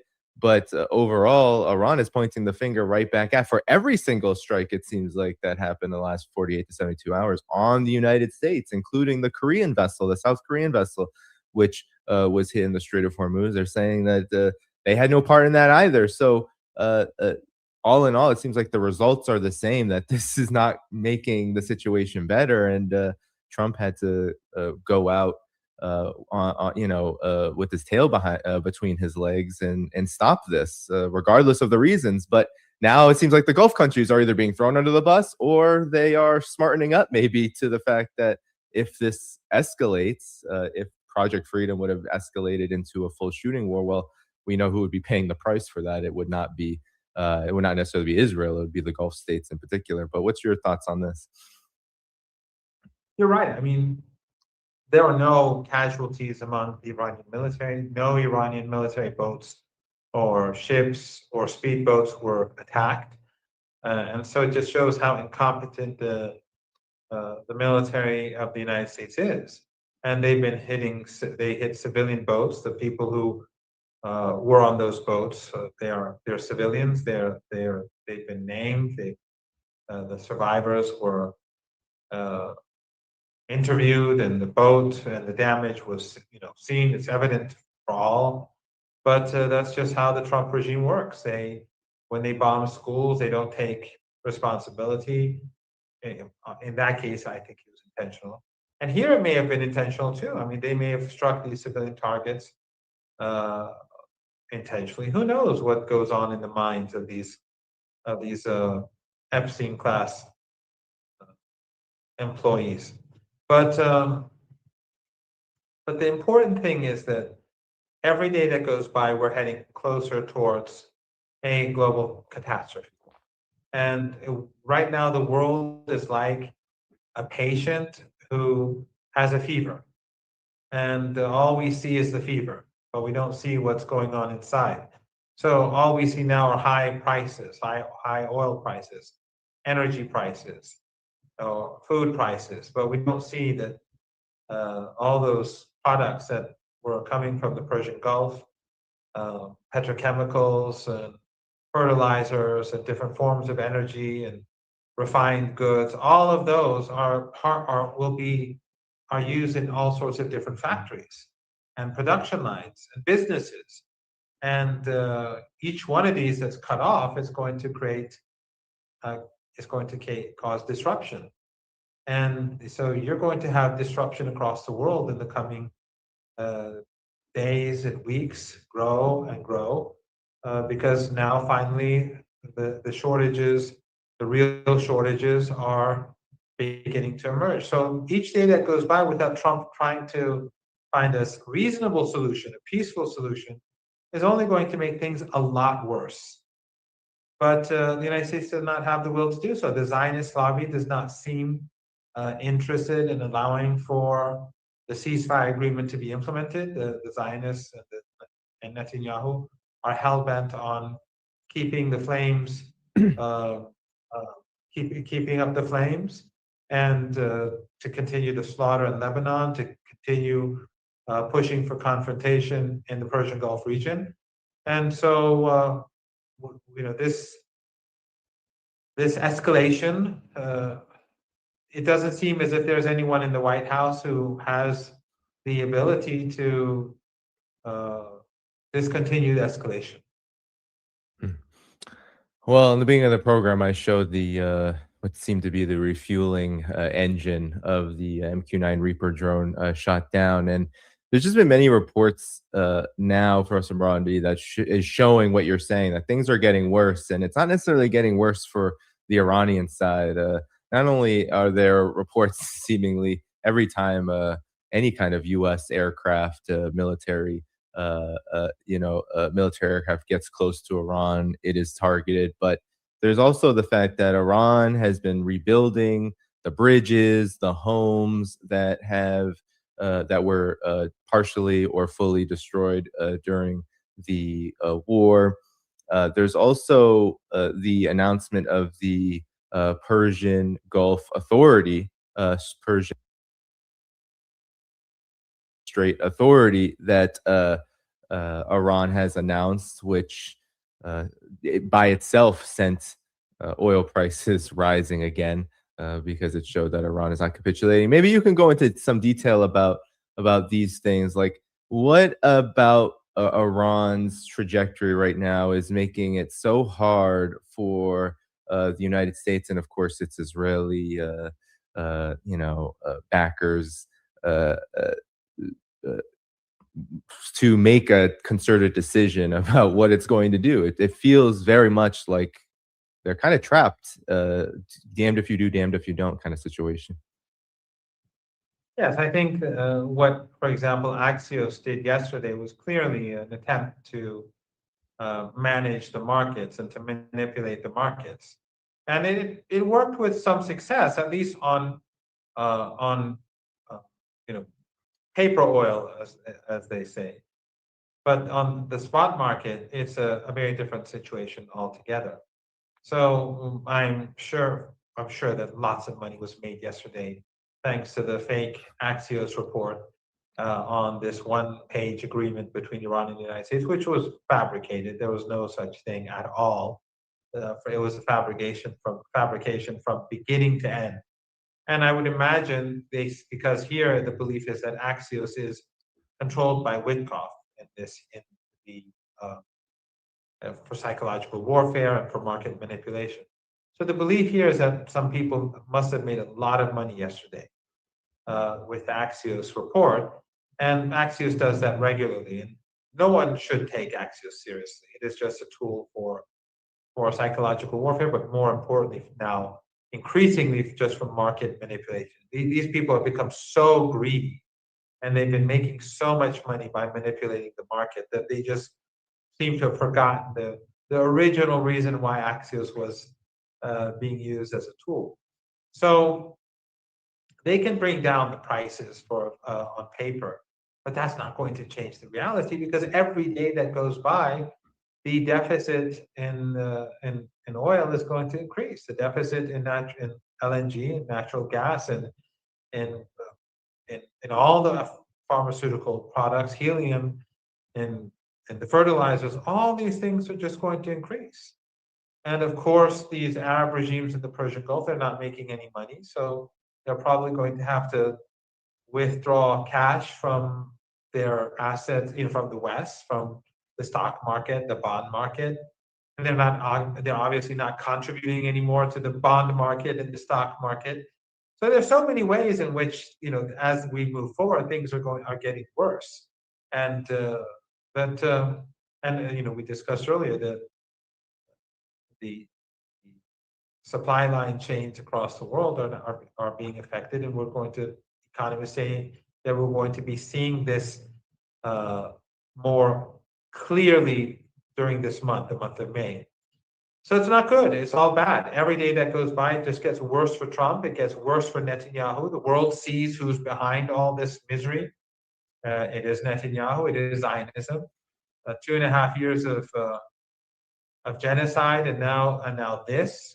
Even countries like India or the Europeans or the Australians or New Zealand and Canada who supported genocide and the genocidal regime during the genocide, even they are not spared, or the British, they're not being spared by the Israeli regime and Netanyahu and his sidekick, Trump. Yes, very true, Professor Marty. One question I really wanted to ask you, RT did a report where they asked Iranians on the streets, what about their gas prices? And everyone said that the price of gas to refuel their vehicles has actually not gone up, and that it's remained steady throughout this whole crisis. And they're referencing things I had no idea about, fuel cards, this kind of thing. I mean, Iranian society, even for someone like me who tries to understand, I don't. So can you help us right now in the United States, because of this war, as far as California, you have prices nearly $7 a gallon. Here in the East Coast, it's somewhere between $4 to $5 a gallon, $4.50, $4.60 on average, and it only is getting worse. What's going on here? Why?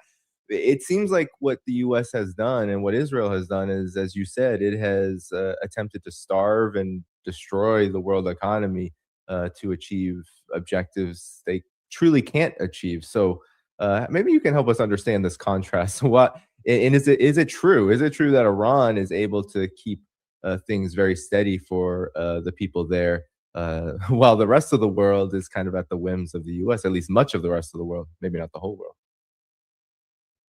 Well, the price of gasoline in Iran is in American gallons would be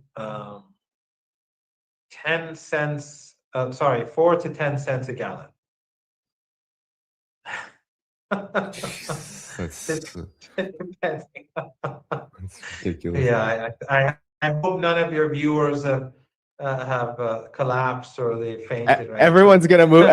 If you care, now we're gonna have droves of we had TikTok refugees at Xiaohongshu. Soon we're gonna have little mini boats showing up on the shores of Iran. So it's something. It's around, I think, 4 to 10 cents a gallon, depending on the rate. There are 3 different rates for gasoline at the pump, and so and to also to make it worse, Iranian electricity is subsidized. Iranian all energy in Iran is heavily subsidized, which is not really a good thing either. I mean, it increases consumption and waste, and obviously does not create an incentive for investment and so on. But in any case, that is a reality. I mean, cheap energy is a good thing, but the government is heavily subsidizing Iranian gasoline and energy for ordinary Iranians. There have some small moves to rectify this, limited moves, but we are where we are right now, especially when it comes to gas.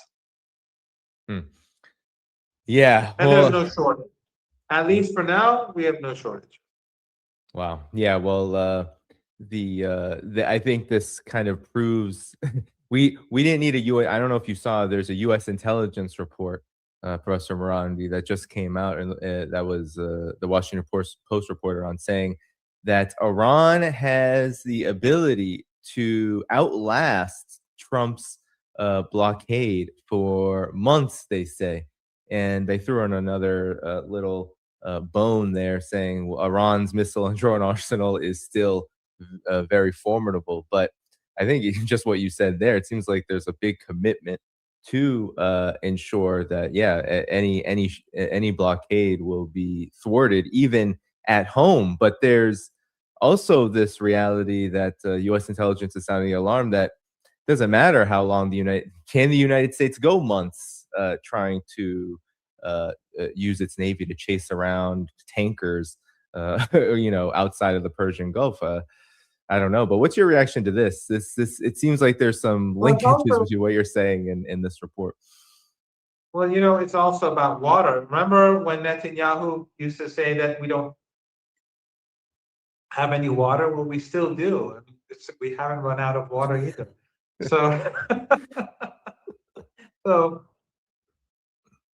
I just drank it for the sake of Netanyahu. I wasn't thirsty, but I couldn't. I couldn't refrain from doing that. Anyway, so we have water, we have gasoline. Look, I mean, the economy is hurting. Right. They bombed a lot of factories. They bombed hospitals. They bombed pharmaceutical factories. They bombed the Iranian steel industry. They bombed petrochemical plants. They bombed the Iranian gas fields. They've done a lot of damage. They've murdered many people. They've bombed colleagues at the university. They bombed many universities and many university buildings, engineering buildings mostly. And they've murdered, they've assassinated professors, Americans and Israelis. And what they would do is wait for them to go to see their families. And so when they go to see their families, then they would kill them, their families, and the neighbors together. They bombed. I mean, I think I told you this before on the show that a friend of mine, a very close friend of mine, who I speak to at least 3-4 times a week, his brother-in-law, he's a businessman, small businessman. He hired 2 truck drivers to take goods from his city to another city, or vice versa. I don't know. And the Americans, and it was in the South, the Americans bombed both trucks and murdered the the truck drivers, and of course all the goods destroyed. So this is Trump. This is the United States. These are U.S. pilots. These are Zionist pilots. They have no sense of morality. They have no moral compass. They're evil. But this is what we face. So there is hardship, and of course the siege is without a doubt has an impact. I mean, it's not as if it's just a joke. It does impact. We have inflation, and you have inflation. You have people who've lost jobs. It's more difficult, and of course the government is not the most. I mean, previous governments too. I'm not blaming this administration, but different administrations in Iran, they've had their own incompetence and corruption and shortcomings. And then when you have a crisis like this, obviously it gets worse, significantly worse. So, but the thing is that the Iranians know why they are suffering. They know that it's war, that it's an unjust war. They were minding their own business, and then twice in less than a year, they were assaulted. Forget the maximum pressure sanctions the collective West imposes. Forget all the other crimes that they carried out. The armed insurrection that we saw a few months ago, and support for terrorist groups in Iraqi Kurdistan and across the Pakistan, alongside the Pakistani border with Iran. All that, but people see that they're waging war against it. So it makes them more resilient, more patient. And of course, the government has to do more to deal with the problems that we have in society as a result of all these crimes. So that is true. But as I was saying earlier, if the United States is winning this siege warfare, this attempt, as many American senators were gloating on Fox News, saying we're starving Iranians, they don't have any food to eat, obviously taking pleasure in this idea. But that's not happening. And if it was happening, then why would Trump go and carry out this Project Freedom, or attempt to carry out Project Freedom? He would show patience. So there's a reason why he was impatient. And that failed too. So we are where we are. It may be that the United States will launch an attack tonight, tomorrow, the day after, over the weekend. But that won't work either. It'll only make things much, much, much worse. There may be a land attack. These are things that they're foreseeing. I mean, it's not for sure that any of this will happen, but the belief is that that's what the Americans are prepared for. They didn't bring all this equipment. A lot of the equipment they brought into the region during the ceasefire to the Emirates and Kuwait and Bahrain, apparently in particular, there are lots of ground troops and a lot of equipment that they brought in. Much of the Air Force is in Qatar and in Saudi Arabia and the Emirates too. So the Iranians are recognize that they believe that the chances for another assault by Trump and Netanyahu are high, but it's not going to make it any better for them. It's only going to make the global economic situation far worse, and it is not going to cause Iran to change its position on the Strait of Hormuz. The Iranians have prepared themselves for a ground offensive. They'll probably allow the Americans to take island, whatever it is they want to take, like an island or two, a few islands, or There is unclaimed money that could be yours. Search yourself and see if any money is owed to you. BeenVerified.com is a powerful tool that can help you discover unclaimed money in your name. Simply type in your name and see what you could find. Try BeenVerified.com now.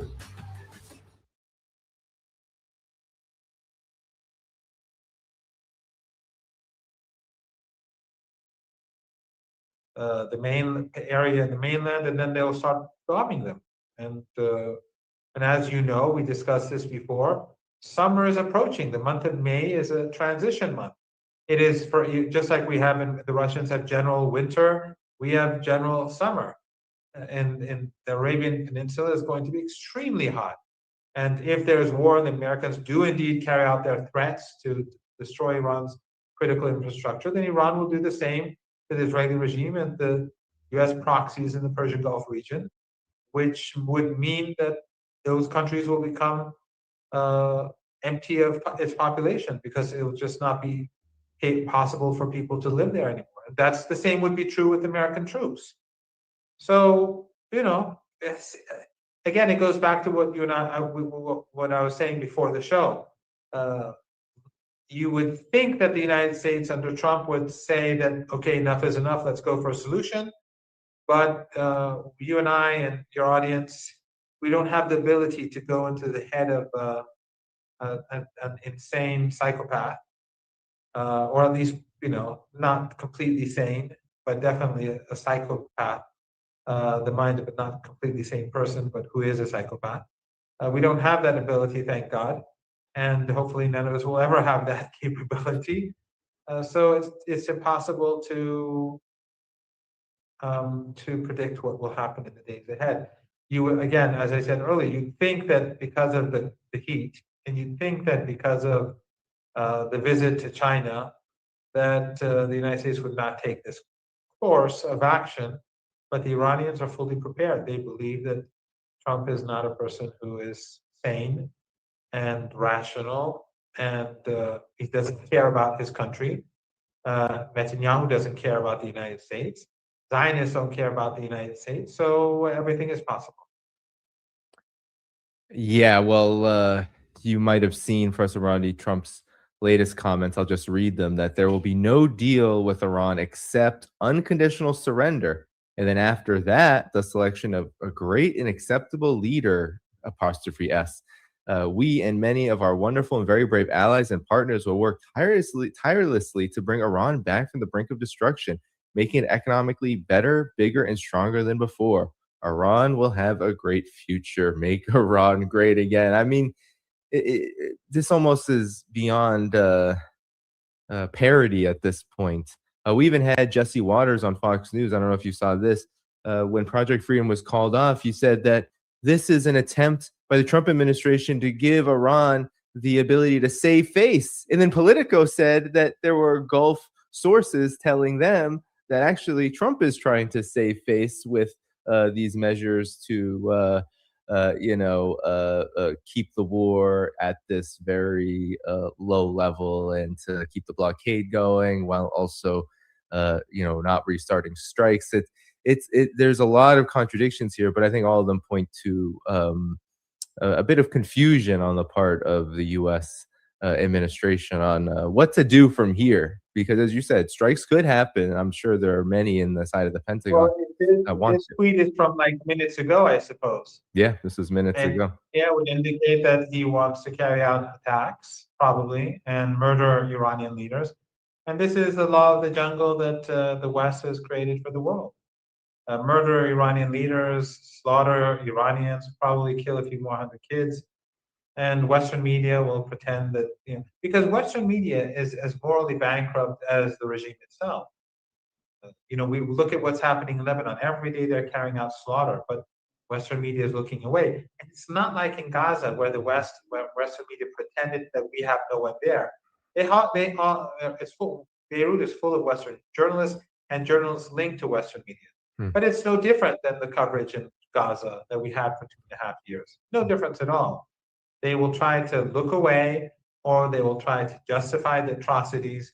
They will, just like when they would say the Hamas, Hamas-led police, whatever, just to justify the slaughter of police officers and people who are protecting the aid and the aid workers. In Lebanon, whenever they bomb a building, they'll say, Hezbollah strongholds, Hezbollah targets, and just to justify the slaughter. All those mainstream Western journalists in Beirut, almost all of them, I would guess all of them, are just a bunch of criminals, and they are genocide. They're genocidal because they're trying to hide the genocidal attacks, and they're despicable people. But in any case, it's going to fail. Just like in Lebanon, they'll fail, and Trump will destroy the global economy. He's hell-bent. If he goes down this road, then I think everyone should brace themselves for impact, because if we do have that sort of war where he targets Iranian leaders, I've heard senior Iranian officials say that they will target these Arab family dictatorships. They said that, because they will be complicit in this war, then the palaces in Doha and in the Emirates and their leadership, they will be targeted too, because this is unacceptable to Iran. So we're entering potentially the final phase, and that would be we'll be living in a very different world after that. But we'll see. Maybe Trump is just talking nonsense, but here they are prepared for a major assault.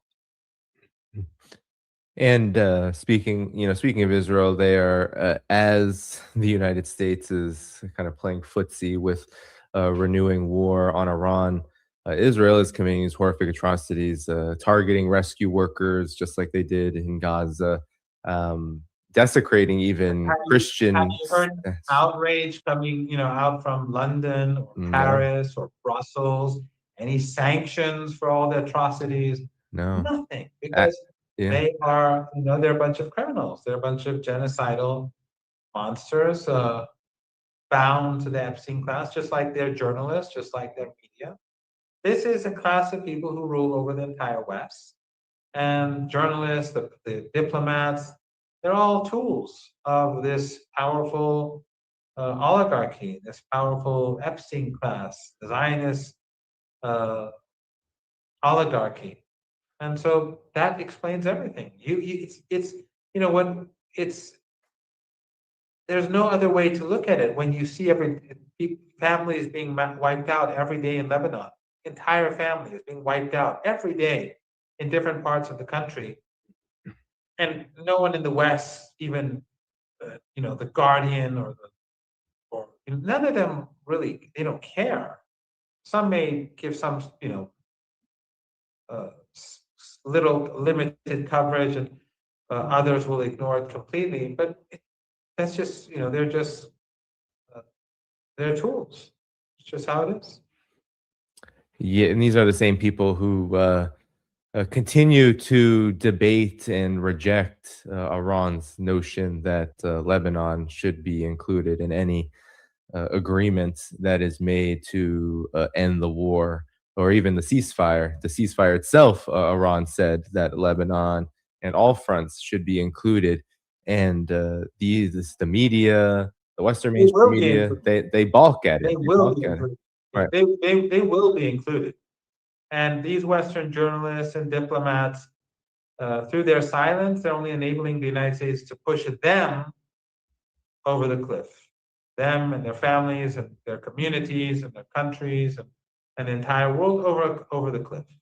Because that's where the world is going. That's where the world economy is going. It's going over a cliff. Yeah, and Iran said, in response to Trump's unconditional surrender, this whole Axios playing the markets, it seems like, with this memorandum of understanding a report on peace. Iran said that the United States is not going to get out of this war without paying reparations. So the question then is, Professor Marty, who blinks first? Because the United States, I know that there's a lot of people out there who believe that the U.S. can just go this path and this route forever, no matter, with Trump's irrationality and as well as the U.S.'s lust for war and its obsession with blockades and oil and all of this. I can just go on like this forever. That is actually not the case. I don't believe that the U.S. could go on and on and on forever and ever and ever. A plunge, a Great Depression actually causes a lot of calamity, even for the rich. They tend to shrink in number when Great Depressions happen. Always, there's fewer of them after a Great Depression. So there will be powerful people wanting to prevent this. But nonetheless, who blinks first, Brother Ronnie? Because Iran is saying, nope, we are not going to let the U.S. off the hook without reparations, and of course, without all these other terms that they have yet to budge on.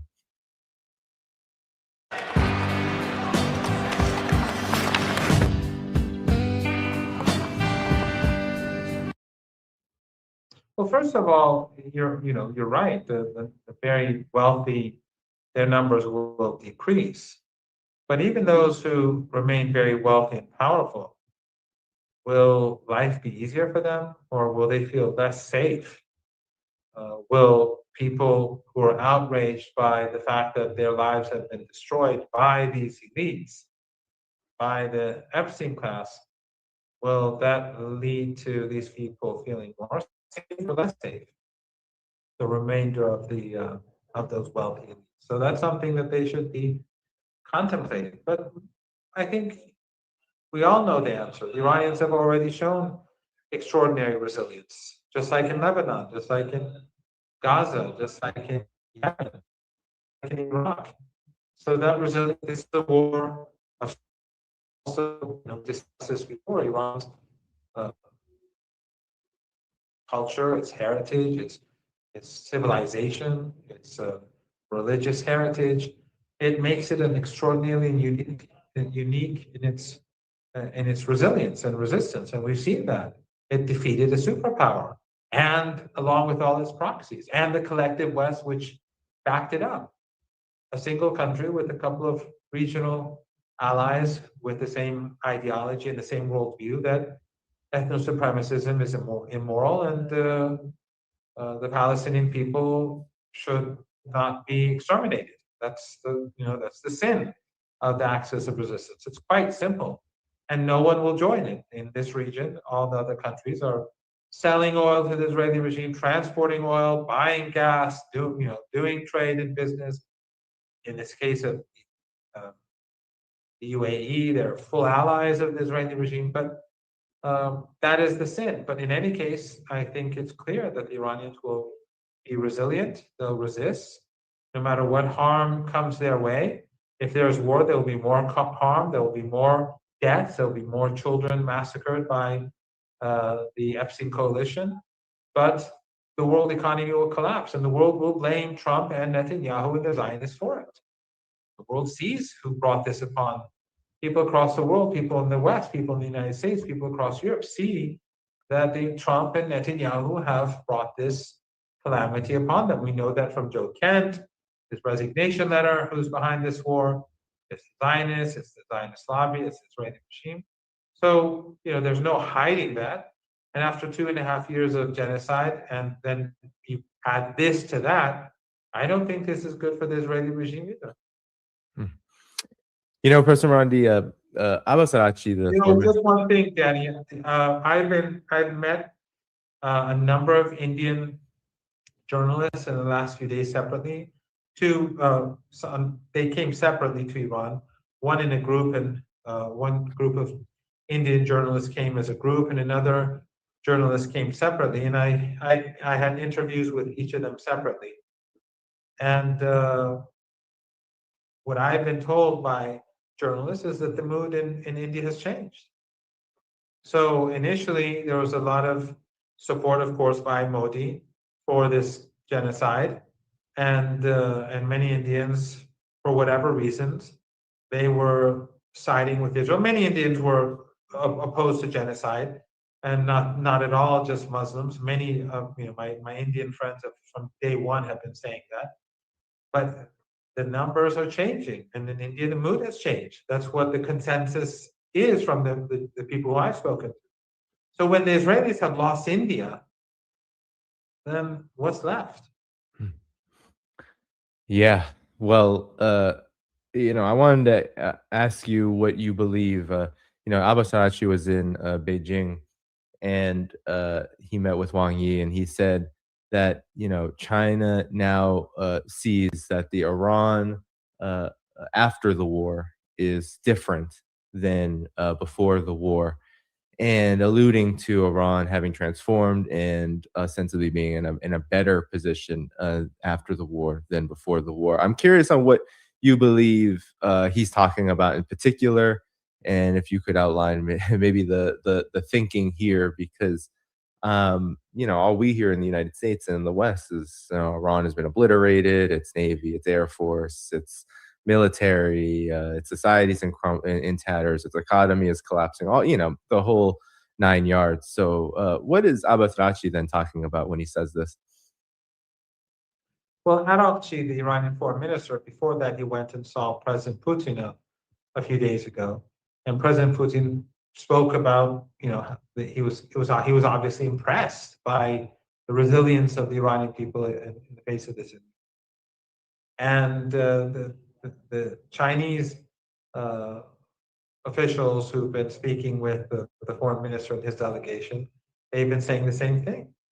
Everyone is impressed that Iran was able to withstand this barbaric assault, where the collective West was fully behind the United States. Those, there were those who directly supported them, and there were those who indirectly supported them. But everyone was on the side of the United States. The same people who support the extermination of the Palestinian people, Canada, the EU, the UK, Australia, New Zealand, and so on, all of those who support the extermination of Palestinian children, and who support the extermination of the Lebanese children, they also support the extermination of Iranian children. That's why we don't have any outrage. Have you seen, whenever Trump says he's going to obliterate Iran or send it back to the Stone Age or wipe out Iran's civilization, he's been saying it in different ways and forms for weeks. Have you seen a single Western government condemn this?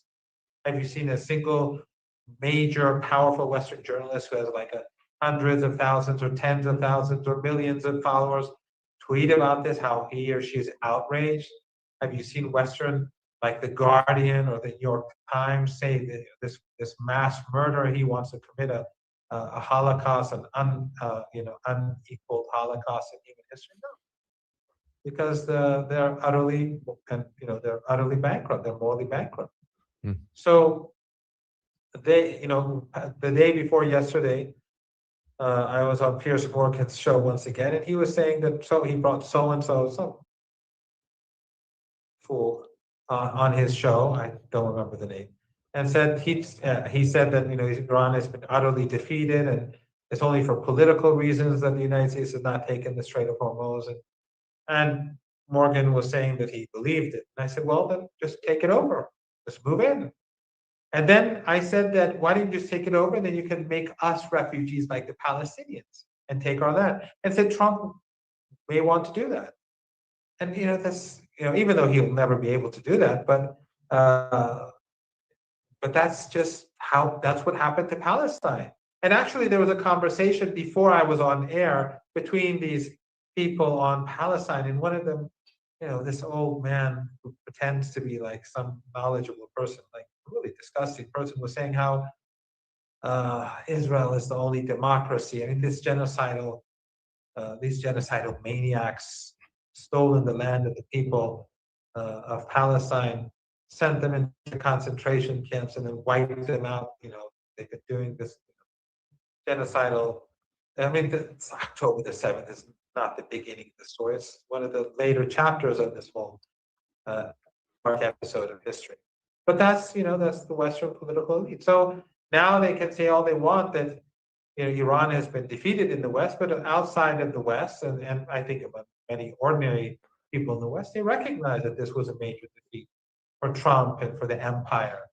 And he can try his luck again tonight. I mean, with this tweet, perhaps that's what he's going to do tonight or tomorrow.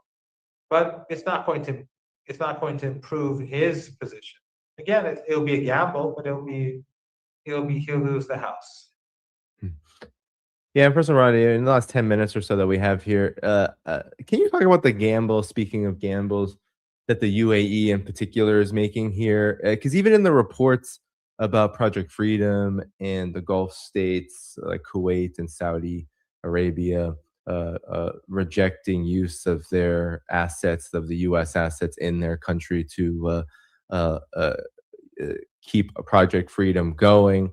The UAE has been cited still as the loyal partner of the Trump administration. And we saw in the events of the last week how the UAE was playing along it seems, with a kind of escalation narrative, claiming that Iran was striking them and that that they were going to make Iran pay. And of course, the days have passed and they have done absolutely nothing. But nonetheless, it seems like the UAE has made a huge roll of the dice for the Israeli and U.S. side here. What do you make of this, and why is it happening now? Why is the UAE with this Strait of Hormuz crisis that the region is going through, that Iran has essentially taken full control of? Why would they do this now? Well, first of all, I wouldn't be too optimistic about Saudi Arabia or anyone else. And we don't know. I mean, obviously, it failed, the operation. And Trump tried to pretend that it was the Pakistanis who contacted and had, and I'm sure it had nothing to do with Pakistan. This was just a failure. And it doesn't matter who said what or did what. But I wouldn't be too sure about the Saudis. And I know that the Iranians are not, they're carefully watching U.S. forces in the region, and if there is an assault, then the Saudis and the others they're all complicit, just like they were last time around. So we'll have to wait and see about that. Some report in some newspaper is not enough for us to make an assessment about the future, or even whether that was even true at all. Even if it was, doesn't mean that it's going to change the course of events in the days ahead. So we'll have to see about that. But the UAE is a close ally of the Israeli regime. It has been pursuing policies to the benefit of the Israeli regime in Yemen, in Sudan. It has helped with the genocide there. And the genocidal war in Yemen, where back then it was allied with the Saudis. And of course, Qatar and Turkey and others back at the beginning, they were all in it together.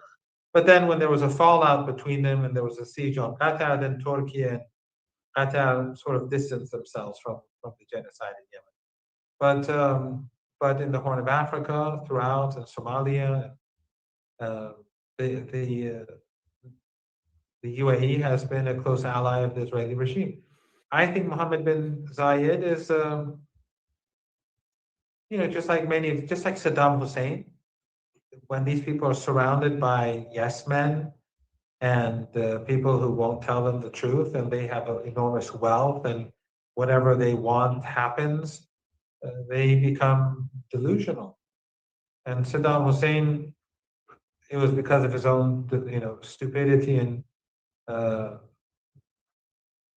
delusional behavior that he brought the destruction upon Iraq, as we saw. And I think that Mohammed bin Zayed is probably being, his advisors are giving him, feeding him the sort of information that Trump's advisors are feeding him. And both are detached from reality, as far as I can understand. I mean, you're asking me a question, I'm speculating here. I can't say for certain. But I think that Trump is to a degree detached from reality. And I think Mohammed bin Zayed is definitely, he and the gang surrounding him and his people, they're definitely detached from reality. There's no doubt that people, even in the Emirates, I mean, when the war was happening across the Arab world, people were supporting Iran. If you looked online and people were supporting Iran. The only people who opposed Iran were the Wahhabis and the Salafists, the same people who've been funded by the Qataris and the Saudis and the others for decades, and who are pursuing the imperial agenda. They've been doing that for decades, whether Libya or Syria or Iraq or anywhere in the world, but or across Africa, Boko Haram and all these other criminal organizations.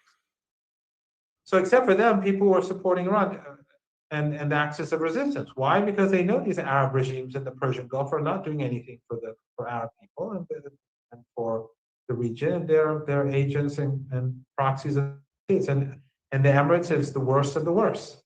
And I doubt that Emiratis themselves, because it is a police state. I mean, Piers Morgan likes to pretend that Iran is a police state. He's clueless. He's I know you refraining from invite him. I silence, know you you know. often are saying, "Hey, come here. You can check it out for Yeah, I've yourself." invited him many times. He can go to my class. He can go. He can take a taxi, and he can, he'll hear all sorts of things. But whatever. But the Emirates is a police state where they check everything. No one says anything. People don't talk politics. Anyway. So I think that he's delusional, and that's going to probably, if this continues, it's going to bring an end to the United Arab Emirates, or it's going to bring an end to the reign of the ruling family. And I mean, I have a few people who travel to and or live periods of time in the UAE that contact me, and there were reports that during the shooting war, when the United States and Israel were attacking Iran and Iran was retaliating, that Israel had sent troops, whatever that's worth, and the so-called Iron Dome system to the UAE. But I've heard for years that the UAE is just full of Israelis, Israeli spies. They have And multiple flights every day. Right. Mossad has offices there. UAE is. Yeah.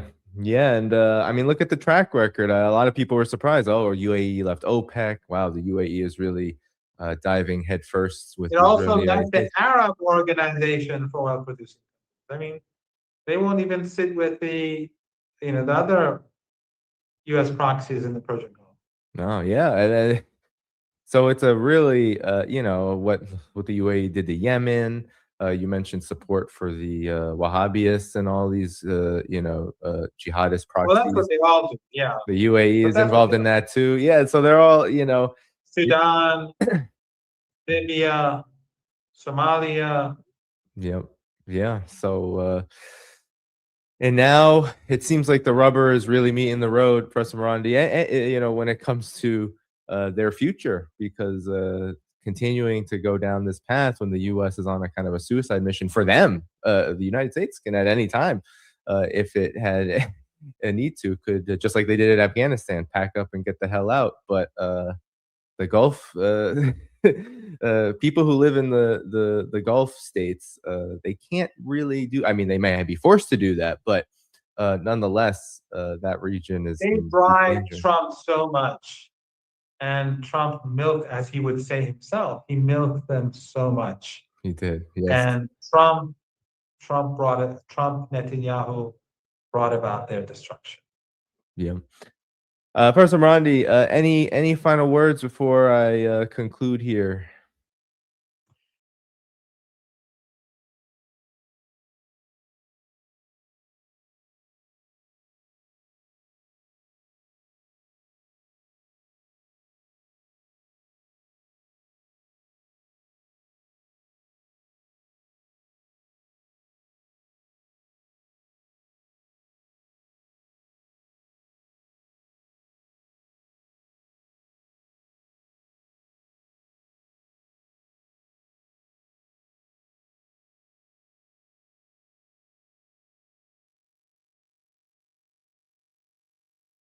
Couple of days we've been speaking about the prospect of a three-front war being engaged against Iran from the United States, Israel, and the United Arab Emirates. So one of them could be beginning this attack, or it could be that the United States is using the UAE territories because multiple aircraft were viewed taking off from the UAE. And the suspicion now is that the United States actually had this attack against Iran. Why and what did Iran do and what will Iran do? And is this it? Because so far the ceasefire has been very fragile. It began with going into this ceasefire without really any good faith from the United States administration, who breached this ceasefire agreement multiple times alongside the genocide state, particularly in Lebanon. Let's begin with the reports and with the latest developments as they are happening now and as is being confirmed. Firstly, Iranian state media is saying that there are drone attacks and explosions on Qashm Island. Multiple reports within Iran were talking about these explosions, and external sources too, confirming that there's something happening. And we had some initial footage coming out from the island, as we can see in some of these videos over here. Let's have a look at the first one.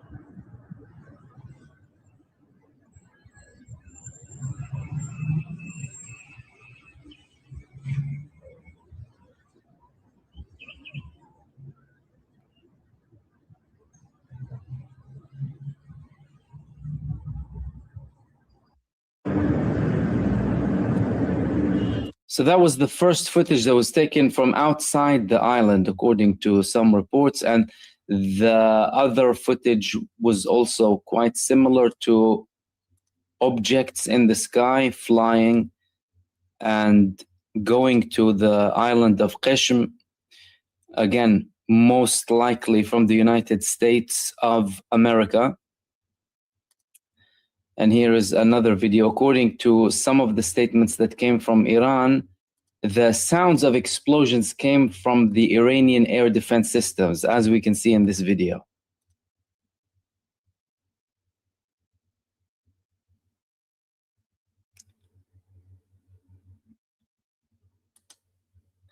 Now, this was the footage that was coming from Iran. Okay, so who was it exactly, and what is the deal here? The statements that are coming, especially an official statement coming from Israel and Israeli media, they're talking about a U.S. attack against Iran. They're saying that the United States attacks Iran, which claims it fired on 3 destroyers. Now, this report said that there was an attack on the south of the country, with estimates suggesting that the attack was the United Arab Emirates. All this shortly after Kuwait and Saudi Arabia lifted restrictions on attacks against the United States. What do they mean by these restrictions coming from Saudi Arabia and Kuwait? Well, if you recall a couple of days ago when we spoke about the Trump Project Freedom being halted due to the Saudi side stopping the use of the military air bases. They told the United States, you're not going to use any of the air bases, according to certain reports in the United States of America. Both Kuwait and Saudi Arabia said that. However, recently, and again, we don't have any confirmations from this. These are certain reports based on officials. However, later on, all of a sudden, we had other reports, this time from the Wall Street Journal, saying that the United States is looking to resume the Hormuz naval escorts as Saudis, Kuwait, and curbs on use of bases in airspace. So very shortly after this supposed ban on using their airspace and airfields, well, the American air bases in those countries, they said that no, now you can actually use them. So a very short-lived restriction, if there was a restriction. Now, what is the prospect of there being a restriction from the beginning? They said before to Iran, they told them, we're not going to allow the United States to participate in an attack against you, and they did. Then the attack started to take place, and they started to attack Iran from Saudi Arabia. After that, the Saudi side and the other Arab countries still denying. They were saying, no, nothing has been happening. And Saudi Arabia couldn't hide it any longer because the satellite image was proving everything. They weren't necessarily happy with the fact that the United States went on this war without telling them. Why were they not happy? Because, firstly, they didn't necessarily participate in this whole picture, in this whole scenario. Then they knew that there would be vulnerabilities because Iran told them before that we will be attacking these bases. And although Iran declared that they will attack American bases in all of the Gulf regions, should there be an attack against them, not only from the United States, but also from Israel, because they view both as the same thing, Donald Trump said he was shocked. Let's not forget what Donald Trump said in the following video after Iran had these attacks. Look what happened. And power. Listen to this video. Look what happened. In the last 2 weeks, they weren't supposed to go after all these other countries in the Middle East. Those missiles were set to go after them. So they hit Qatar, Saudi Arabia, UAE, Bahrain, Kuwait. Nobody expected that. We were shocked. And power. Now, whether he was or wasn't shocked, by the way, he had to say that he was shocked. Because if he wouldn't say that he was shocked and that he knew that they would attack them, then he would have more problems with these countries. Why would they go on such an attack without telling them, without notifying them?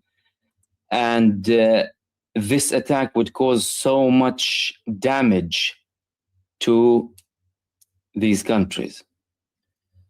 The other option is, well, now they realize that they're very vulnerable. Therefore, they tried to tell the United States, well, don't attack, but that was quickly overturned with them saying that, oh, no, actually, we allow you to attack, well, because you don't really have a say, do you, at the end of the day? What is the Saudi country going to do when the United States wants to use the bases in these locations?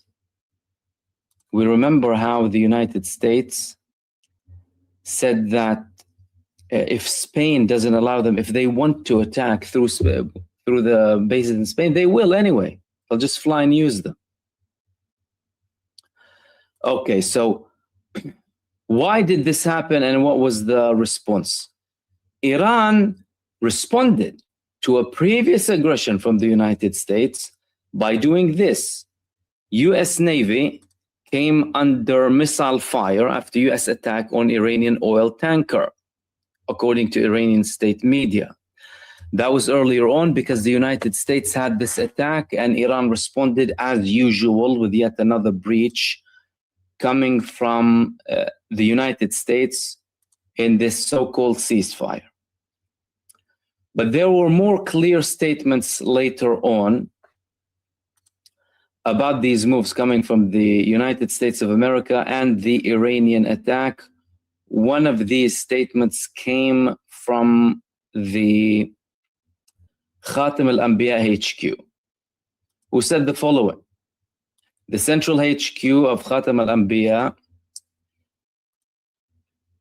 terrorist US military breached ceasefire by attacking an Iranian oil tanker departing from Iran's coastal waters near Jask towards the Strait of Hormuz, along with another vessel entering the Strait of Hormuz near Fujairah. Okay, so let's break things down a little bit in case you're getting confused. The United States stopped the so-called Project Freedom, which is in essence Project Dictatorship and Slaughter, but they like to call it Freedom and Democracy. Stopped it according to reports because the Saudis didn't allow them to use the bases. And by the way, all of this Saudi thing didn't allow them to use the bases could have been a cover-up because Iran had also decisive action against them the day before and warned them. Therefore, US destroyers were seen fleeing the Strait of Hormuz after getting the call from the IRGC Navy. Do you remember that video? So they needed a bit of a breather to think their next steps. And because they didn't want to go into an adventure immediately after this immediate threat from Iran, they said, we'll say that we're delaying it because Saudi Arabia has a bit of a problem. And then tomorrow we'll counter it by having another report. And by the way, we didn't hear anything from Saudi Arabia. Pitch silence. No confirmation that we will or will not allow. No confirmation that we're participating, we're doing nothing. The United States says and reports, and the Saudi Arabian government, as if, nothing is happening. So that happened. There was a pause. The United States supposedly got the approval because later on, Saudi Arabia and Kuwait said, well, you're allowed, assuming they have a choice. And now they're in this situation where they attacked an Iranian oil tanker departing from Iran's coastal waters and another vessel next to Fujairah, where there was an attack earlier on, but Iran didn't actually take responsibility, although the UAE said it was Iran. It's getting confusing, and it's all deliberate. It's all deliberate because they want you to get lost in these details. But we need to put everything in its place. We need to contextualize everything so that we can understand. Iran didn't breach. The United States breached. Iran said it didn't attack. The UAE said it was attacked. The United States tried to have another more major breach by entering with its Navy warships through the Strait of Hormuz, a complete no-no from Iran. And then they were threatened and attacked an Iranian oil tanker and another vessel next to Al-Fujairah, following which Iran targeted 3 American destroyers. The American destroyer report, by the way, came in another post, and in this report that we spoke about before. All right. Okay. So we have an attack. We have a counterattack. We have no statement so far from the UAE. Why? Because what we've heard is that the attack was launched from UAE territories. The Iranian media confirmed the following. They confirmed that the attack in the Strait of Hormuz was against 3 US warships, and the attack took place from the Iranian naval forces, the same naval forces that Pete Hegseth and Donald Trump said no longer exist. I wonder why they're not going through the Strait of Hormuz in that case. In the meantime, a lot of senior figures in Iran are talking about the development and what's happening on the ground. Let's go through some of them. Firstly, the Iranian Revolutionary Guards Naval Force Command stated that in the retaliatory operation, they used ballistic missiles, anti-ship cruise missiles, and suicide drones with high explosive warheads. They also said that intelligence indicates heavy losses among the American enemy, and 3 enemy naval vessels quickly fled the Strait of Hormuz. They added that the operation was carried out following the US military's attack on an Iranian oil tanker near the port of Yask and the approach of US Navy destroyers to the Strait of Hormuz.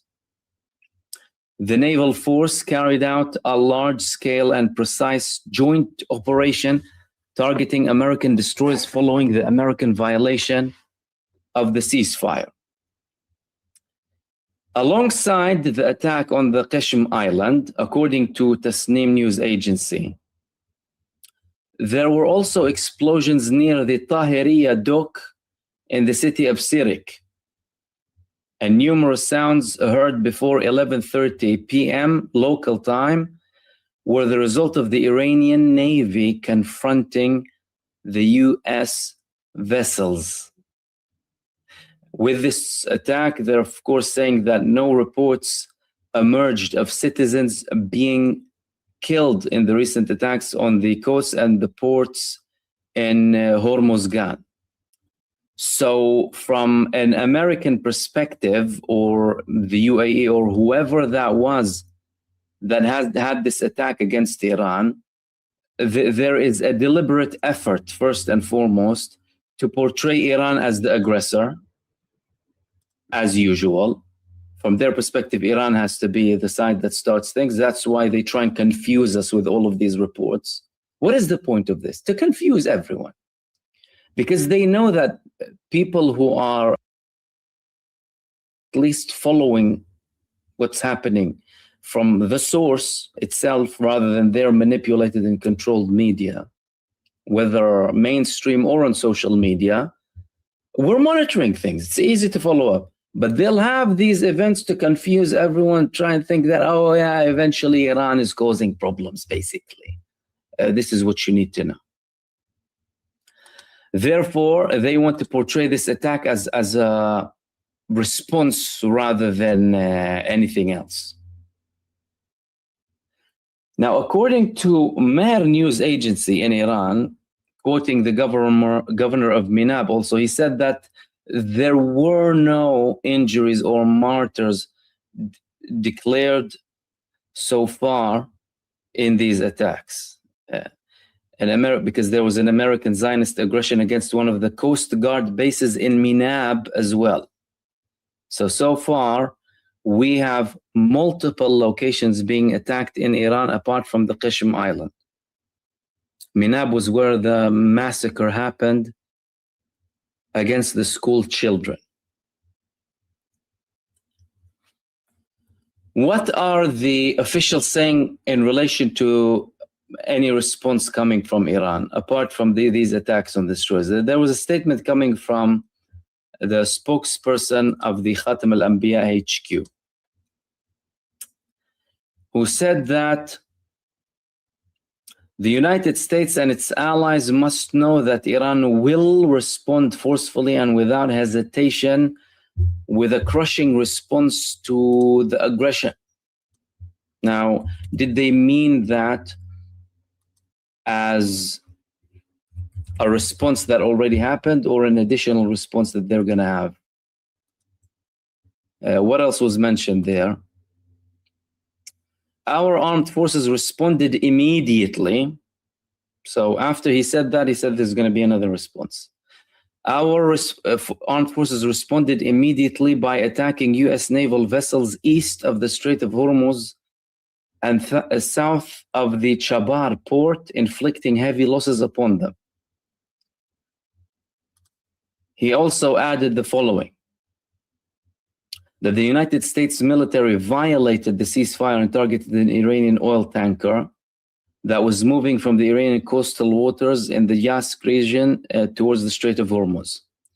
Enemies targeted another ship off the UAE port of Fujairah, again, indicating that it could directly be from the UAE.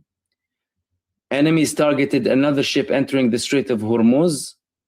Simultaneously, civilian areas in the coasts of Bandar, Khamir, Sirik, and Qashm Island were subjected to U.S. airstrikes in cooperation with some countries in the region. So Iran is now confirming that some countries in the region are participating in this aggression. They didn't just say the UAE this time. So it could be a case of either Saudi Arabia or any of the other countries. There was no declaration from them they're going to stop, apart from these reports that were later followed up by denial reports that we allowed the United States now. And in essence, what Iran is saying by stating this is preparing the ground, laying the ground to have an attack against these countries, apart from the US forces, because they already attacked American destroyers. So these were the statements that came from the Khatam al-Anbiya HQ, and there were confirmations that the US destroyers were damaged as well following the attacks that came from Iran. The foreign ministry as well from Iran said that They also condemned the previous attack that Israel had against Lebanon, because Israel carried out a strike in the southern suburb of Beirut, claiming that they targeted a senior figure in a special unit of the resistance, which we didn't have a clarification to so far, or a confirmation from the resistance. Now, that is a developing story, and here is what we can understand from it so far. And of course, we will be monitoring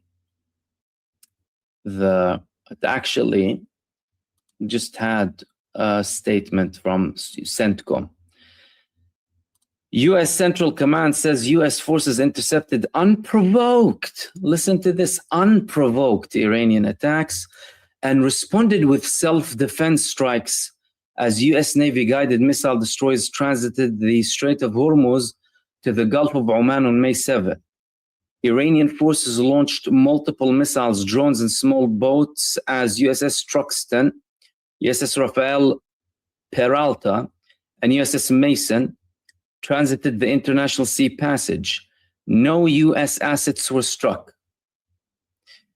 CENTCOM eliminated inbound threats and targeted Iranian military facilities responsible for attacking U.S. forces, including missile and drone launch sites, command and control locations, and intelligence, surveillance, and reconnaissance nodes.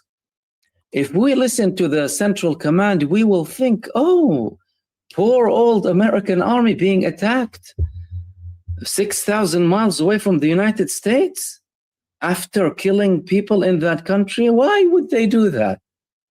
How dare they, the Iranians? Why did they plant their country next to our bases in the region? Of course, that's the propaganda arm of the American army of terror that is conducting these illegal operations following the orders of the Epstein regime, President Trump, who gets his orders from Benjamin Netanyahu. Unprovoked Iranian attack. Unprovoked. The audacity. My goodness, the audacity and the gaslighting and the deflection and the lies. But at least they're confirming that there was an attack. And hey, nothing was touched, but maybe tomorrow or in 2 days' time, the ships or the destroyers or whatever it is, they will just go back to repair in the United States. Not because of the Iranian attack, because they hit a sea turtle in the Strait of Hormuz. A dolphin accidentally jumped on the deck and the captain had a bit of an altercation with him. Not because of an Iranian attack. Lightning struck, and they need to kind of repair the command and control unit. Although from Iran, by the way, they said that their monitoring showed significant damage to the American enemy. RGC Navy's combined operations following enemy aggression. The RGC opened fire with anti-ship, ballistic, and cruise missiles and suicide drones towards enemy destroyers. And they said that the intelligence observations indicate significant damage to the American enemy, and 3 enemy warships fled the Strait of Hormuz area. So according to Iran, they're saying that there is significant damage, but according to the United States, there was no damage. I'm telling you what both of them say. It's your choice who you want to believe. The United States or Iran? Okay. All of this operation is likely the beginning of the war, but they wouldn't come and outright say that this is the beginning of the war. So they can keep Iran in this mode, right? Not necessarily going all out, not launching immediate attacks, keeping Iran's response limited, because this is how usually Iran responds, in a limited manner. they're clearly trying to test the waters of the current red lines and keep that equation there so that they can continue to attack Iran here and there and bother them and have this aggression against them without attracting an all-out war.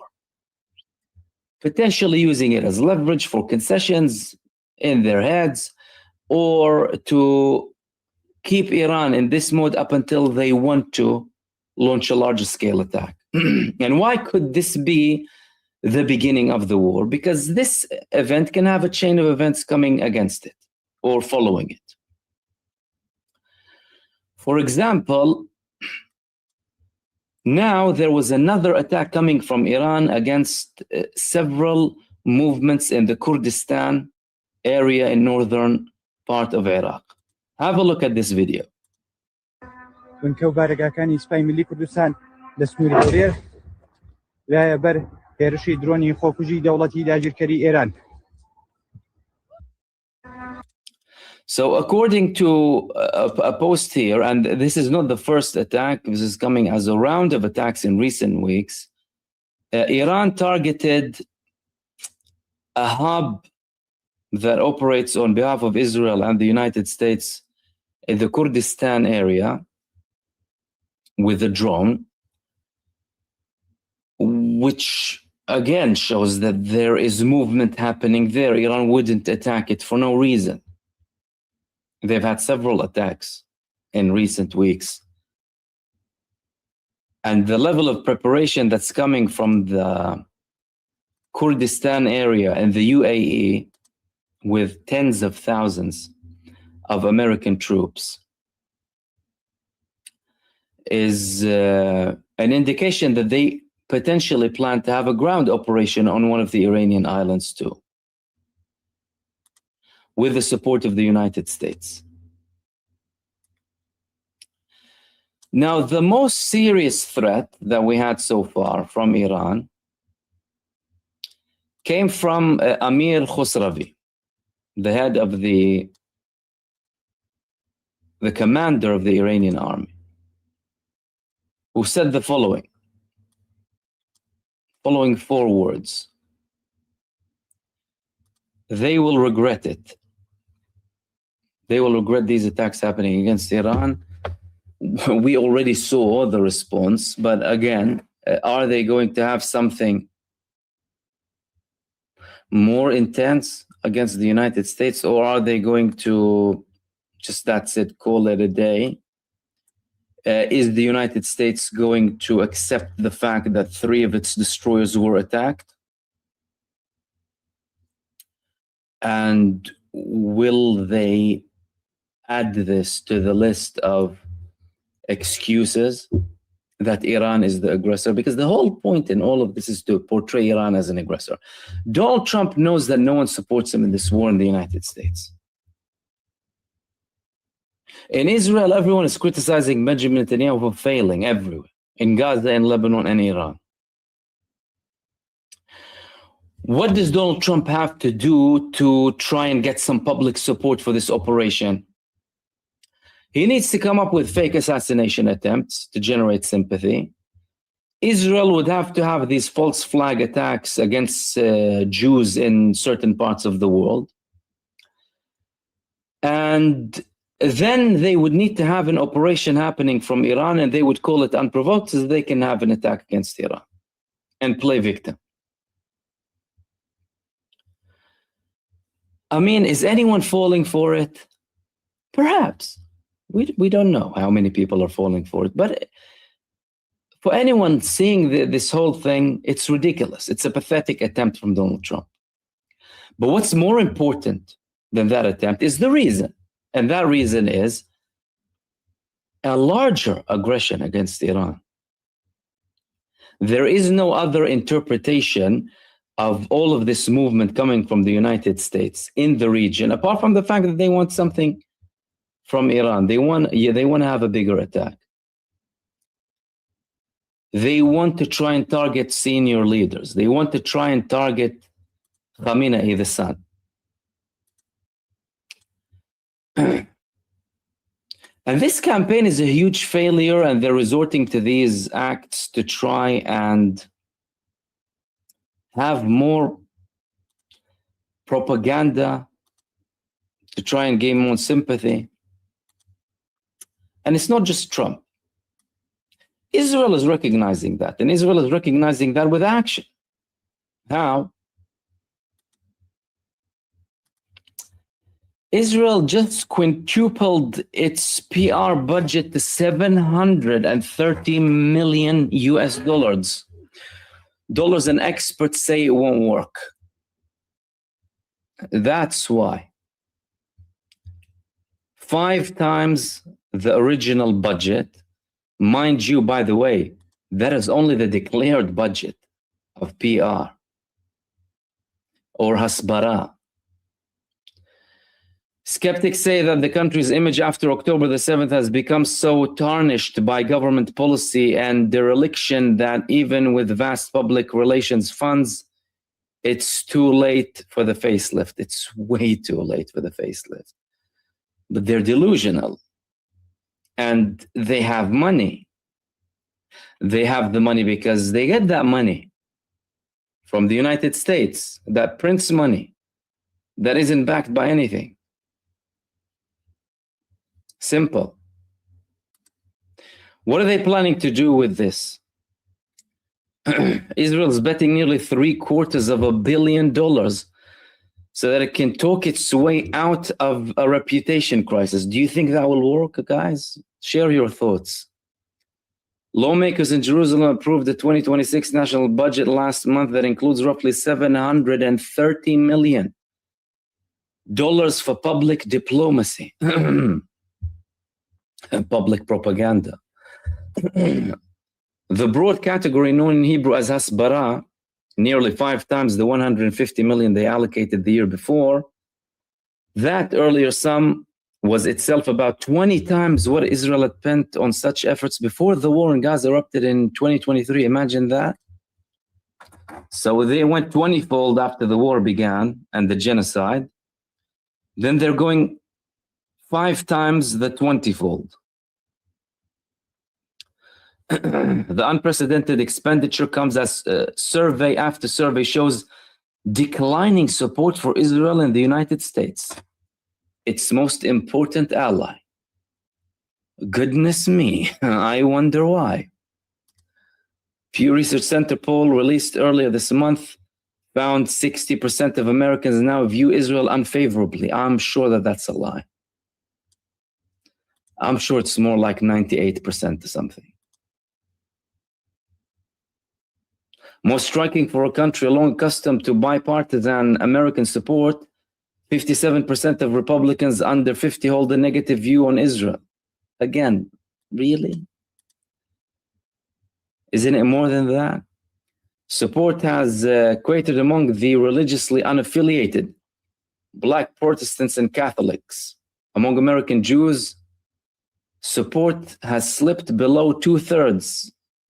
Even that is slightly wishful thinking.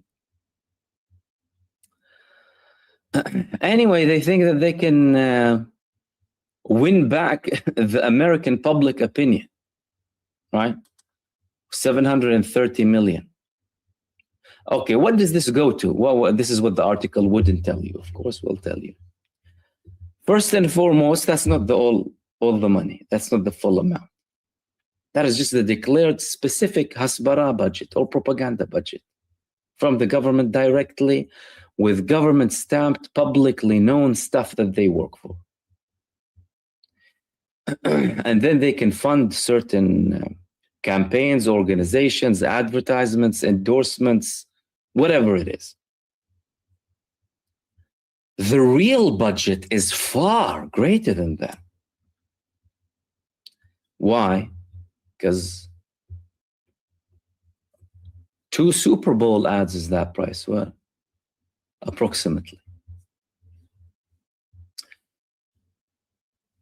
They have amounts of money that they spend freely that is completely not reported.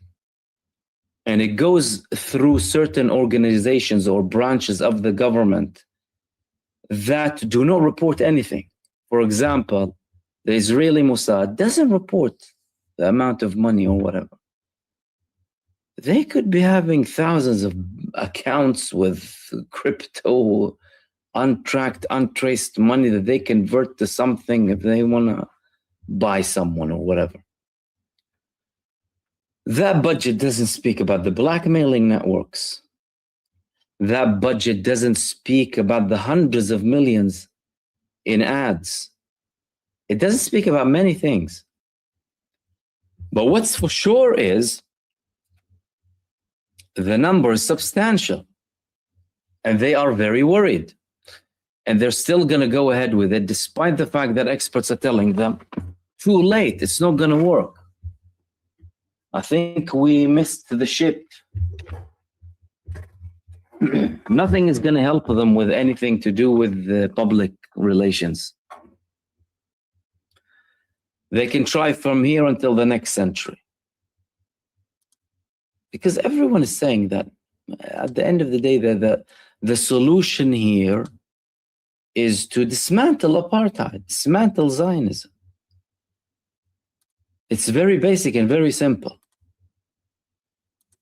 So they have endless amounts of money to spend on their propaganda and the people everywhere on social media.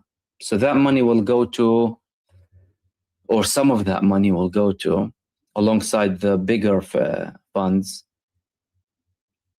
people on TV, people on social media, people who claim to be independent media, certain podcasters on YouTube, on X, on whatever, their general mouthpieces, and some new mouthpieces too. Ads, advertising, they spend millions upon millions on advertising and marketing. So you'll be flooded with information, with propaganda. You'll see billboards trying to terrorize you or, gaslight you, whatever it is that they do. The money is there, and in the United States, the Trump clan is making money. Why? Because they're continuing with their gambles now. People are making money out of these wars and out of the statements of Donald Trump. And now they're saying that they're investigating it. Listen to this. Investigations into the giant gamble billions were made 15 minutes before Trump's announcements on Iran. Traders made $2.6 billion in bets that oil prices would fall. One of the trades was made 15 minutes before Trump called off the bombing of the power plants, and another 15 minutes before he extended the ceasefire. It's all rigged. It's all a joke. He tells people around him what's going to happen. They can go and place these massive bets. They rake in a lot of money. And I mean, to these people, just for these people only, isn't that a good enough reason to continue the war? At the expense of the world, they don't care. They're completely detached from your average human being suffering from increased prices, increased costs, lack of certainty, potential shortage of food, all of these things. Who cares from them, from their side? And this class, this Epstein class, would want to continue this because they're overthinking, okay, I made 2.6 billion or whatever, or someone made 2 or 3 billion. But I want to make another 2.3 billion or 2.6 billion. Why should I care? And Trump is their man. He will do everything that it takes to continue these tensions happening now. And they can make more money. Now, as we're speaking, another explosion, according to a recent report, is heard in Hormuz, south of Iran. So that wave of attacks didn't really stop there. If we're talking about additional strikes now, clearly there's something happening that could escalate even further than what we saw so far.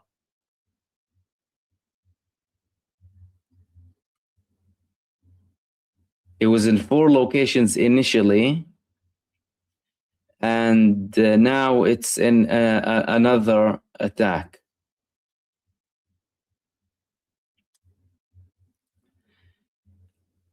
Now, the American Central Command is saying that we affirm, listen to this, that we do not seek escalation, but remain ready and prepared to protect the U.S. forces. Poor old CENTCOM, they don't want escalation. Why is Iran bothering them? Why is Iran bothering them when they're just sailing next to the Strait of Hormuz with their warships and guns and missiles? So that was the latest update. The fact that there was an additional explosion. We'll see what happens as this goes through. Let's open the space up for the community for your comments, or if anyone has any questions. Mr. Rifley, thank you for your super set. Basically looks like Iran fired at military targets and the US fired civilian ones. Go figure. Yep. I mean, that's what they do, and that's what they started doing initially.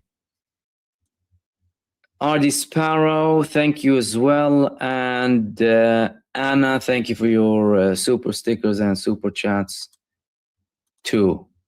I mean, in relation to the recent attacks on the civilians, there was a recent video published about the scale of damage on the civilian infrastructure in Iran. How many civilians, including babies, pregnant women, infants, were killed following the American strike on the bridges in the area, apart from the hospitals and the other parts too, and the initial massacre against the school girls in Minab. Jimmy Eyes, everything that CENTCOM says is puke. Yeah, puke is, I mean, there's a point of puke at the end of the day. You know, you feel sick, you puke, you hopefully feel better afterwards. The problem is nothing gets better after their statements. Puke is cleaner than CENTCOM.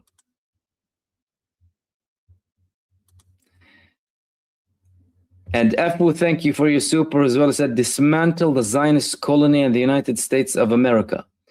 Yeah, they're combined. Owned in America and apartheid in Palestine. It's very simple. Democracy. Equal rights. Equality and democracy. I mean, what else could you ask for? It's very simple and straightforward. Tangerine, the Epstein class will never change. Probably. They will probably never change. That's right. Because they're still doing the same things.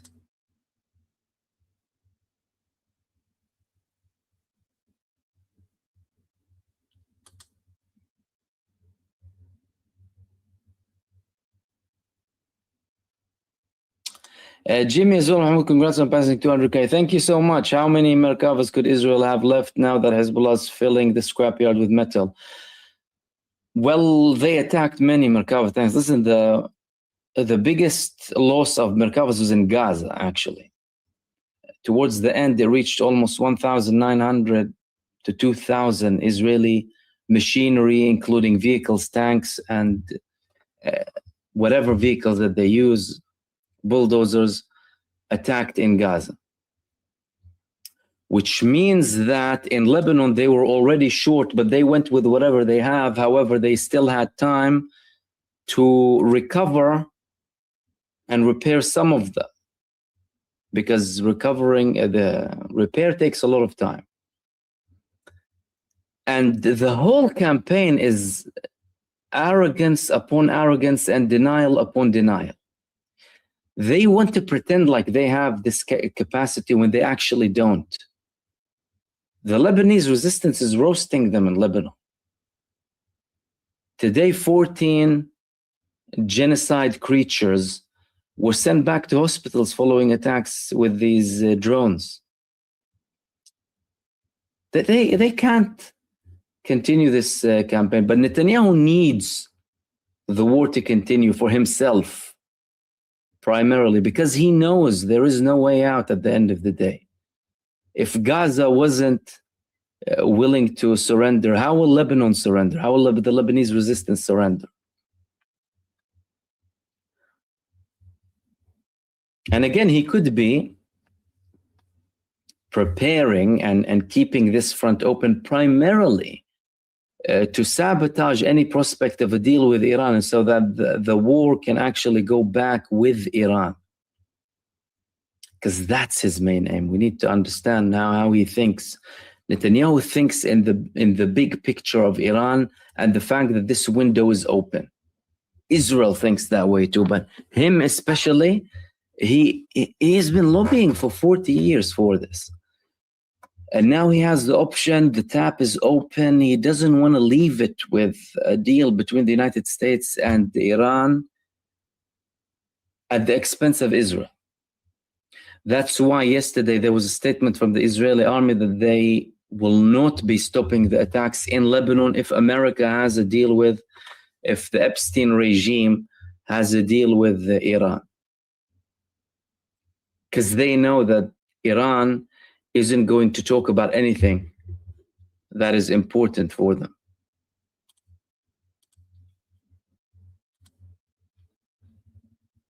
So they'll still try.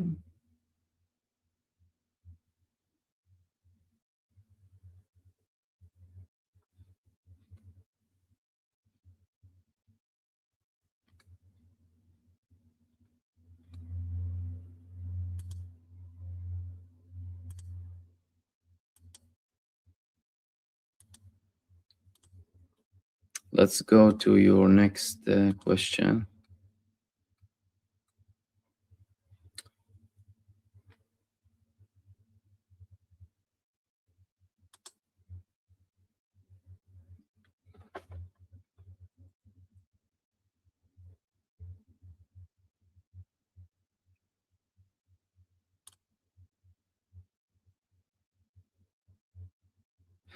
Could it be that Trump wanted to get rid of the bases and he made it happen quickly?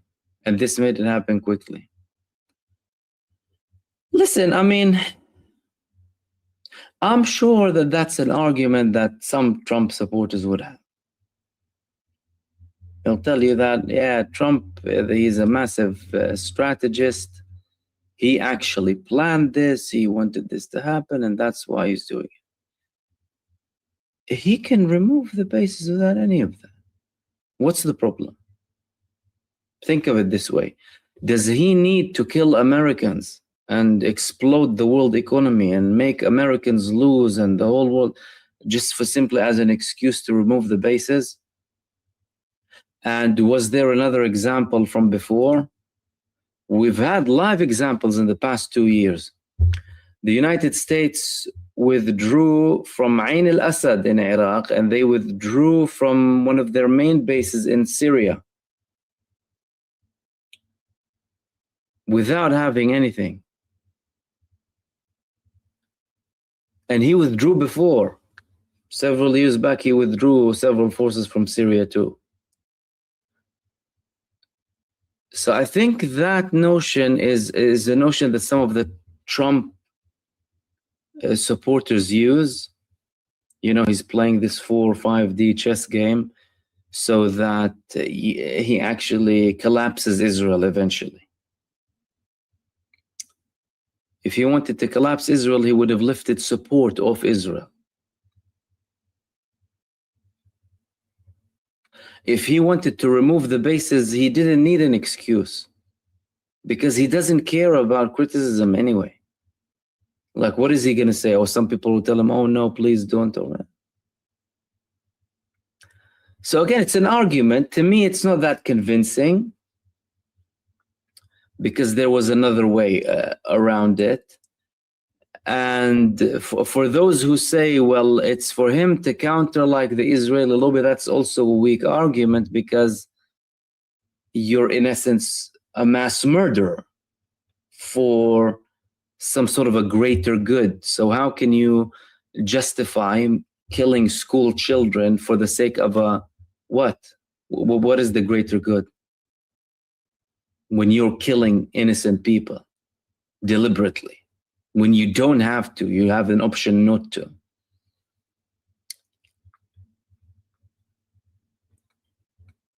So yeah, I think that this is what, you know, his fan base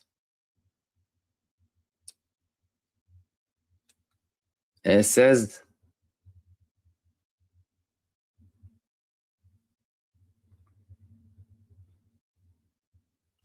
How is the US using the runways at the airbases in the UAE and Israel? Because any attacks on the runways can be repaired fairly quickly, like Iran repaired bridges fairly quickly. So if a runway is attacked, and basically what? Repair it. It doesn't take a lot. It's more of the equipment. It's more the equipment, the hangars, the storage, the warehouses that are more serious than the runways, because again, the runways, you just simply cover them. So that's why they're still functional. And by the way, even without the runways, this is still capable of attacking through the aircraft carriers and with other bases too. Right, guys, we'll wrap it up here. Thank you so much for tuning in to another live stream. We'll come up with more updates as well following this recent escalation between Iran and the United States. As usual, I'll have videos as well for you. Before that, another super thank you so much, Average Canadian. I heard that the politicians running against Netanyahu are just as barbaric. Listen, Israel is the political representation of Zionism.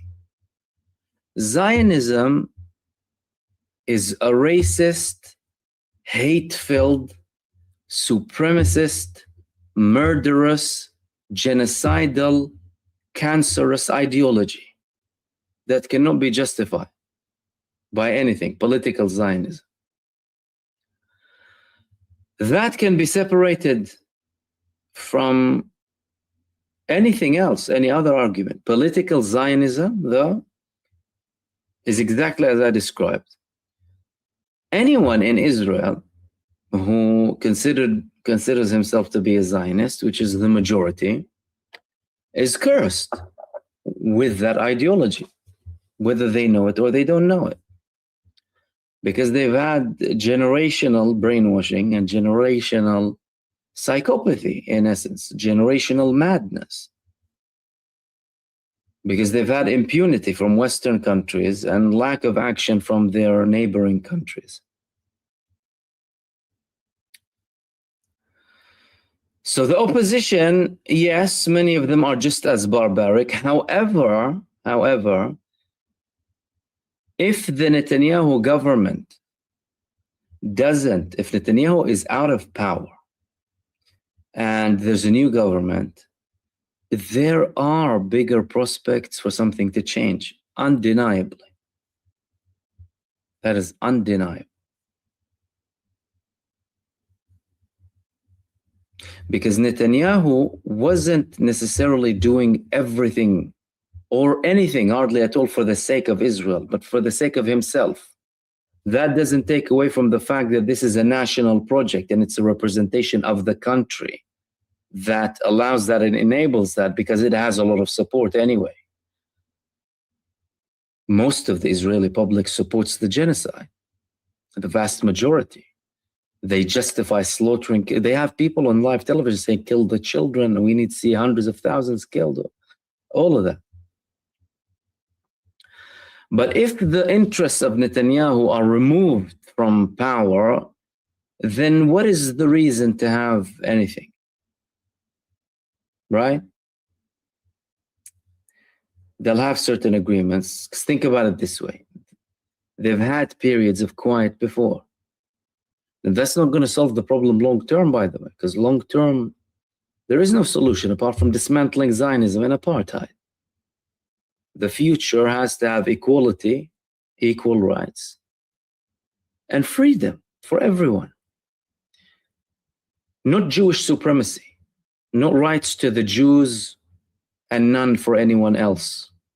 Not this Jewish goy approach that Israel has. That's not going to work. And in history, if you look, fascist regimes collapsed eventually. Hard, by the way.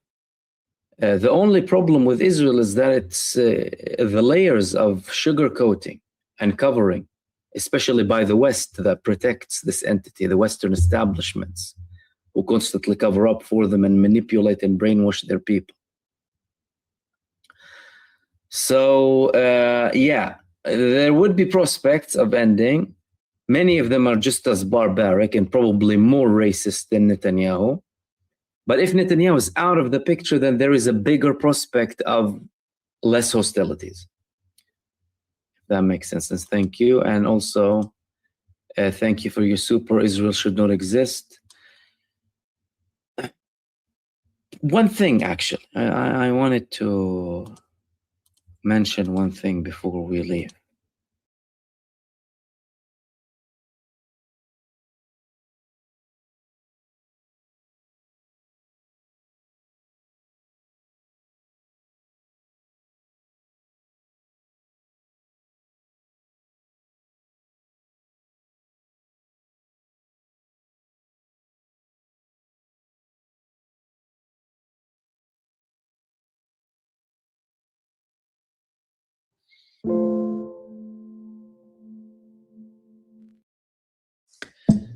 Hi, everybody. Today's Thursday, May 7, 2026. And I'm here to talk about what is happening right now in the southern part of Iran or in the Strait of Hormuz, Persian Gulf. And moments ago, we've learned from the CENTCOM and what has happened in the southern part of Iran and from Iranian media as well. But what is happening right now is important in the way that I was talking about it before, because the last talk I had on Sunday, I told you that this sort of blockade is going to bring many problems to the region. And right now, the same thing is happening right now. CENTCOM just reported that it says that it intercepted unprovoked Iranian attacks. And what has happened in reality, there were 2 Iranian tankers, one of them close to the, Fujairah port in the UAE. It was transiting from the Fujairah entering the Strait of Hormuz, and the other one close to the Jask city, one of the southern city close to the Persian Gulf in Iran. And 2 tankers were attacked. They targeted two tankers, the United States. It seems that they used this. They had 3 destroyers in the region that they attacked them. They used the missiles to attack these tankers.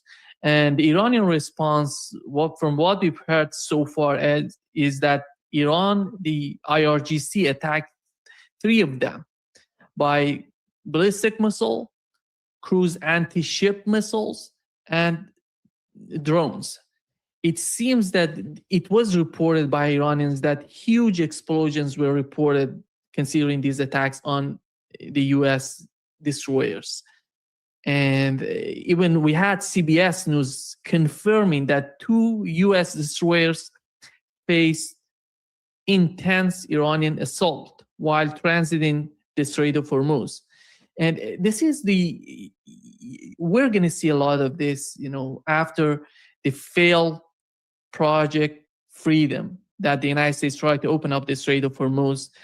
And it has failed. And Donald Trump came out and said that after 24 hours, it didn't work. So what is the alternative? They're trying to do everything because the blockade is not working, let's put it this way. and they cannot force these tankers to go around or just to get back to their, whenever they're entering the Strait of Hormuz or they're getting out of the Strait of Hormuz. That's why they have to attack them, because nobody would care about the announcement on the part of the U.S. destroyers, or the way that they're trying to force Iran not to anything coming in and out of the Iranian ports. And this is the fragility of the situation that we're living in with the case of the blockade. It's not gonna. I think we can talk about the ceasefire. The ceasefire is not there anymore. It wasn't there, by the way. It's some sort of pause. I would say, because Israelis are talking about Iranians, the assessment on the part of Iranians is continuing. They're talking about, let's assess who was participating in these sort of attacks. It was attack on the city of Bandar Abbas and the city of Minab. If you remember that primary school in Minab that was attacked in the initial day of 40-day war, they attacked that primary school. That is one of the naval bases in this city was attacked again. And it seems that Iran is attacking again and is responding. And I don't know so far how many targets were, how many targets were hit by Iranian missiles or drones in the UAE, but they are responding as we talk. The attacks are going to, they're sending missiles and drones to UAE. I don't know if they're gonna respond to Israel, because they're in the process of the assessment to see if Israel was participating in these sort of attacks or they were prepared for that. We don't know. From the news so far, we don't know what is happening, and the Iranian media didn't report on that. But the basic question right now is, what is the path forward for the current situation? Is the blockade happening? I think Iran is forced to react. Right now, they're forced to react. These 3 destroyers just left the region. They're not in the region anymore because they were attacked, and it seems 2 of them were hit and massively damaged. I don't know. It seemed the CENTCOM didn't mention that in the latest sort of announcement on their part. But as CBS News reported, it seems that there is something important that has happened to these destroyers.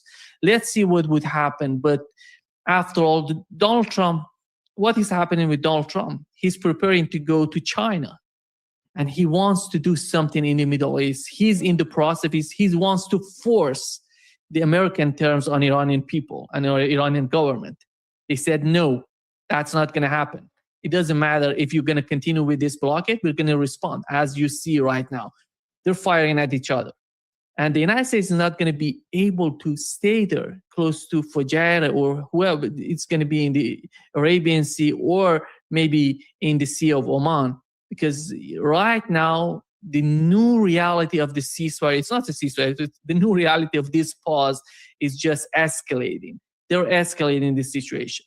And Iran is just, there was some sort of red line so far. They didn't attack each other directly, but right now that red line is not there anymore. That's why it's some sort of pause. I would say this ceasefire has totally collapsed. There is no ceasefire anymore.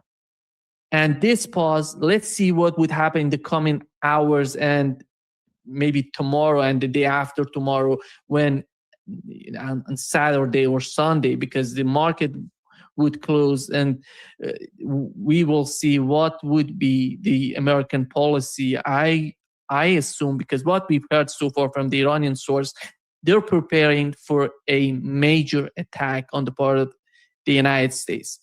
The Channel 14 in Israel reported that the ceasefire collapsed. They're preparing. There is a security meeting in Israel that was reported that Benjamin Netanyahu is having some sort of security meeting using phone calls. They're not getting together.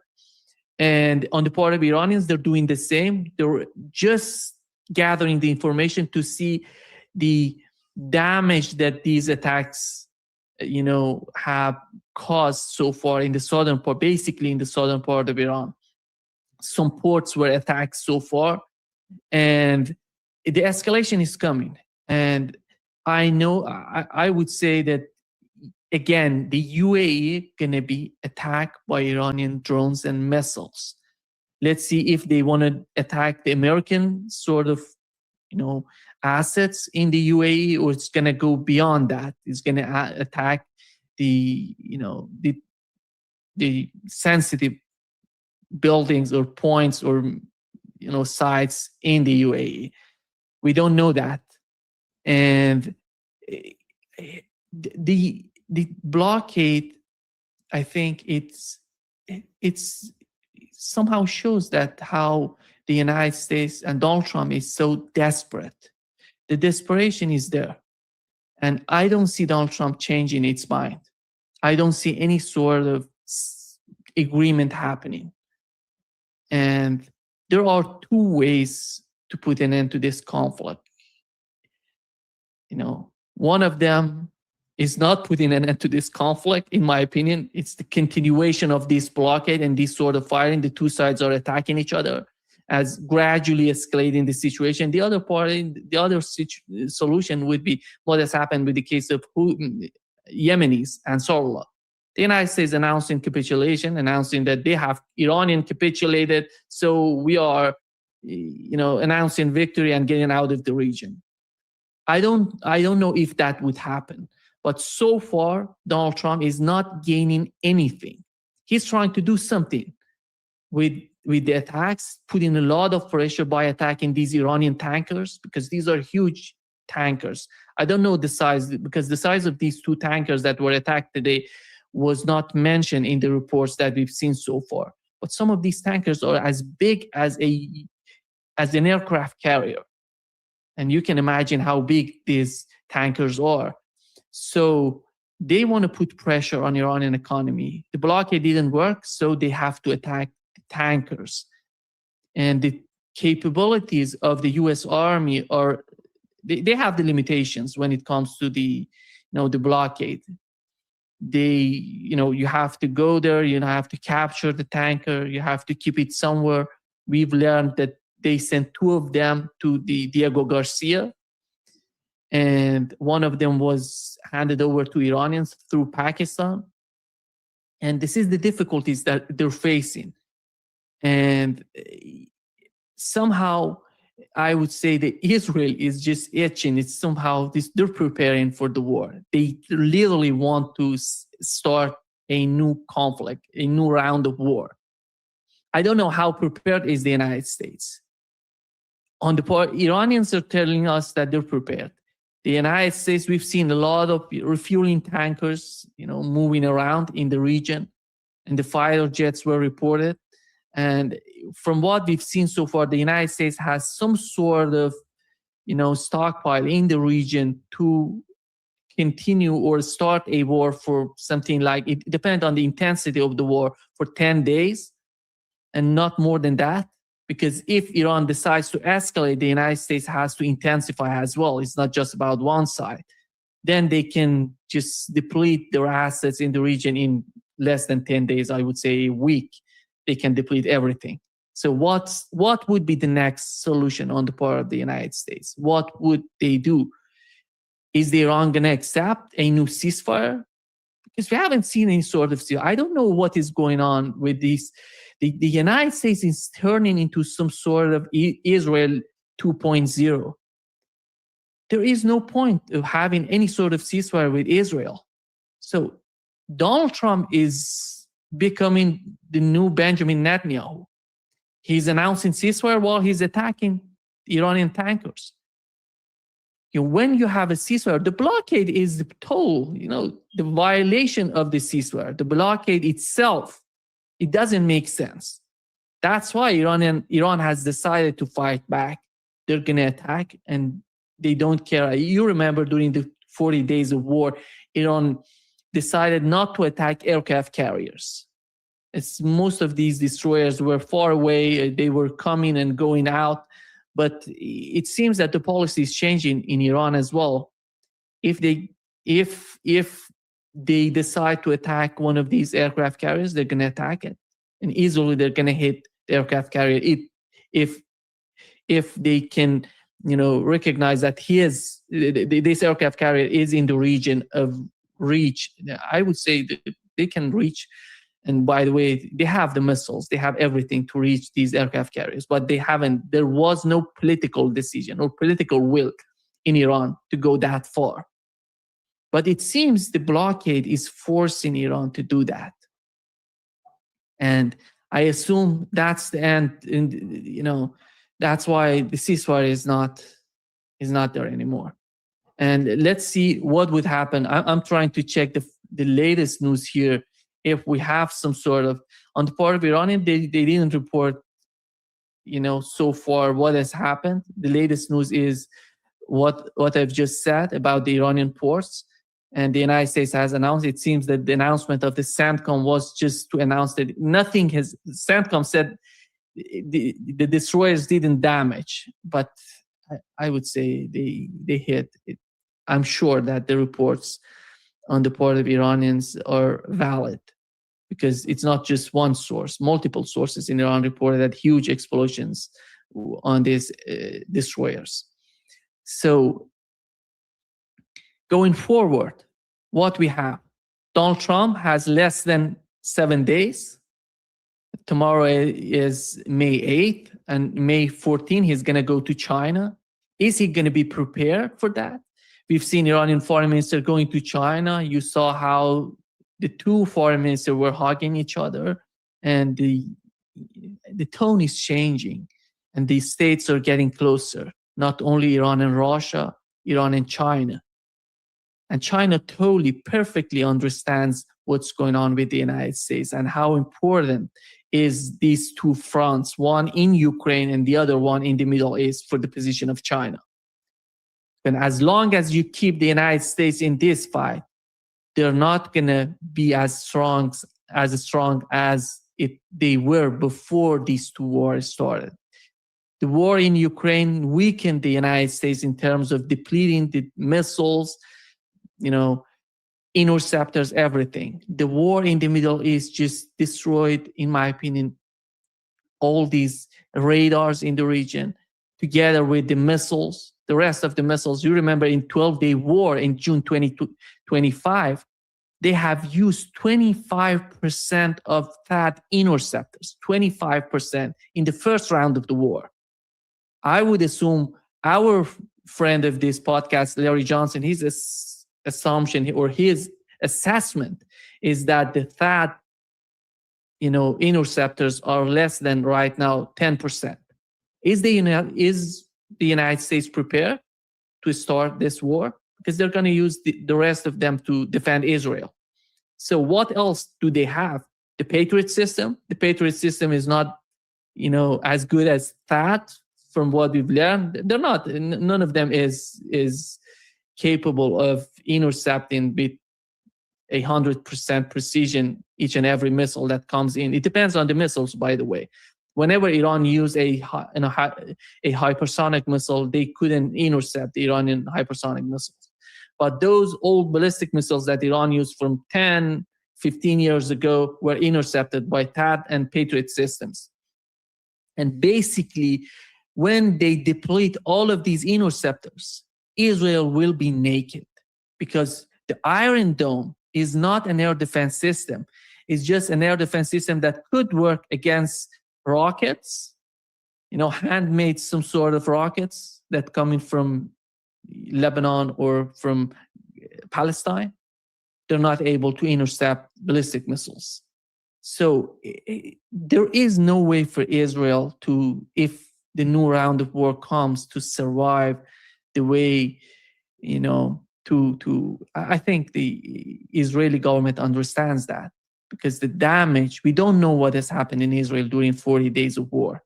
We don't know how devastating were the attacks, Iranian attacks on Israel. Nothing was reported. But on the part of Iran, we know the damage, in the cities, schools, hospitals, all were reported.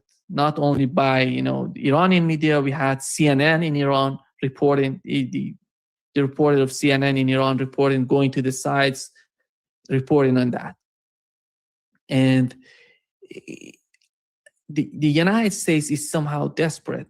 On one hand, they have this sort of shortages when it comes to the cruise missiles. They need these cruise missiles if they decide to attack Iran, JASSMs, and because they cannot go deep into Iranian airspace. The air defense of Iran so far, with the more than 3 weeks of the ceasefire, they have improved tremendously. It was reported. I don't know what they did, but they have improved it. And they're prepared for the new attacks. And if the fighter jets get close, they're going to get hit by Iranian air defense system. And the United States knows that. That's why they need these cruise missiles to hit Iran from outside of the Iranian airspace, not going deep into the Iranian airspace. So they're short of that missiles right now. They're short of interceptors. And Israel just getting, yesterday they attacked Dahia in southern part of Beirut. They tried to assassinate one of the Hezbollah commanders. That assassination has failed. It was reported by Israeli media. They were not successful in hitting, the target, the Hezbollah commander. And on the ground, they're getting beaten by Hezbollah and these FPV drones. Just moments ago, before coming to this live, there were multiple attacks by FPV drones on Israeli forces.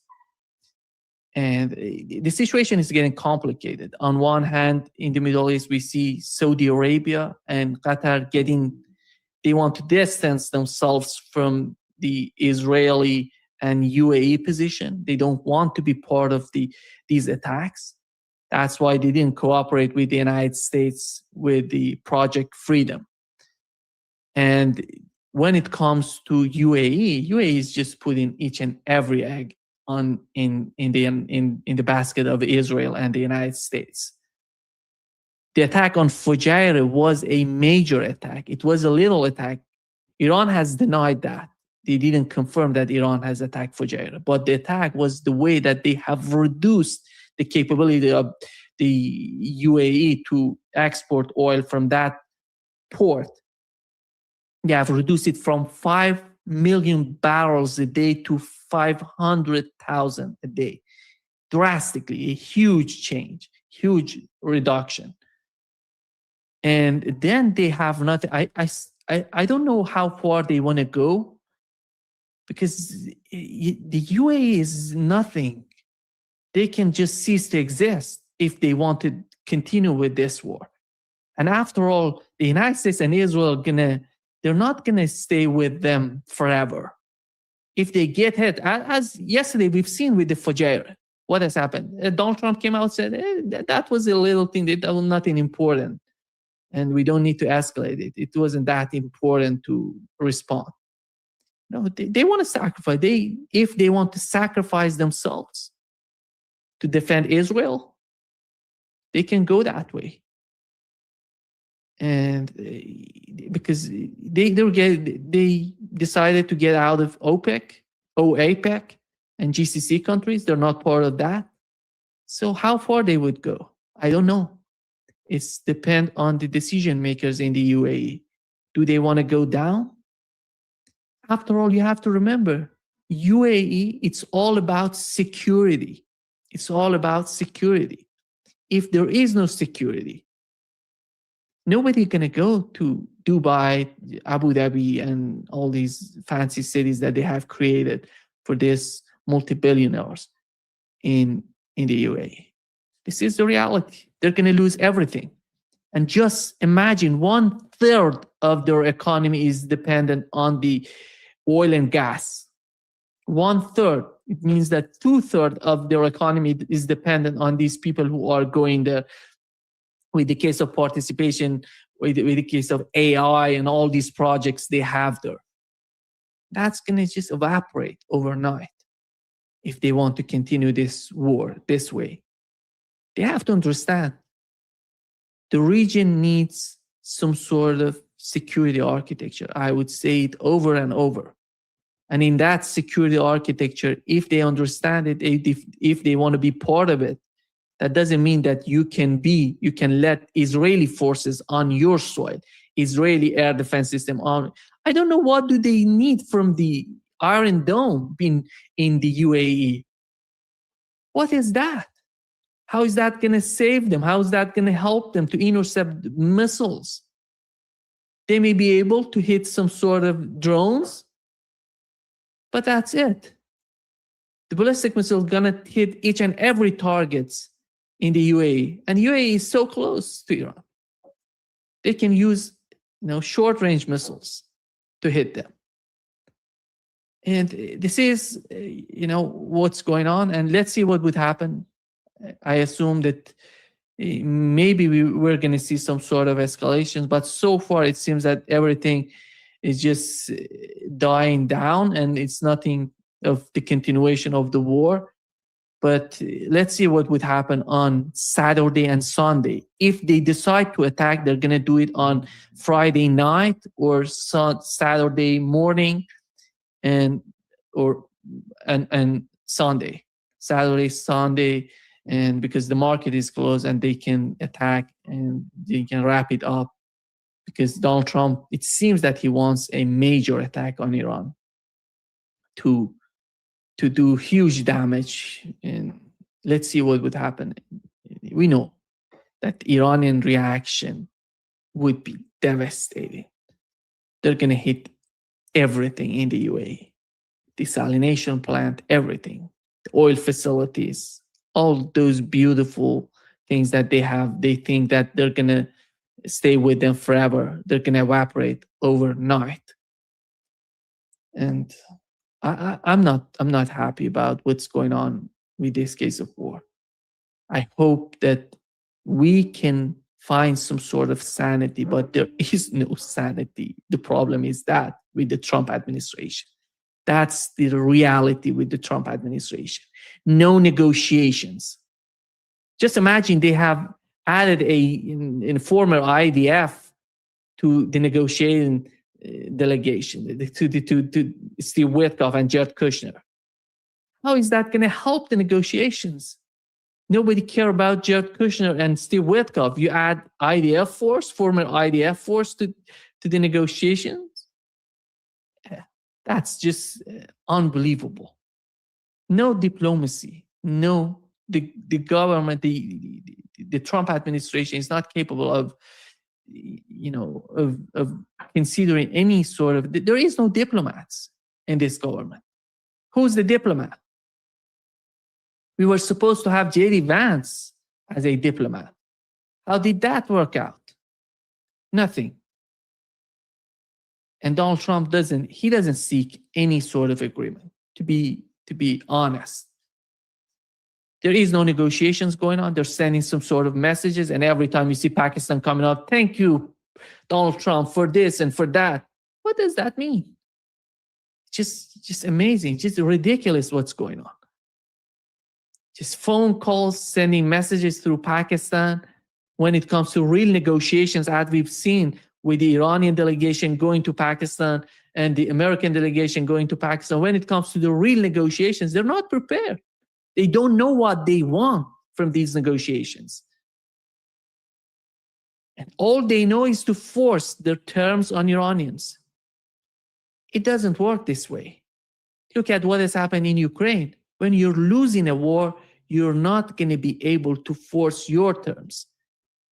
Who's winning the war is going to force its terms to make some sort of agreement.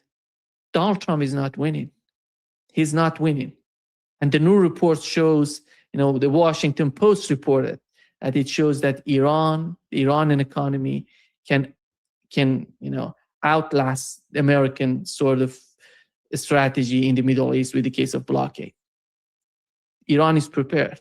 I keep telling you that the Iranian economy is prepared. And the latest, just today, it came out on the Washington Post that Iran is prepared for months ahead.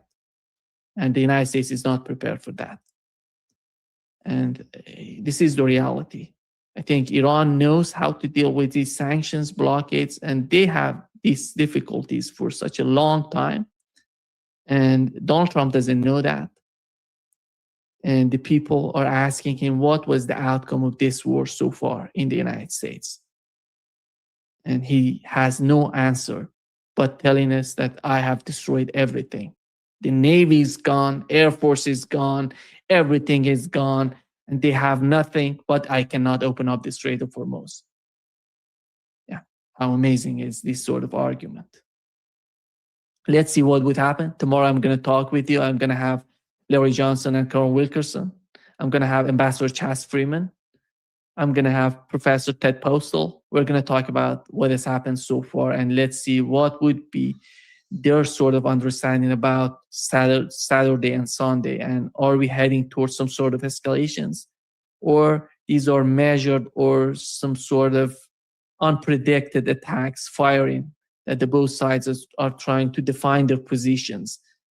But I would assure you that the United States is not going to be able to continue with this blockade. This is the end of the blockade. And anything they do, trying to seize or trying to, fire at a tanker, a ship, and some sort of boats, they're going to get hit by Iranian missiles, drones, and torpedoes. Let's see what would happen. Thank you so much, and see you tomorrow. Go for it. Follow me.